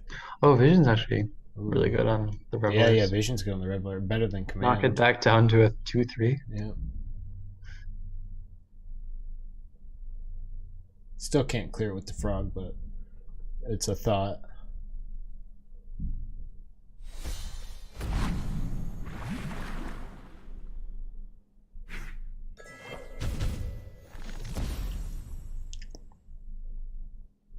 Yep. Probably just Phantasm. Clear the 2/5. Seems good. What? Oh, clear the... Okay. Yeah, he did not want any more of the salamander value. I mean, there's only one salamander left in the deck. Right. Ooh, that's so good. Okay. Can't be blocked out. Oh, that's large boy. Tethra. That could be a large Reveler. Get back up to size. Yeah, I think that you definitely play Tethra. I mean, ugh. You get some Faeria back, right? You get 5 Faeria back. So, yep. What is that, 8? So he'll be at 8? Oh, if you trade off immediately, I was considering down and trading off the 5/5. Oh, okay. Yeah. And value trading there. And then trading the 2/5 into the 2/1. But then you can't shaker and trade off the 5/5 on the right. And the Aurora on the bottom. Yep.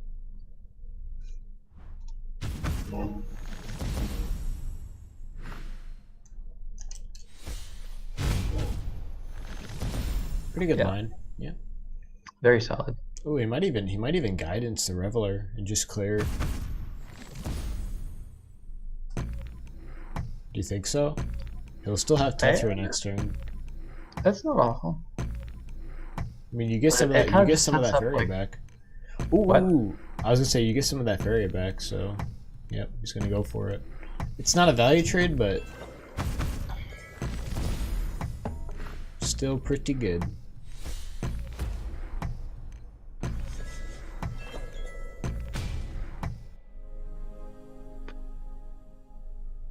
So ESofDawn setback kind of down to 0. Yeah. In terms of resources, he's only got. Although, do you think he goes for the second library here? No. You're not that far behind, and you don't have any life gain in your hand. So maybe if he has Radiance, like the now maybe you do.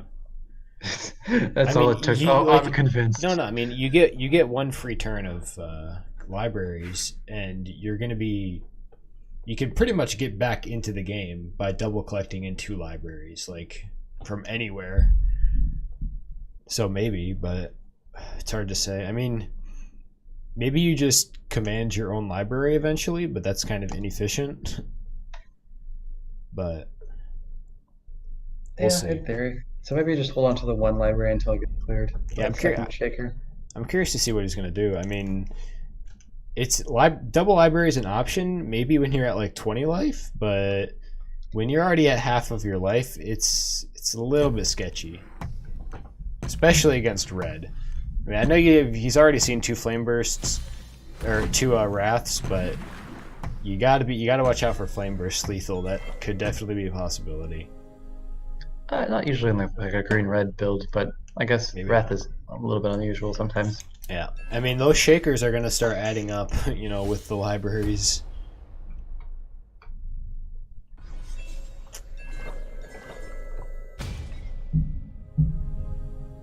So it's kind of finding all of his ramp. Yeah. What's in the bottom 10? We got some Reavers. We got the other Radiance. Three library. That's How interesting. many commands has ESofDawn used? 1. He used So one to far. clear the 8-1. Then he that used it? division. He used division, not a command. So I think he still has 1 command in. Okay. So he does have some sustain from Reaver command and obviously the other Radiance. Yep. But Oh wait, he does run the other radiance, right? well, of course you do. Yeah. I do like him. I do like running the Scourge one. I don't think that's greedy at all. I think that's wise. I don't know if S runs creation though.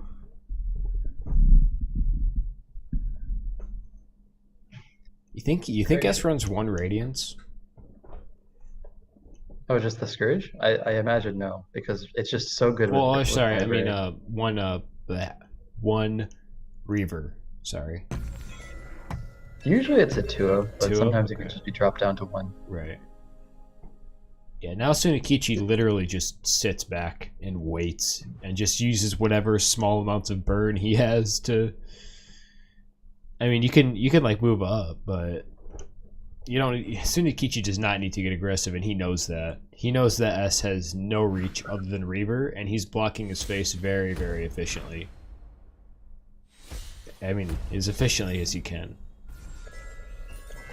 Ooh, there it is. Yep, you're right. Yeah. Absolutely. Okay. I don't think you draw here. I think you just +1 pass and play a big Radiance next turn Or and just hope that you can draw alternatively, Reaver. you could do double Radiance this turn and go all in, but that might be a mistake. I mean, you can't really. You You can't can break dash. through. You can dash one of the. You could dash the one Radiance up, like put it on the forest on the right next to the Salamander, Yeah, I see. and then do the other Radiance on the well as well. Or actually, you could put the water lily on that side, and then that way you use the Scourge to kind of push a gap to hit face, and you potentially have enough Faeria to Reaver next turn as well. Yeah. So this might be his window, like where he has to draw Reaver and win here. I mean, he has a good chance. I mean, he could potentially draw 3 cards next turn. So.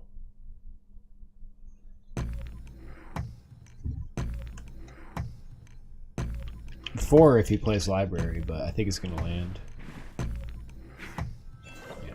Oh, he could play library. He could still do it all and library. You think command library? I don't know what he's gonna do. Oh, he wanted the radiance. Ooh, he wanted the radiance there. I don't think he needed it. I think he was just forgot about the Maybe. healing. Yeah, I mean, I don't think that you heal and then play radiance in any circumstance. I think he might have missed his window. I think you were right that he had a window and it's gone now. I mean, it only works if he draws his Reaver next turn. Library's dead as well, and it's not great. It's only has possibility of drawing 2 cards now. But I don't even think. Do you even draw here? Like, with 6 cards left in your deck. 9 cards back in your deck. Wait. Oh, sorry. Wait, what? Oh yeah, 9 cards. The first number is the deck. There's a picture of a deck with cards. Hey, I woke up at 5:30. Okay, it's been a long day. Yes, it has. Uh, There's the potential for Ulani's medallion shenanigans, but he doesn't have enough tokens on board where it matters. right. That would be a lot of radiance. You know what? What? I don't hate medallion here. I do. I don't. What else? Does Like, he have another? It depends on toads? if he runs creation, Right. then I think you just chain scourges until you somehow get there or something. But like, you kind of need a scourge and then also the other radiance, and then on top of that you need Reaver. So it's kind of a 3-card combo that's very expensive.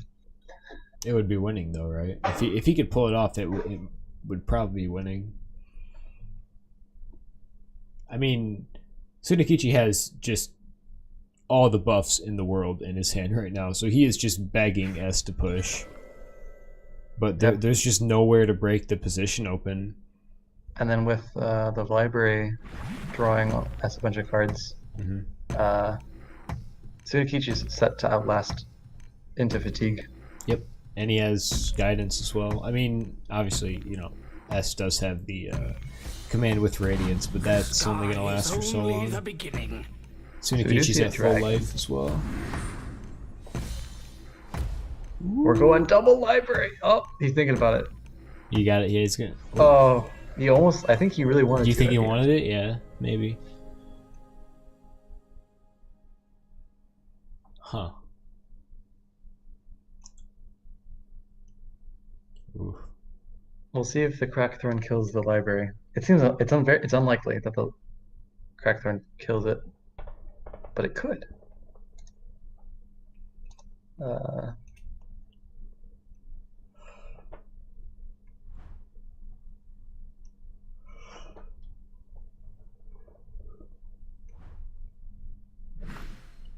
This is a very long, drawn-out game.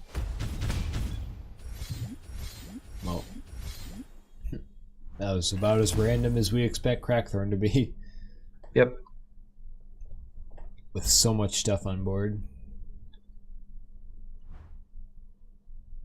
And Sunekichi is just building his wall. Yep. Got a 2-layer thick bubble around his orb. ESofDawn did not draw Reaver anytime soon, so that one radius line I pointed out probably wouldn't have gone too well. Because he would have gotten 10 face damage and then had like a 10-7.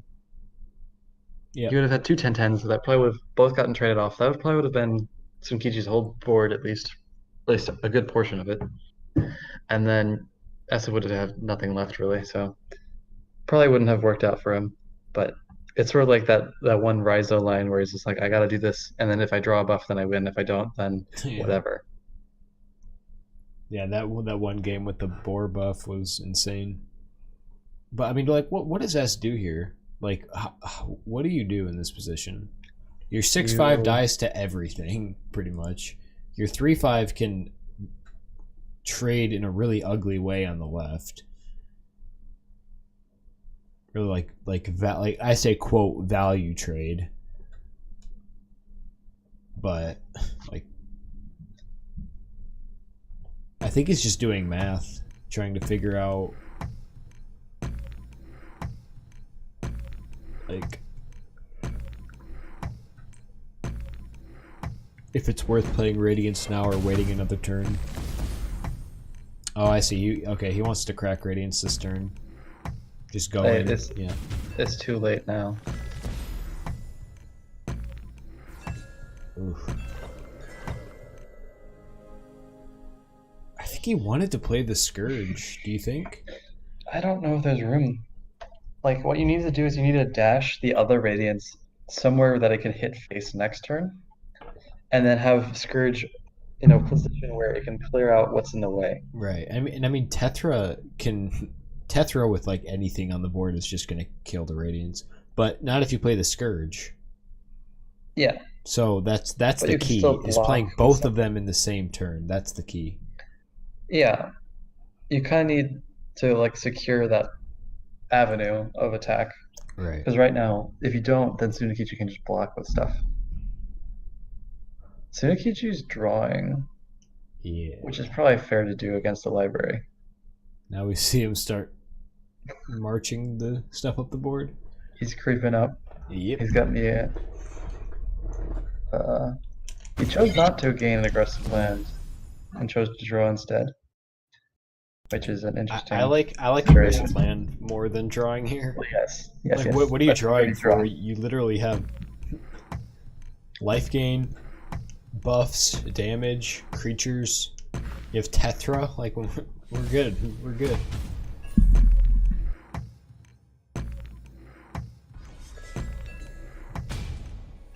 There's the Reaver.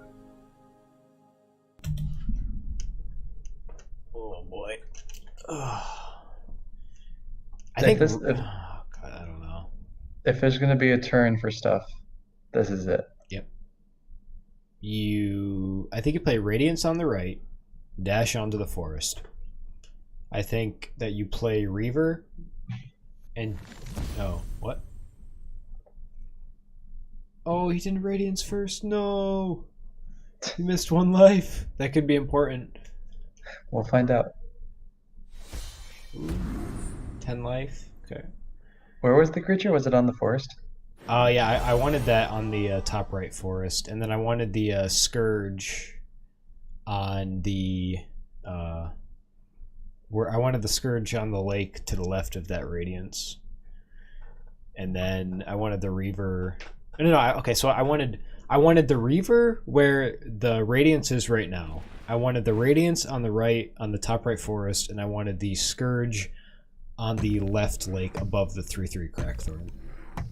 I don't mind this, what he's doing right now. Oh yeah, okay, so Scourge on the right. And just I think, let's see. I'm trying to think of what you can set up with. that's it. That's GG. No, it's No, not. No, it's not. No, it's You not. can drop It's not. a stuff in the way. But yeah, I actually think I would have like you want to save because like now he could just heal out of range. Yeah, I guess. I mean, but like, how is Sunekichi winning this? I guess I forgot how many stats all three of those creatures are. It's not 30, is it? No, it's No, not. it's There's not. no way it's 30. You don't clear all of it. You get to pick your poison. I mean, you can make it not hit face, but I mean, yeah, like that's all you have to do, pretty much. you got to play Tiki on face, or Tetra. I think you play Tetra on face. I mean, Tether probably helps clear some stuff out. Like, Well, and Tetra Shaker- doesn't get commanded, and it doesn't get visioned. you don't which care is about command important. because if he's commanding stuff, then he's not commanding his face. That's true. Hey, that's a pretty big Tetra. Oh. Okay. Let's think about this. Okay.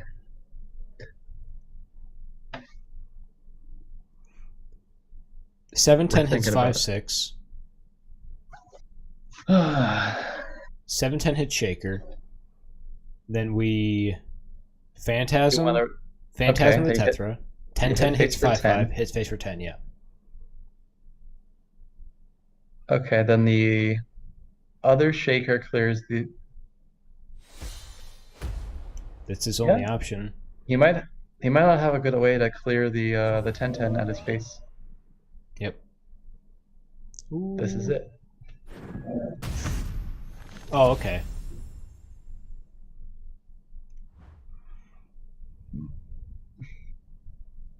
Oh boy.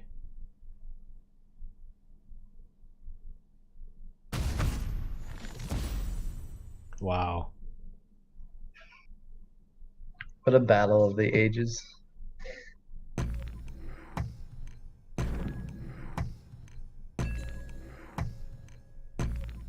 Is he gonna hit face, please? Please? Oh, he's gonna enchant it. Yeah. Ooh. Ooh. This is such a good game, dude. Okay, how does Sunekichi not lose this turn? You trade in the. Let's see. 5/5 goes into the 10/5. The.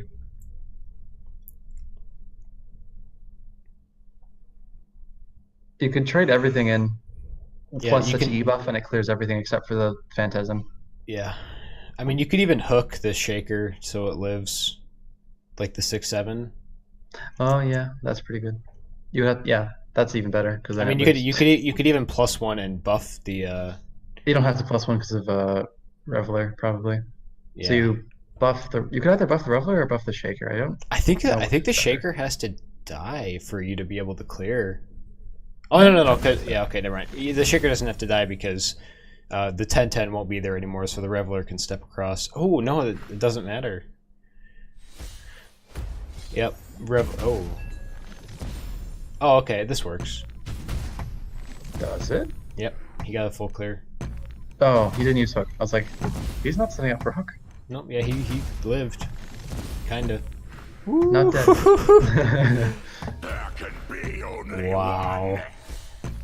Are This you is what I was saying serious? about the Reaver.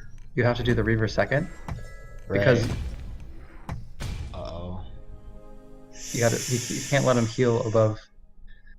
Because now I think ESofDawn is just dead because he doesn't have a way to kill his library, and he's just gonna draw for what, twice? So he's Yeah. gonna deal. Yeah, Wow. He was so close.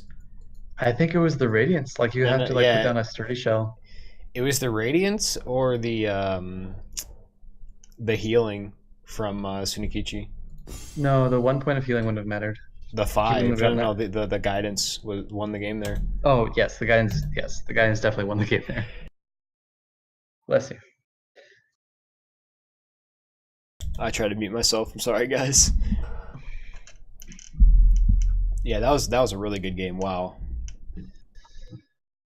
Oh, That was game 1 oh of my god. 5. That was game 1 of 5, guys. We are in for a treat.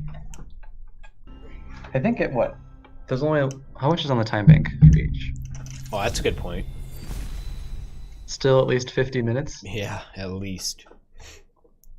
if they decide to play it out, which may happen if the salamander thing happens again, which I'm not excited for. Man, that was some seriously good trading at the end there by Sunekichi. Like, you know, if he slips up and doesn't clear something correctly, And leaves or- anything on yeah, board. leaves Essentially. anything, like, yeah, the positioning had to be perfect. Everything had to be perfect there. Very well done. I mean, S had a good line. I mean, it was so hard to break that position open. He almost had him too. Yeah, I really want to. I'll have to look back and see if you could have still broken through if you had the Reaver in hand still. But like, you really, I think that Reaver body helped a lot too. Yeah, So, we could- You you may could not have maybe- been able to. Yeah, you could maybe do a puzzle and see how you can win that. Because I think that there was a way to crack that open. I'm not sure though.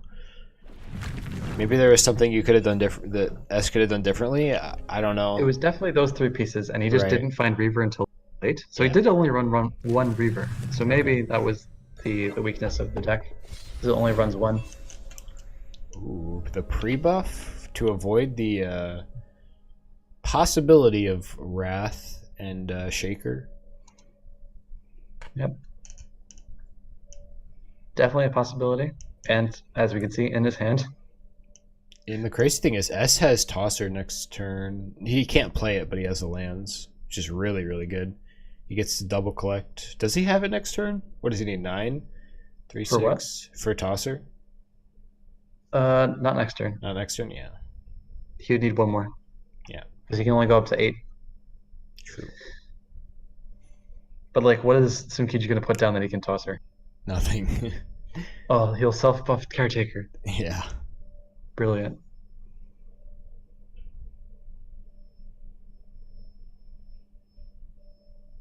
I think you still play the Shaker just to like deny that optimal double collect spot.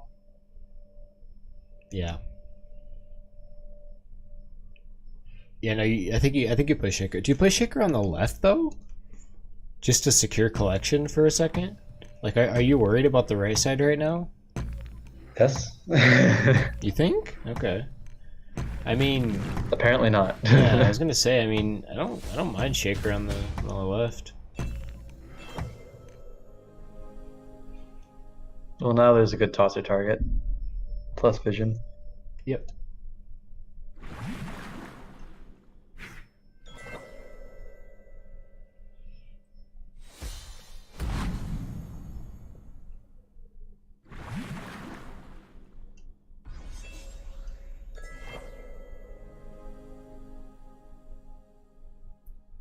Pretty mundane for both players at this point. I mean, we might see. I think we're going to see Thus Vision far. Tosser in the future. In the future, meeting next turn. Yeah. If nothing else happens. Yep. No Salamander in hand for Sunekichi. No Salamander, no Reveler. It's a little bit slow. Don't get those nice turns where you can just do whatever you want.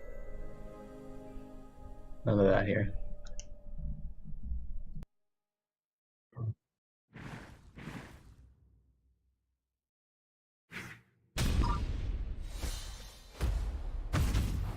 Alright.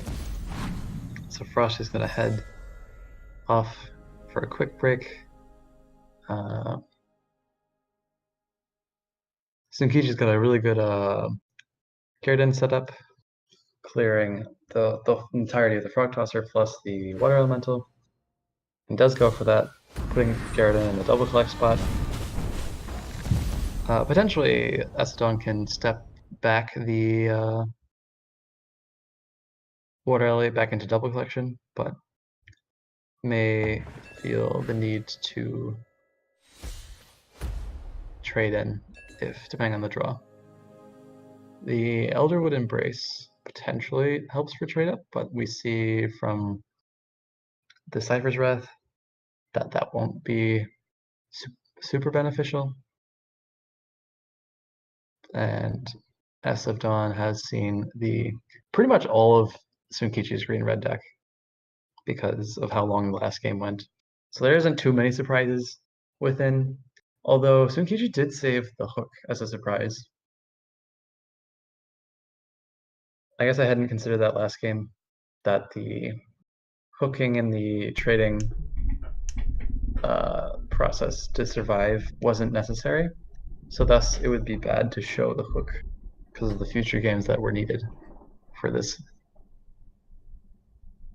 So the hook is definitely still an option, potentially in ESofDawn's mind, but not a relevant piece from last game.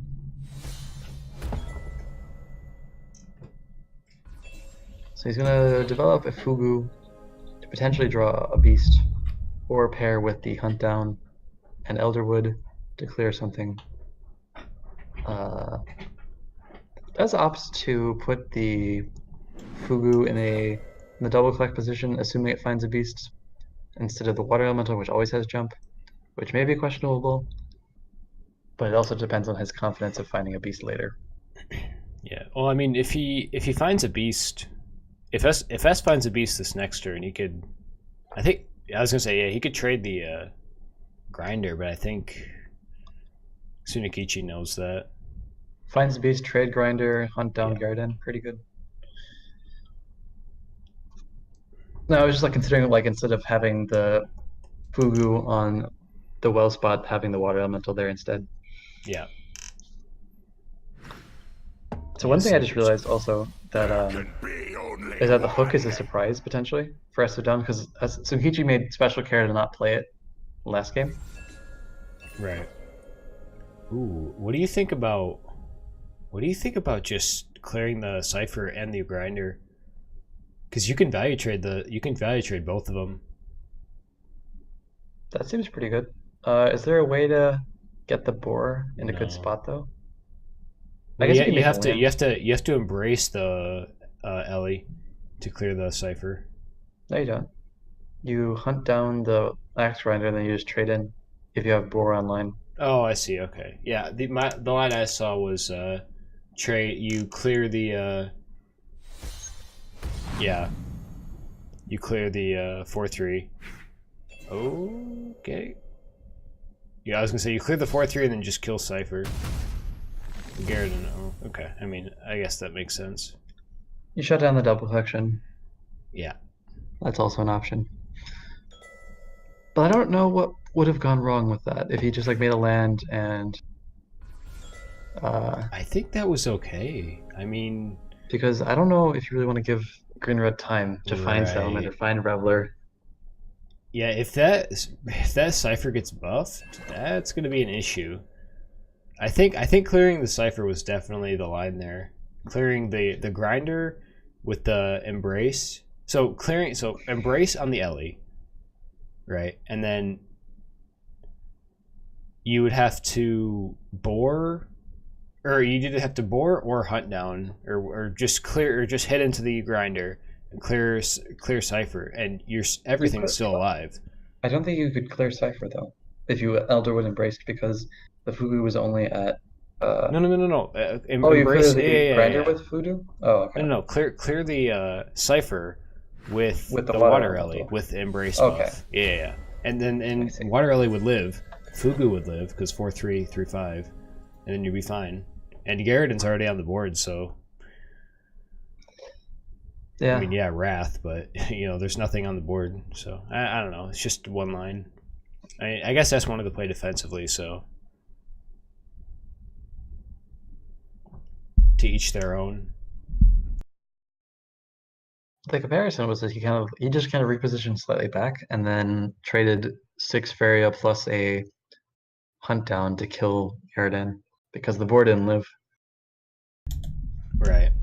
I mean, I don't disagree with shutting down double collection. I mean, we can see it's kind of effective. I mean, it only shut down like in essence one collection because you still got the collection from the Cypher on the left. Well, does S even care that Garridan gets to double collect if he has 2 creatures on face that Garridan can't even reach?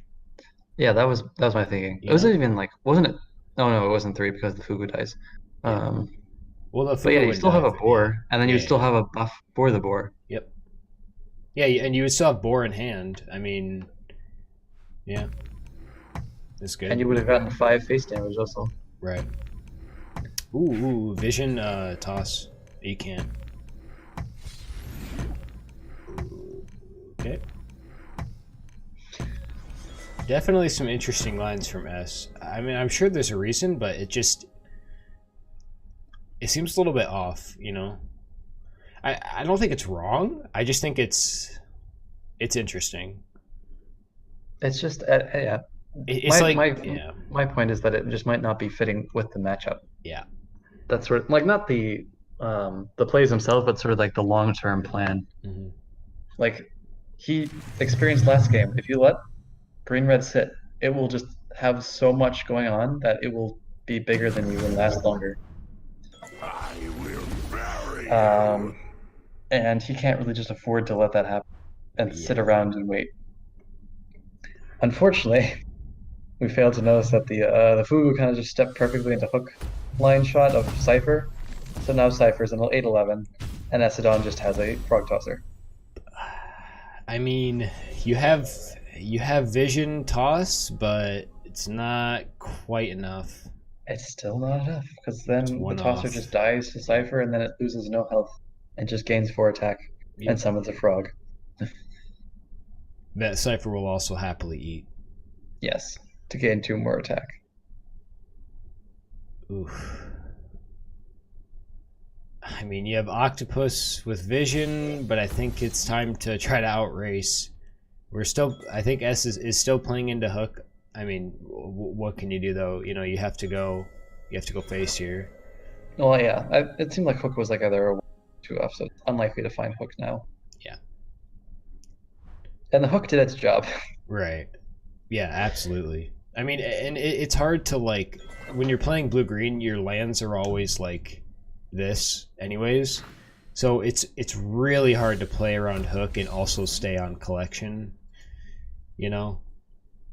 Because you have all this jump and, double collection, but... And then you also have the fun parts of Fugu where it's like selectively jumping. Yeah.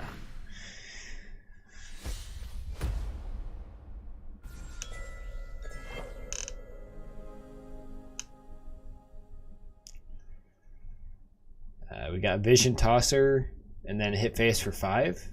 Vision the 4/5, clear it, or Vision the 4/5, toss it, hit face for 5, I guess. That seems to be like the really only line that gets you close to winning, but then it just gets totally destroyed by Salamander.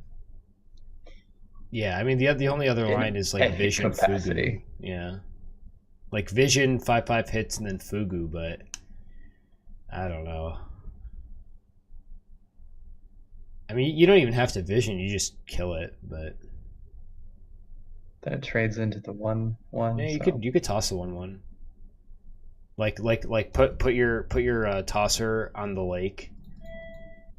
Like put your tosser on the lake. Like kill the 1/1 first or something. But I don't know. There's a few options. This was one of them. Yep. A shaker top deck would be pretty sad. I actually like the Vision. Oh, Shozen. Uh-oh. I don't think you play Shozen, do you? I mean, I don't think you... This is actually kind of bad for Sunekichi, to be honest. I mean, A little bit. He I don't know can't, why he can't he's really. fighting. He can't do anything. I guess he's not racing anymore because it's only F4. Yeah.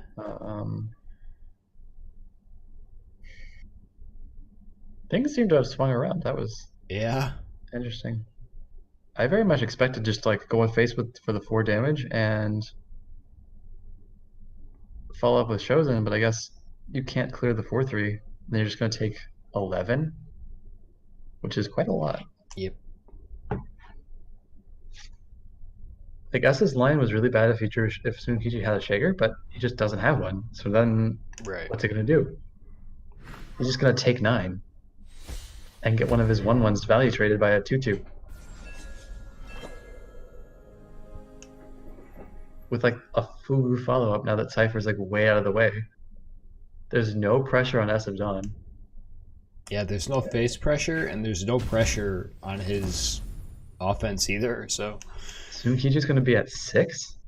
Yep. Any buff, even Hunt Down, is going to be lethal next turn if anything sticks on board.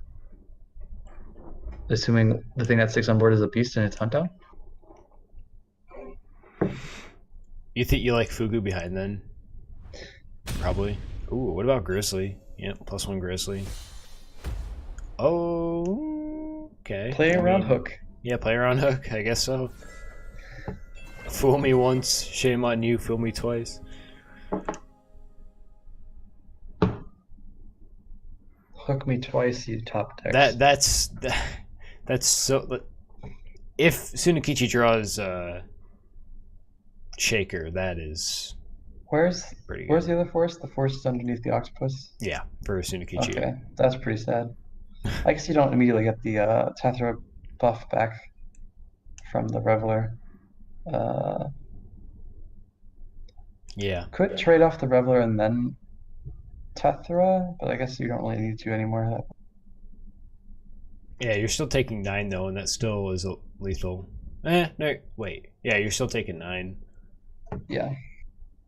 So any buff is lethal, you said? Except for Hunt Down. No, it's still lethal because you could probably hunt down a. Oh no, you couldn't hunt down Tethra. Because it forces you to fight. Something. Yeah.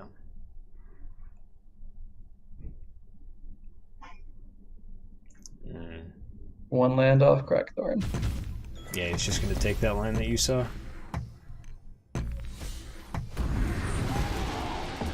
Does have the heal in hand. Can't play it though. If S draws a buff, you draw here. If you're S, you draw here. You're already too deep in. You just have to draw. Things are closing in. Ooh, I don't think does he play the no. I don't think he play Fugu.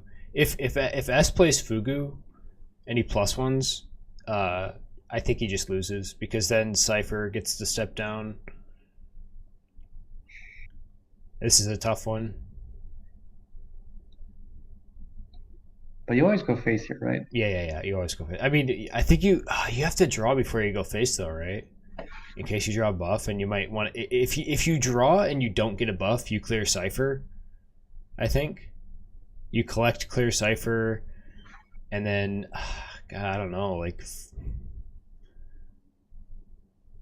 But that's so awkward because Tetra's still on board, and like Shozen is coming down, Crackthorn's coming down, and S has no idea. Ooh, okay. Whew. I don't know about that. I mean, 9-5 clears, 6-6 clears, and then actually. Oh no, yeah, because guidance on the Cipher. Clear, yeah. and then you can guidance Cipher in theory, but like you would rather heal. But you may not have an option at this point. Yeah, you can't even collect +1 into Crackthorn, and even if you could, I don't know why you would. You don't have the lands. Yeah, you don't have the lands, and yeah, I think you just have to guidance now. Yeah.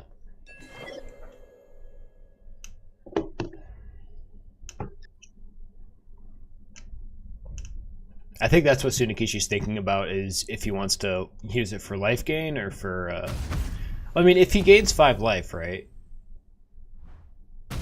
And Fugu hits, he's back at 2. So I think you just clear it anyways. Just get rid of it and save your Cipher. Yeah, that was definitely the end result of that decision, just because of how things worked out. I don't think S wins this. I think he was. I mean, so close. Got 2 health damaged. If only he had some neutral burn package. oh my god, you're never gonna you're never gonna drop that. Just as a one-off, just in case. Oh god.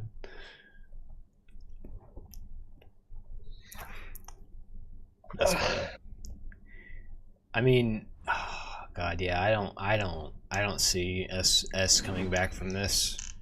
Especially not with a Crackthorn coming face. Yeah, Probably after I mean, the Shozen. I think I think Sunekichi Salamanders. Ooh, okay. Salamander's next turn to go. Yeah, Salamander's definitely next turn. And I think that's game over after the Salamander comes down. Anything after this, I think it might just be prolonging.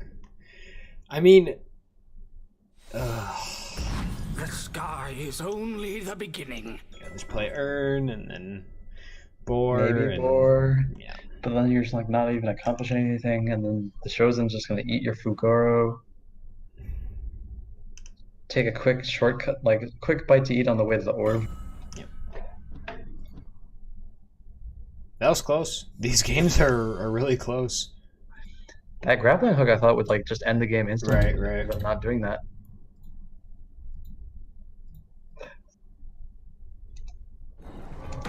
So now we see Match point for Sunekichi. potential reverse sweep for ESofDawn's Swarm. We shall see. Yeah, but yeah, it's true. This is the deck that S is going to have to play and win 3 times in a row with, and somehow chug through Sunekichi's, 3 of Sunekichi's decks. I mean, there's the Karaden. That might make things difficult. Yep. If Sunekichi recognizes that he needs to hold on to the Karaden and kind of wait for a really big swing turn, then I think the Karaden is just going to seal the deal. I think that it's interesting you mentioned that. Like, I think there's a very specific window of where you can Garroten before stuff starts getting like phantasmed or Aurora or just like Istanu comes out, and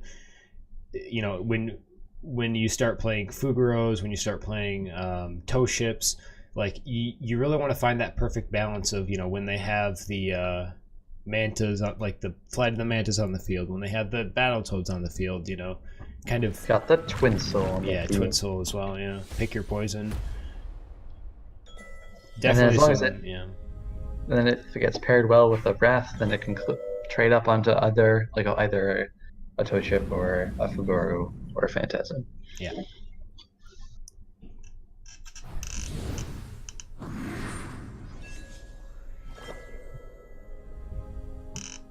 You see the good old hook. Another hook a little bit early. Still a few lands away from that. I think we see a forest on the left. And a So step back, a probably. future spot for caretaker. That probably gets spirit thefted though. You think? The tiki. It's probably Maybe. it's It pretty depends good, on if I it's mean. a...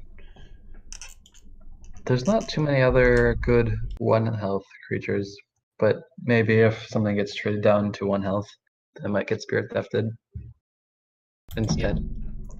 That's true. Doesn't decide to go to the left. Quite yet. Interesting. He wanted to hang on to his wrath. Yeah. I don't think S steps up here. If he does, it's going to be to the right.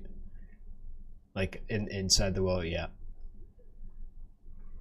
He know, you know, you don't want to play into crack. You want to try your best to not play into Crackthorn, but it's tough.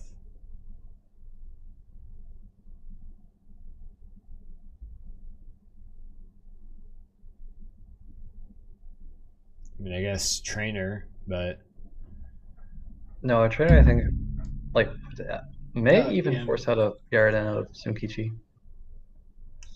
I think you just save trainer until you have the next jump creature you want to play in hand.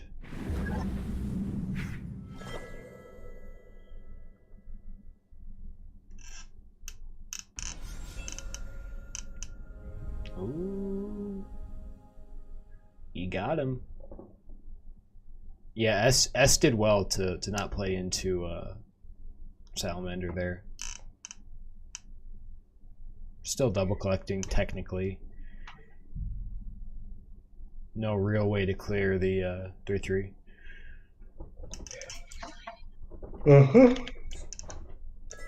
And then if Sunekichi is overly passive, then S can Aurora the elemental, get an aggressive land. No, actually, no. Well, yes, actually. Potentially. An aggressive land for I don't know quite what. But just kind of disrupt the Salamander lands as well.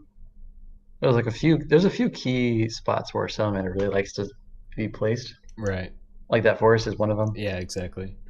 If you can get the other side, that's pretty good. But... Ooh, okay. Huh. I don't hate that.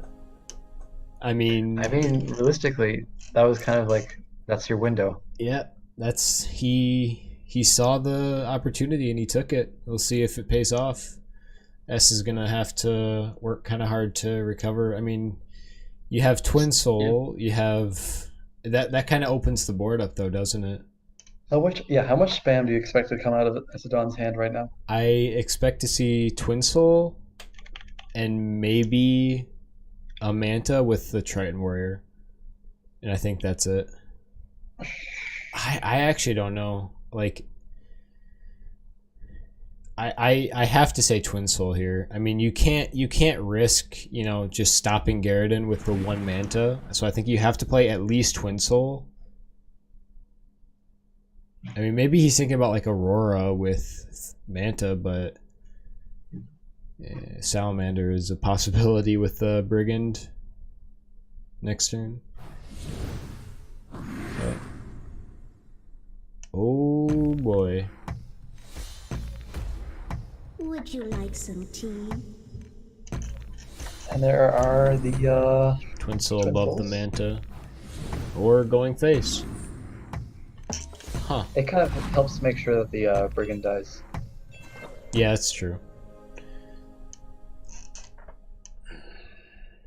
I mean, I see a really beautiful Salamander spot. Yeah, that's a pretty good one. You step The Garridan mountain, over, yeah. you clear with Brigand, you Salamander, you Wrath Wait, clear with Brigand, what? on the Twin Soul. To gain Faeria enough to Wrath the other Twin Soul after Salamandering. You're using it more after for Salamander. damage. You use definitely Salamander first, though. Oh yeah, because then the Brigand lives. So tired. Yeah. I was like, wait. Yeah, Oh, we just tried that's it a out. beautiful I was somehow convinced that you needed like to have enough fairy to like make a forest. Yeah. That doesn't make sense. Hey, just wrath the twin soul, you're good to go. Oh my goodness. I mean, yeah, okay, you're... No, actually, yeah. I like that more. Yeah. Okay, yeah, I guess now, yeah, you're Although twin the Wind soul. Soldier's a really good pickup. Holy.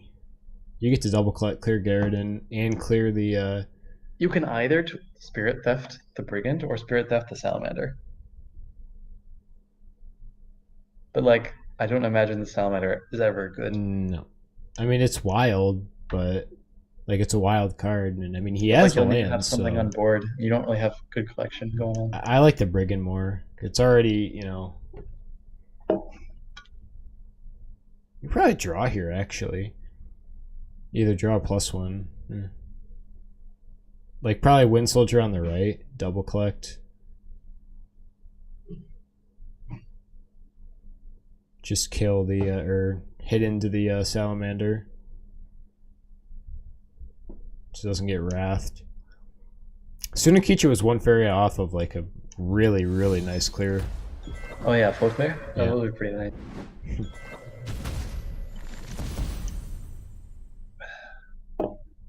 Yeah.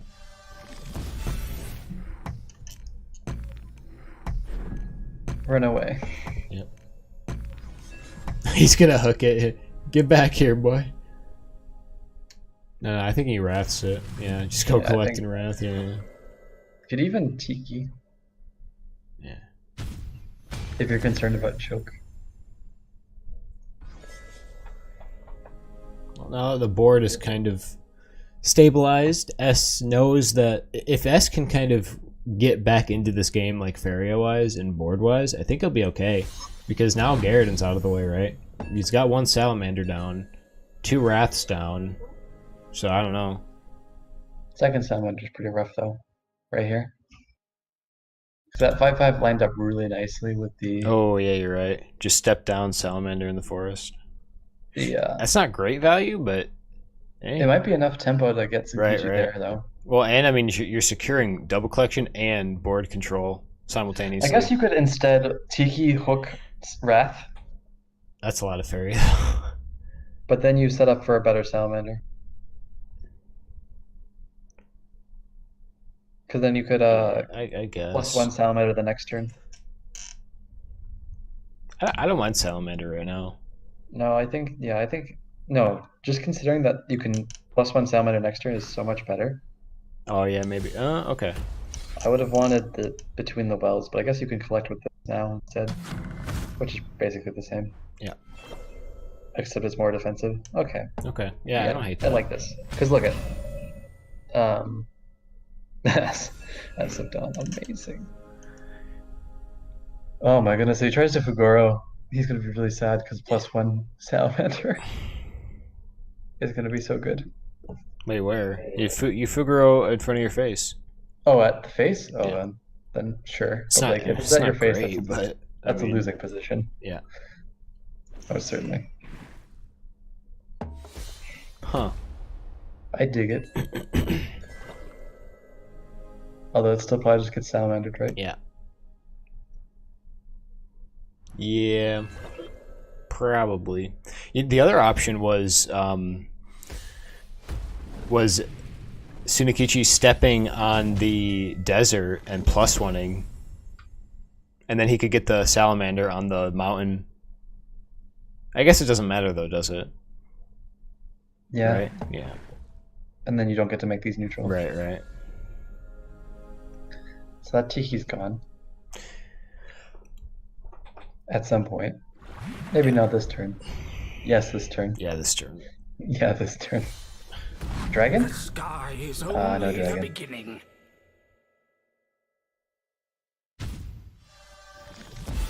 I think ESofDawn's looking to kind of refocus his attack away from the right side because the right side's kind of locked down. And But there's a lot yeah. of there's a lot of stats kind of stuck there that aren't very mobile, especially now that the hook has been used. Yep. That is a weakness of green red. If you can recognize that hook's been played, you can just kind of especially if you're playing a mobile deck like blue-yellow, you can just swap to the other side and go for it. You have to. I don't think it was quite enough, just because Sunekichi was ready with a medium-sized creature that can kind of contest well. I mean, you could hit the salamander. Yep. Yeah, that was an option, but like, the other option was just hit and soul drain the shaker, but plays into salamander a little bit harder. do we ever see aggressive X Grinder here? No, Apparently not. I think you need to just tiki for now. Maybe even just draw. It's highly unlikely that S is going to defend. He's going to make a land below the lake when he has to be +1ing like every turn, or making lands to go collect. So yeah, I think he's safe for now. Oh boy.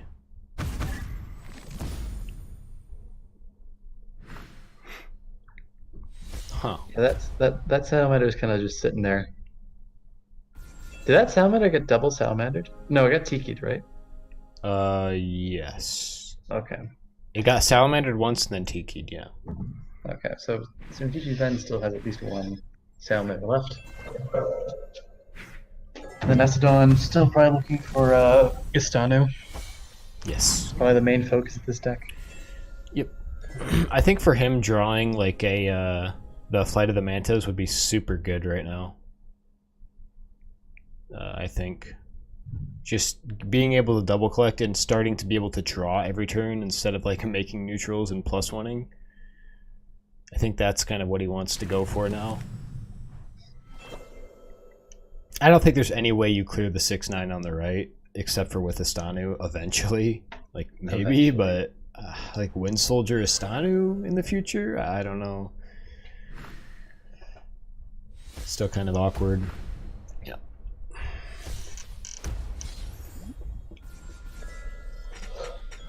There we go. There's your Flight of the Mantas you requested. It's great, except Istanu does not really want to show up. Ooh, wait, does that... Oh, that value trades. Yes, theft, yep. Yep. You can even put the Tiki to block collection on the right.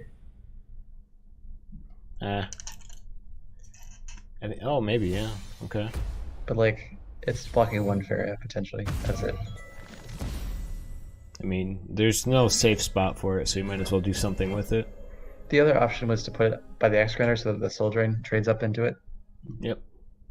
So that way the 5/1 can go face uncontested, relatively.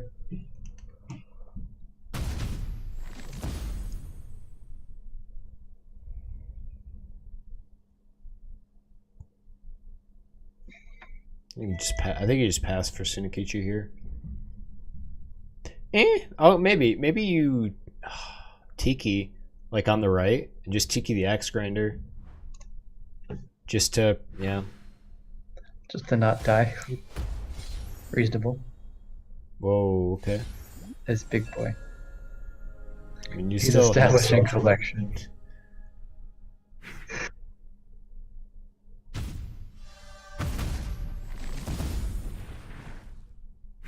Quite the land placement.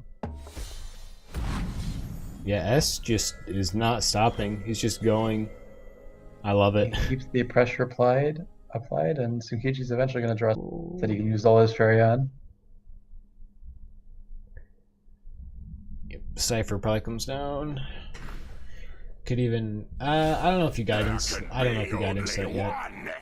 You kind of play around Nightmare. Yeah. Yeah, kind of splitting the stats up more evenly. He's sending the Salamander back into battle.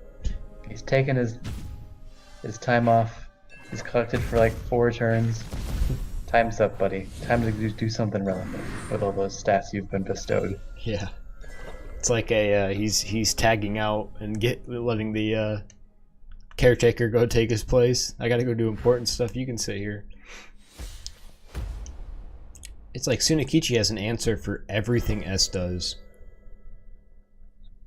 like a good answer, not not just like putting creatures down to block, like a value trade answer every single turn.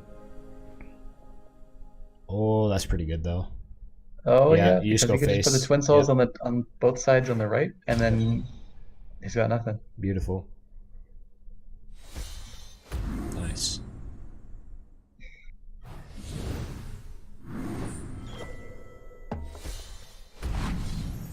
Wow. Quite the turn. We'll see where it depends on where the Crackthorn stuff lands, or you could go for a Tethra buff. But I imagine that's not good enough because of you don't get to use the Axe Grinder's attack. I want to see how this Crackthorn plays out. Do you ever hit into the frog first? So that way you can dash the Crackthorn to face. I guess you're not that worried about damage yet.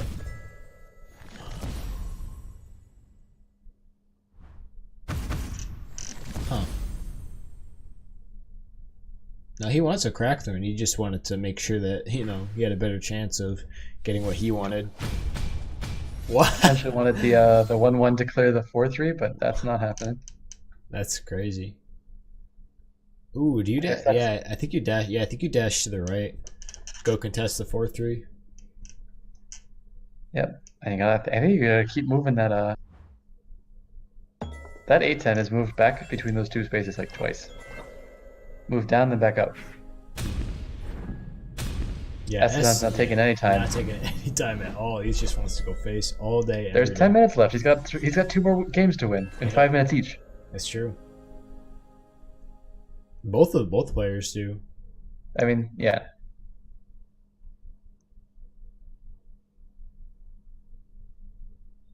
Time is definitely becoming an issue. They used it all up during their green-red matchups. Yeah. Green-red likes to slow things down, build up, and kind of like